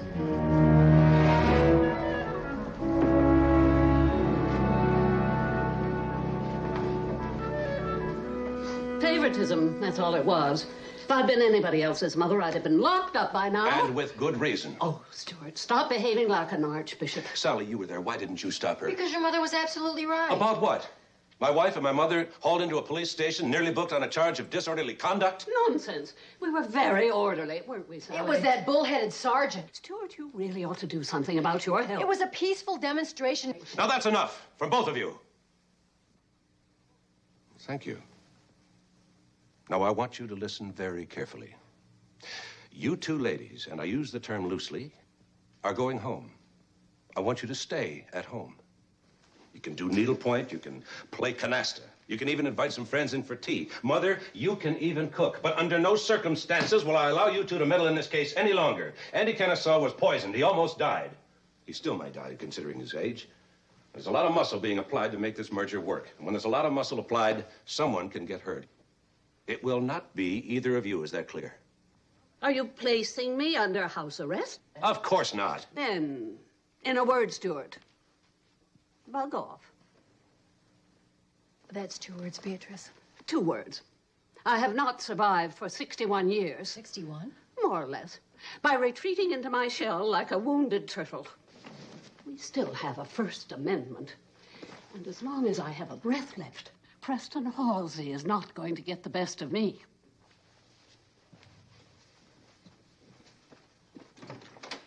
And that's a promise. Did you ever notice how much you and your mother look alike when you dig your heels in? Yeah, but I can handle myself in a tight corner. Oh, Mac, I would not underestimate your mother. We are talking about attempted murder. Harvest Foods wants that alfalfa corporation. They'll stop at nothing to get it. Look what happened to Andy. You can't be serious. I am very serious. In the last 24 hours, I talked with Edgar Winfield and Preston Halsey. Now, whatever is going on, they are 2 very desperate men. Now, I can't stop my own mother. She won't even listen to me. But maybe she'll listen to you. Oh, that would be a first. Will you give it a try? No guarantees. It's a deal. Is this any way for a police commissioner to act at 11 o'clock in the morning? You want to try me at 11 o'clock tonight? Mm-hmm.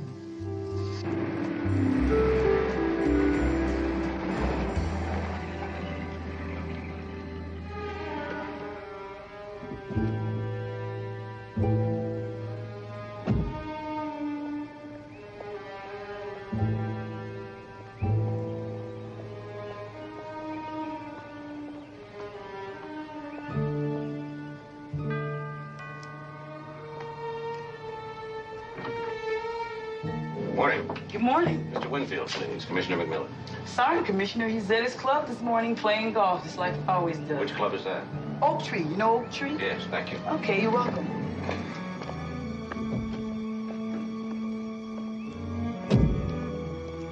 Oh, Mac, what a lovely surprise. Liza? I was going to call you. I'm sorry about yesterday. Oh, that's all right. I guess you still look at me as Edgar's secretary. Of course not. I shouldn't have said the things I did. It's just that Edgar and I, we've been under so much pressure lately. I'm on my way to talk to him. Won't you come in for coffee? No, thanks. I'd better see if I can catch him. Okay.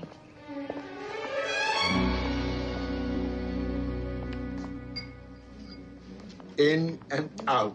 In and out. Still 3 putts, Edgar. Look, for 18 feet, that wasn't bad. Now, if you'd only come up with par... Hey, don't complain about my game. You know, I'm not the one who shot 102. Vodka tonic? Vodka tonic? Screwdriver? And a Bloody Mary. Bloody Mary? Thank you, and hurry back. Okay, excuse me, gentlemen. Well, here's sand in your bunker. Good luck.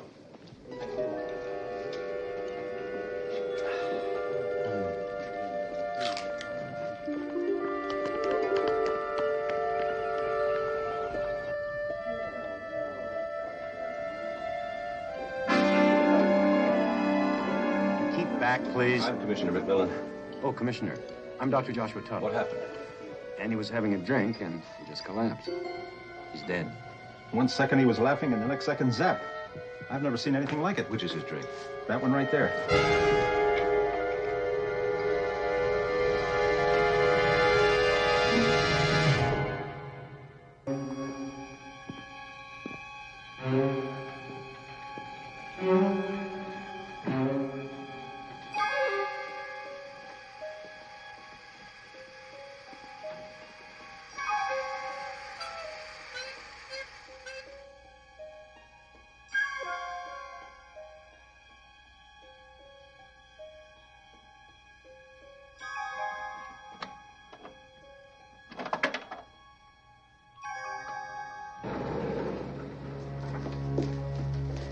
Nurse, I'm Beatrice McMillan, about Mr. Kennesaw. Yes?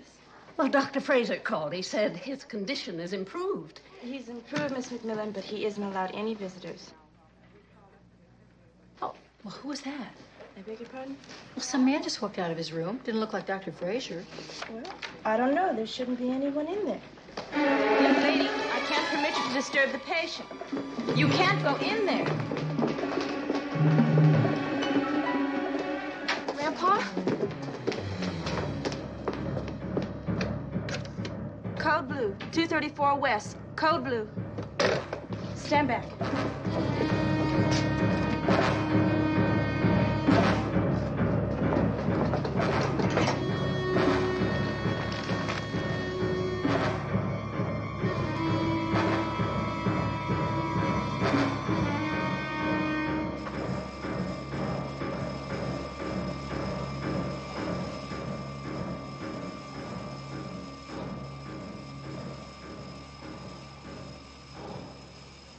Andy, again? But no need to worry, Stuart. He's all right. Well, what about the guards? Well, he had to step down the hall for a minute. Why? Well, even guards have to step down the hall for a minute. Oh.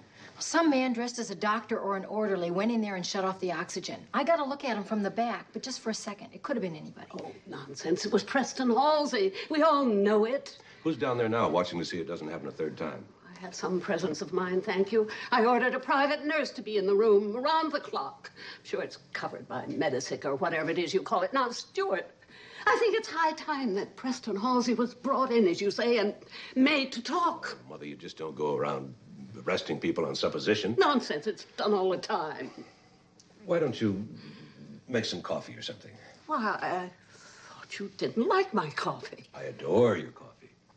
Well, all right. I'll call you the minute it's ready. How do you want it cooked? Black? I think that would be the best way, Beatrice. You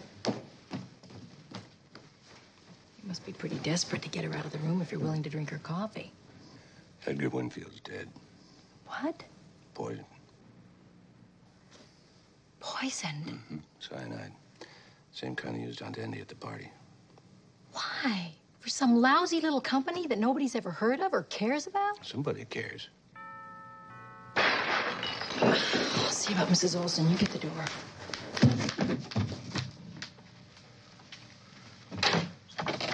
Jill. Mac, I'm so sorry. Come on in. I should have come to you right from the start. Come sit down. What is it? A few weeks ago, Grandpa gave me this. He said that if he was to die suddenly, I was supposed to give it to you. Well, when he was poisoned, but then he survived, I didn't know what to do. I mean, I couldn't ask him. So I just held on to it. Oh, Mac, I'm such a fool. Easy now, easy.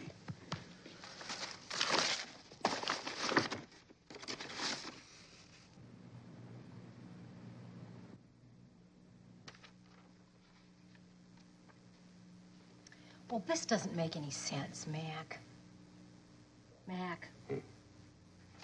I hate to disrupt your obvious fascination with Timmy Tyrone's exploits, but I don't understand this.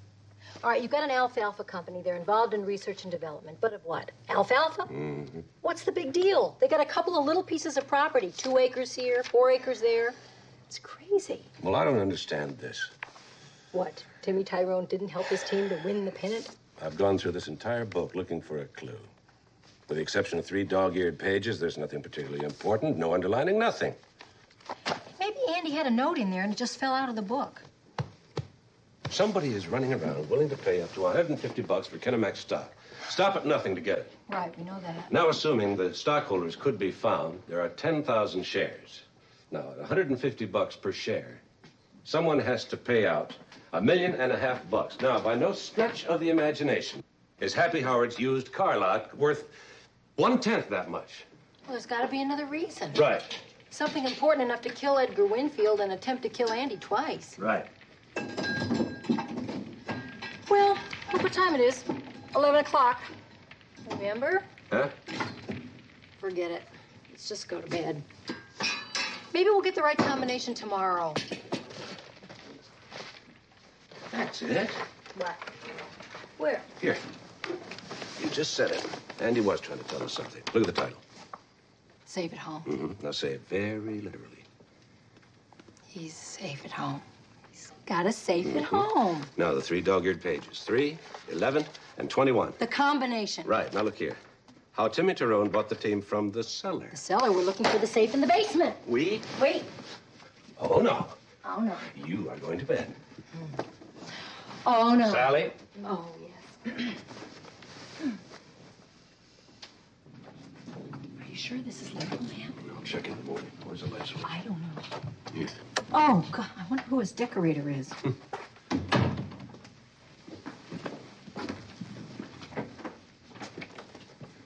Sally. Oh.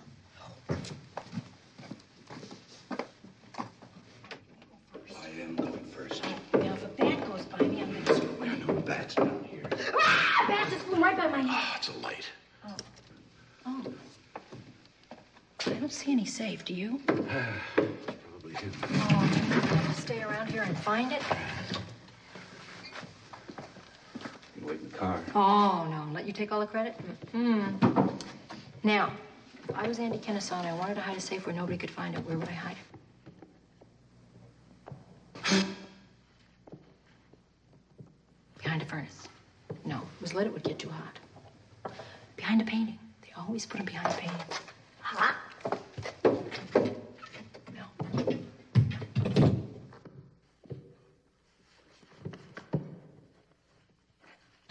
Hidden behind a bookcase. Sally. I told you.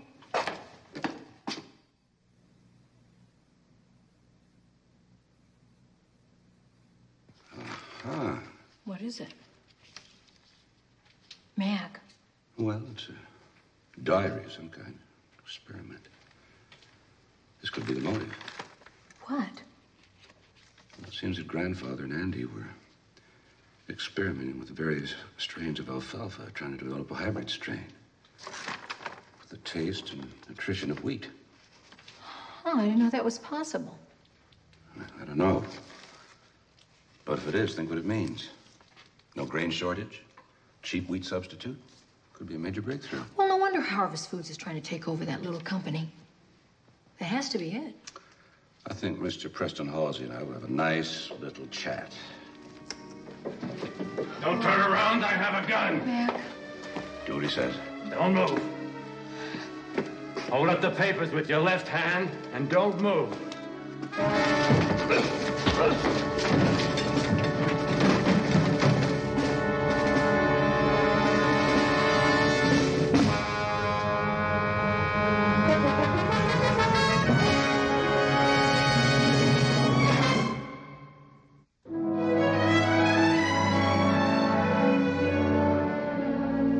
What did you do? Follow us to Kennesaw's house?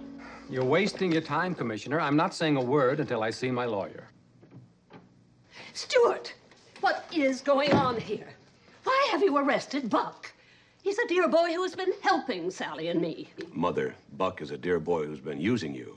He is not from Texas, and I doubt if he knows which end of the cow the milk comes out of. What?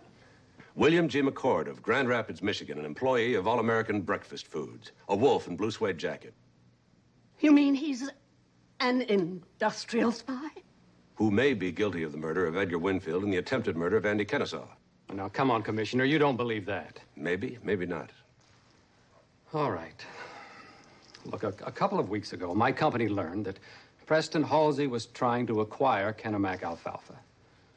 Now, it seemed absurd, but Preston Halsey is one of the brightest people in the business. And you came out here incognito to compete with Harvest Foods for control of the company? Yes. Then you're the one who's been buying up the stock through that broker. I'm afraid so, Mrs. McMillan. We figured if Harvest Foods was interested, we'd better be too. Well, I hate to tell you this, but you're wasting your time. It seems that Harvest Foods was interested in the long-lost formula. We had it analyzed this morning. It's worthless. You mean Andy's company isn't worth anything? Now, the formula isn't worth anything. No, it certainly isn't. We discarded those theories 40 years ago. And why is Halsey trying to buy up this little company? Maybe he doesn't know the formula's worthless. Now, where were you last Saturday between 11 o'clock and 2 p.m. when Edgar Winfield was poisoned and a second attempt made on Andy Kennesaw? Now, Stuart. I was in Sacramento. I was checking out an old address of a stockholder. Except now there's nothing there but an old tennis court, and so I guess if you're looking for an alibi, Commissioner, I don't have one. All right, you're free to go. But don't leave the city unless you check with us. Thanks, Mrs. McMillan.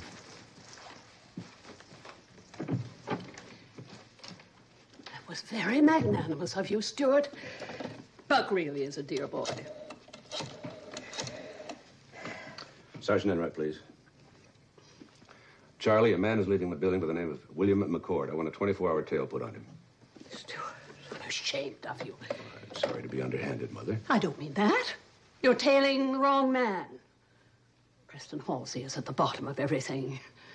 If you won't do something about him, I will. Mother, I've got a murder and 2 attempted murders on my hands. I am not going to waste 1 more minute of my time or the department's time watching you make a fool of yourself. Now, go home and behave yourself, or I shall buy you a 1-way ticket to Little Rock, Arkansas, where you can spend the next month visiting Cousin Bertha and her 7 children. Oh, dear. I don't have much choice, do I? No.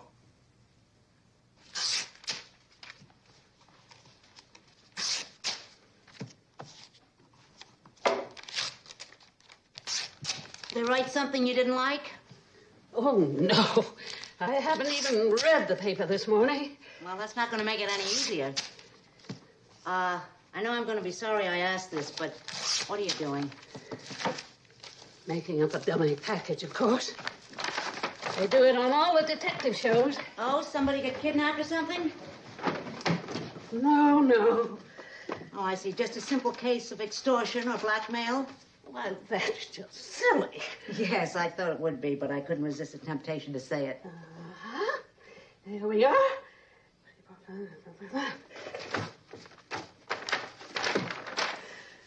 Wish me luck.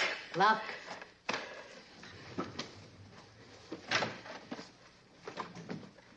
Mildred, who was that? I think it was an FBI agent disguised as your mother-in-law. What?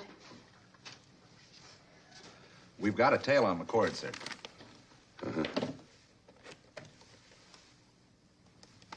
Oh, Commissioner, it's lunchtime. There's nobody in the outer office. Sir, did I tell you that I have been honored? They've asked me to speak again at the Academy. That's something new. Yeah, I thought so, too. Well, it's lunchtime, sir. Are you hungry? Huh? What? It's lunchtime. Let's go eat. Oh, no, later. Come on, let's go down to research. I want to check something out.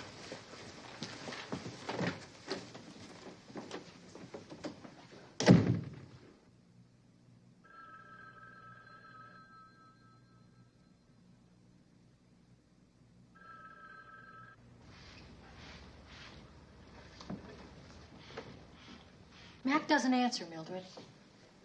I'm really worried about her. Oh, don't worry. Your mother-in-law can take care of herself. Why would she take a dummy package full of newspaper to Preston Halsey?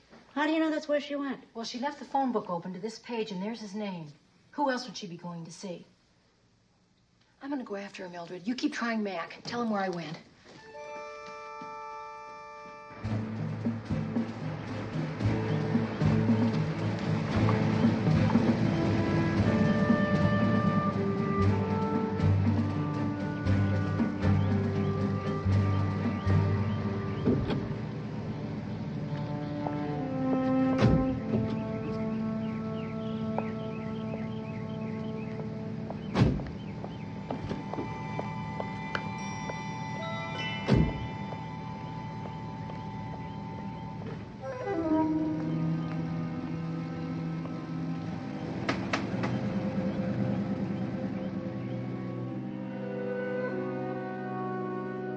Hello. Anyone here? Hello. Hello. What do you want? Oh, dear me, you frightened me to death. What are you doing here? Well, I'm here, as they say, to do a little business, Mr. Halsey. Well, I'm afraid you're a little bit late. I know what you've been up to. Don't lecture me, Mrs. McMillan. The corporate world is a snake pit, as you're discovering. Men like myself survive any way we can. Including murder? Murder? Oh, don't treat me like a foolish old lady, Mr. Halsey. I've brought it with me.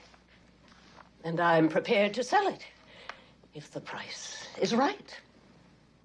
Sell what? Why, the formula, of course. What formula, Mrs. McMillan?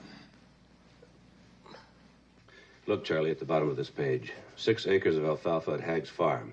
A piece of property they just bought on Delavan Road. No, I don't see any 6 acres listed. And I never heard of Delavan Road.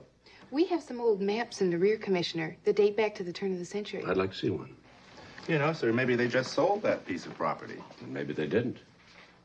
Look at this date. January 1906, year of the earthquake. Question. Suppose Kennebec Alfalfa owned a piece of property they lost the records on. If so, where is the property? What about that used car lot? No, it isn't worth near what's been going on. Add it up. Property plus a dead zoning commissioner. Since he's in the middle of it all, title searches, grants, deeds, maybe he stumbled onto something about Harvest Foods in Kennebec. Here you are, Commissioner. This map is dated 1902. Let's see if we can find Delavan Road, particularly Hagg's Farm. According to this, sir, it's southwest of the bay. Here we are. Delavan Road. And Hagg's Farm. What is it, sir? Well, I don't know.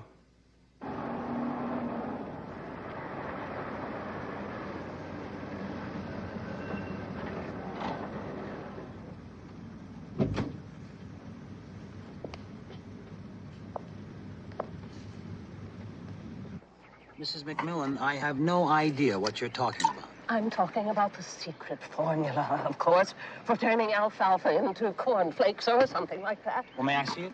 Certainly not. Not yet. Not until you're honest with me, Mr. Halsey.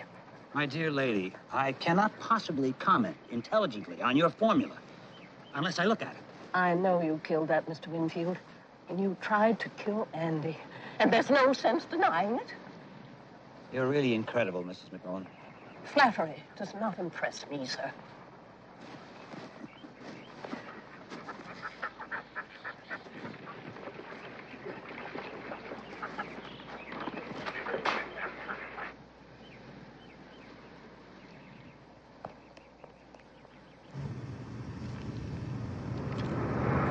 Commissioner, are you sure that this is Delavan Road? Exactly. Look, the old road runs along there. Right, and it intersects 13th Street right here. Yeah. Well, this should be it. Commissioner?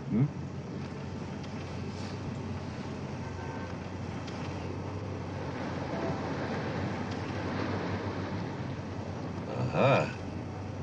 No wonder Harvest Foods is trying to buy that alfalfa corporation. All right, Mrs. McMillan, all right. What's the difference? Everything's coming apart anyway. That new tower building, that was my idea. Tom Ewing, put that in my hands. I mean, total charge. I knew it was a make-or-break situation career-wise, see? And for a while, things moved along, I mean, just perfectly. Then one day, when the building was nearing completion, Edgar Winfield came to me. He discovered a 70-year-old title flaw. It seems that the Kennebec Alfalfa Corporation still owned the property on which I was building a $15 million office building. Oh, dear. Oh, dear, indeed. Winfield wanted money to be quiet. A lot of money. $10,000 at first, so I paid it. But that wasn't the end of it. He wanted another 10. Then he wanted 20. Well, why didn't you just go to this Mr. Ewing and tell him? My dear lady, I had selected that site, see? Kennebec had us over a barrel. I mean, if the truth ever came out, why, we'd be tied up in court for years, and I'd be out in the street, and nobody's gonna hire me.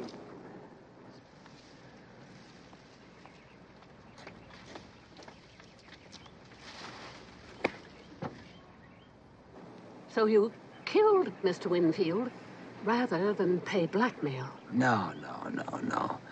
I was trying to buy the company, yes. I would have paid $500 a share, $1,000, anything to acquire Kenemac, right? But murder? No. I swear to you, I know nothing about what happened to Mr. Winfield or to your friend. Mr. Halsey, Why, Sally. I caught her snooping outside your window, sir. Sally, isn't it wonderful? Mr. Halsey isn't a murderer, just a crook. No, just a businessman, Mrs. McMillan. Anyway, I'm going to go see the commissioner, and I'm going to tell him everything I know. I've already written out my resignation from Harvest Foods. Just doesn't make any difference anymore. It's all right. I can't let you do that. Carlisle, what is this? Just a slight change in plans, sir. Over there, ladies. All right. Don't do anything foolish.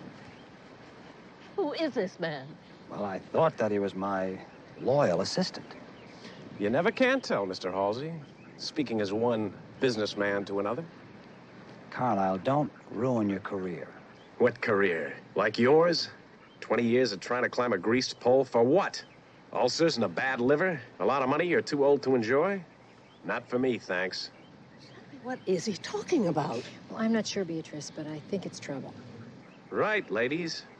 About $850,000 worth, and all tax-free. A sort of inheritance from Mr. Edgar Winfield. You see, once this bushy-tailed commissioner puts things together, he's liable to figure out I killed Winfield and tried to kill Kennesaw. Unfortunately, I can't leave any of you around to talk about it. Now sit down over there and write what I tell you. Sit down.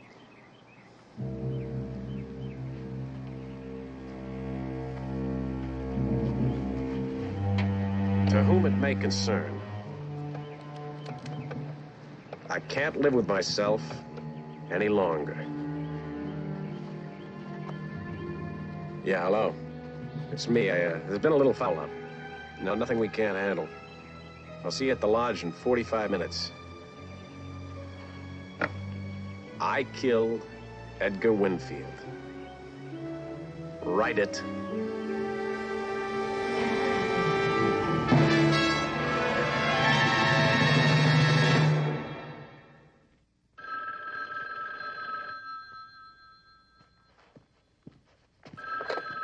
Oh? Mr. Ewing? Commissioner McMillan. Commissioner, yes. I'm sorry to bother you at home, sir, but I've just learned that your new tower is built on property you don't even own. What? Was Preston Halsey in charge of that project? Why, yes, he was, but, Commissioner, are you sure? Afraid so. I'll call Preston. No, don't do that. I wouldn't like to scare him off. Where does he live? Where's your car? My car? Oh, my car wouldn't work. My car is just a little bit smaller than that. Yeah, well, let's try it. Come on. Well, if you want to try and squeeze in it.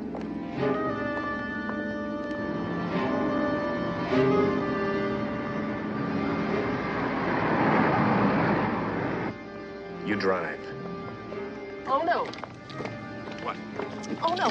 I don't get in the car if she drives. Oh, please, Mrs. McMillan. You've never seen my daughter-in-law drive. Shoot if you must, this old gray head died blonde. But I don't get in the car with Sally behind the wheel. All right, lady. Then you drive. Maybe it'll look better anyway.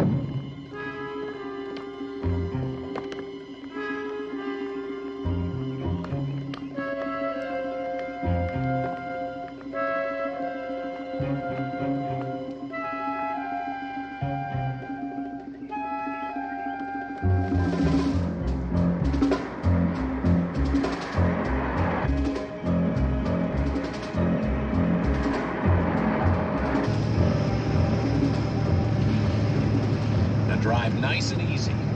Straight north on Route 123 till you get to Canyon Road. Then take a left to the lake. Last cabin on the left-hand side. You got it? Certainly.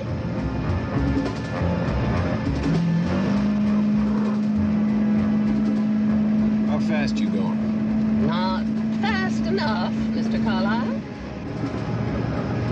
Well, slow down. Why? This is getting to be fun. Look, lady, I don't care how good a driver you are. Oh, but she's a terrible driver. I said slow down. Oh, you wouldn't dare shoot me at this speed, so why don't you just put that thing down and enjoy the ride? Lady, you're doing 70. I am. What?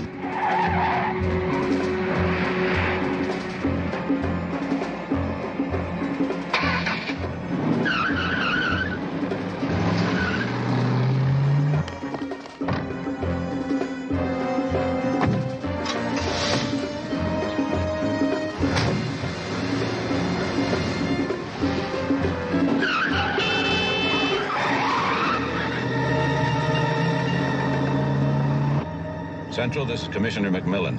I want an APB out on Preston Halsey.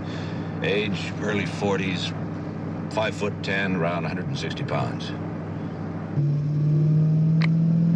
Slow down or I shoot her. Oh, Sally, don't you worry a bit. Watch the road. I'm an excellent judge of human nature, and this man has no intention of shooting you. Beatrice, he's a murderer. Oh, that was just poison. Not the same thing at all.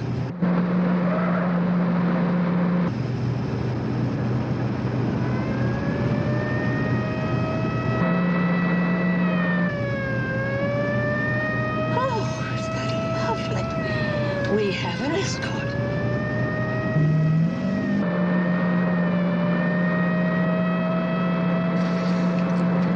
This is car 45 heading north on Route 123.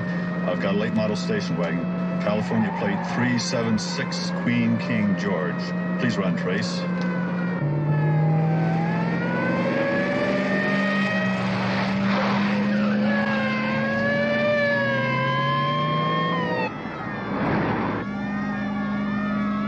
Mrs. McMillan, I'm getting a little car sick. Try to think about apples. That always helps.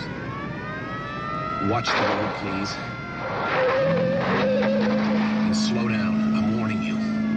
Don't warn me, young man. I'm perfectly capable of handling an automobile at high speed.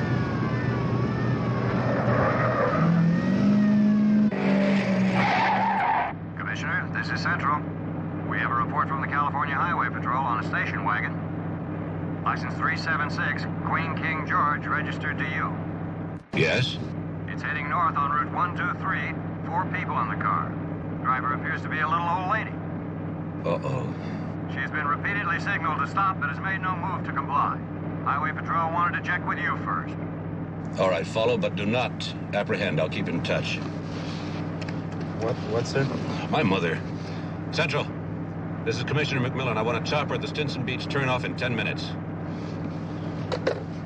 Ridden in a helicopter? Actually, sir, I'm more of a balloon man. I mean, I'm full of hot air, but I can rise to the occasion. Oh, good.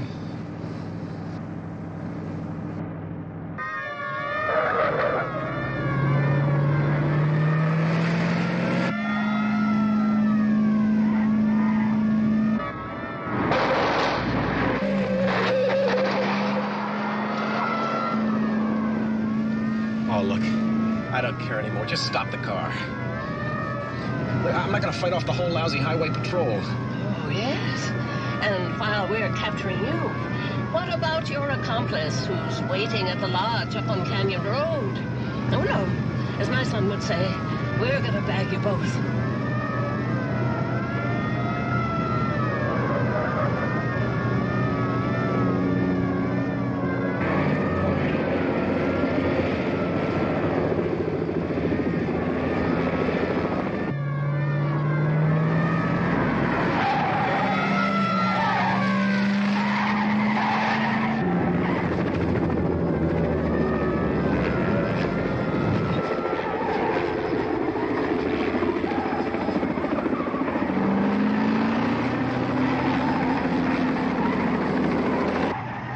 Isn't it terrible? All these Sunday drivers on the road.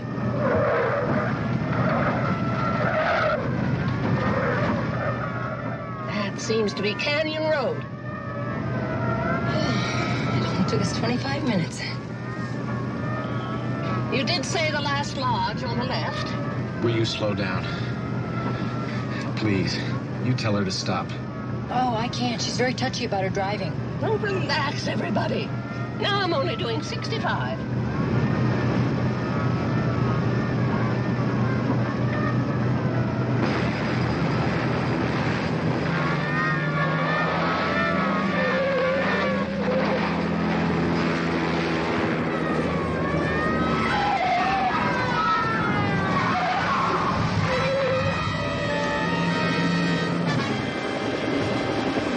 Stay back.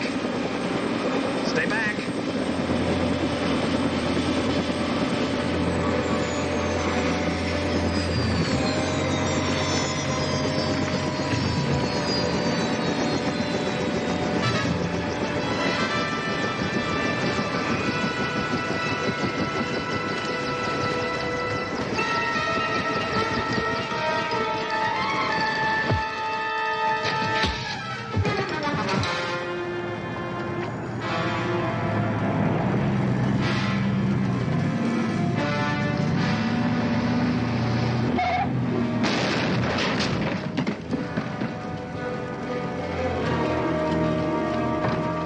You all right?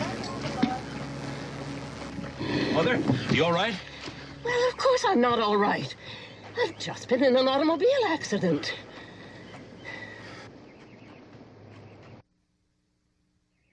For he's a jolly good fellow that nobody can deny. Listen, try not to fall into this, will you? It took me all day to bake it. Sorry, Andy, we couldn't find any candles. Well, thanks, all of you. You've made an old man feel that he still has a lot of friends left in this world.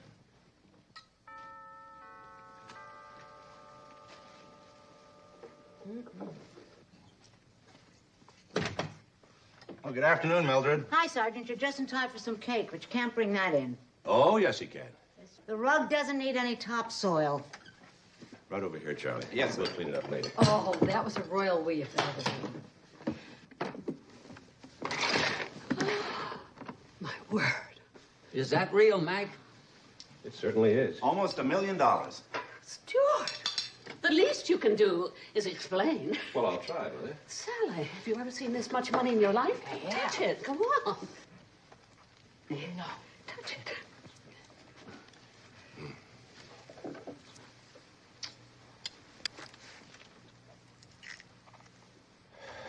First of all, Edgar Winfield had been taking bribes for the last couple of years. We knew what the charges were, but nobody wanted to talk. Edgar was smart enough not to show the money, so he resorted to a very old and practical device. I knew. He buried it in his backyard. No, Mother, he put it in several safety deposit boxes. Now, enter Eliza, who married Edgar for his money. She decided she wanted out of the marriage, but she found out about the bribes. Dilemma. If she divorces him, Edgar keeps the money. If she reports him, Edgar goes to jail and the money's returned. So where does that leave poor little Eliza? Penniless and husbandless. Right. Now, enter one George Carlyle, Halsey's assistant. And it's love at first sight. Well, if not love, it's mutual greed. They quickly decide to eliminate Edgar. They would have done it weeks ago, except that Edgar found out about the new building, plus the fact that Harvest didn't really own it. Then a new problem crops up. Me? Right. You stirred up a hornet's nest, Andy. Halsey was trying to buy up your company, and Edgar was blackmailing Halsey, and so you decided to report the two of them to the DA's office. Well, I thought they were trying to steal my formula. They were trying to buy you out, but Carlyle knew that wouldn't work, so he tried to poison you. Now, with you in the hospital, you're out of the way. That's when Mother Dear decided to enter the fight. And weren't we all wonderful? Eliza and Carlyle knew they had to eliminate Edgar before he was exposed and the money confiscated. So that morning, Edgar goes to the golf course. Eliza takes the money, buries it in the backyard. Carlyle goes to the golf course and poisons Edgar. Well, that's all very interesting, Stuart. But I think it's time we celebrated our good fortune. As the collective owners of several thousand shares of Kennebec alfalfa stock, I think we should see these robber barons in the morning at the cereal company and stick it to them. Yes, Mother. About that. What do you mean? I'm afraid I called Thomas Ewing about the land problem. He had the city tax assessor declare the land in default because of non-payment of taxes. What? They can't do that. Harvest Foods has just brought the property for the back taxes plus interest and penalties. And believe me, it wasn't cheap. You mean I'm not a millionaire? You're not even a thousandaire. Well, the moral of this story is you can't fight City Hall. Well, we still have our signs, don't we? Now, Mother, Mac, what if they go right out and raise the price of that cereal again? we'll write a letter instead. Sally, I'm afraid I think this time Stuart is right. You're kidding. Besides, we're leaving in the morning. We're? Andy and I are going on a 10-day cruise. A little sun. A little fun. And I will help you pack. You're a dear.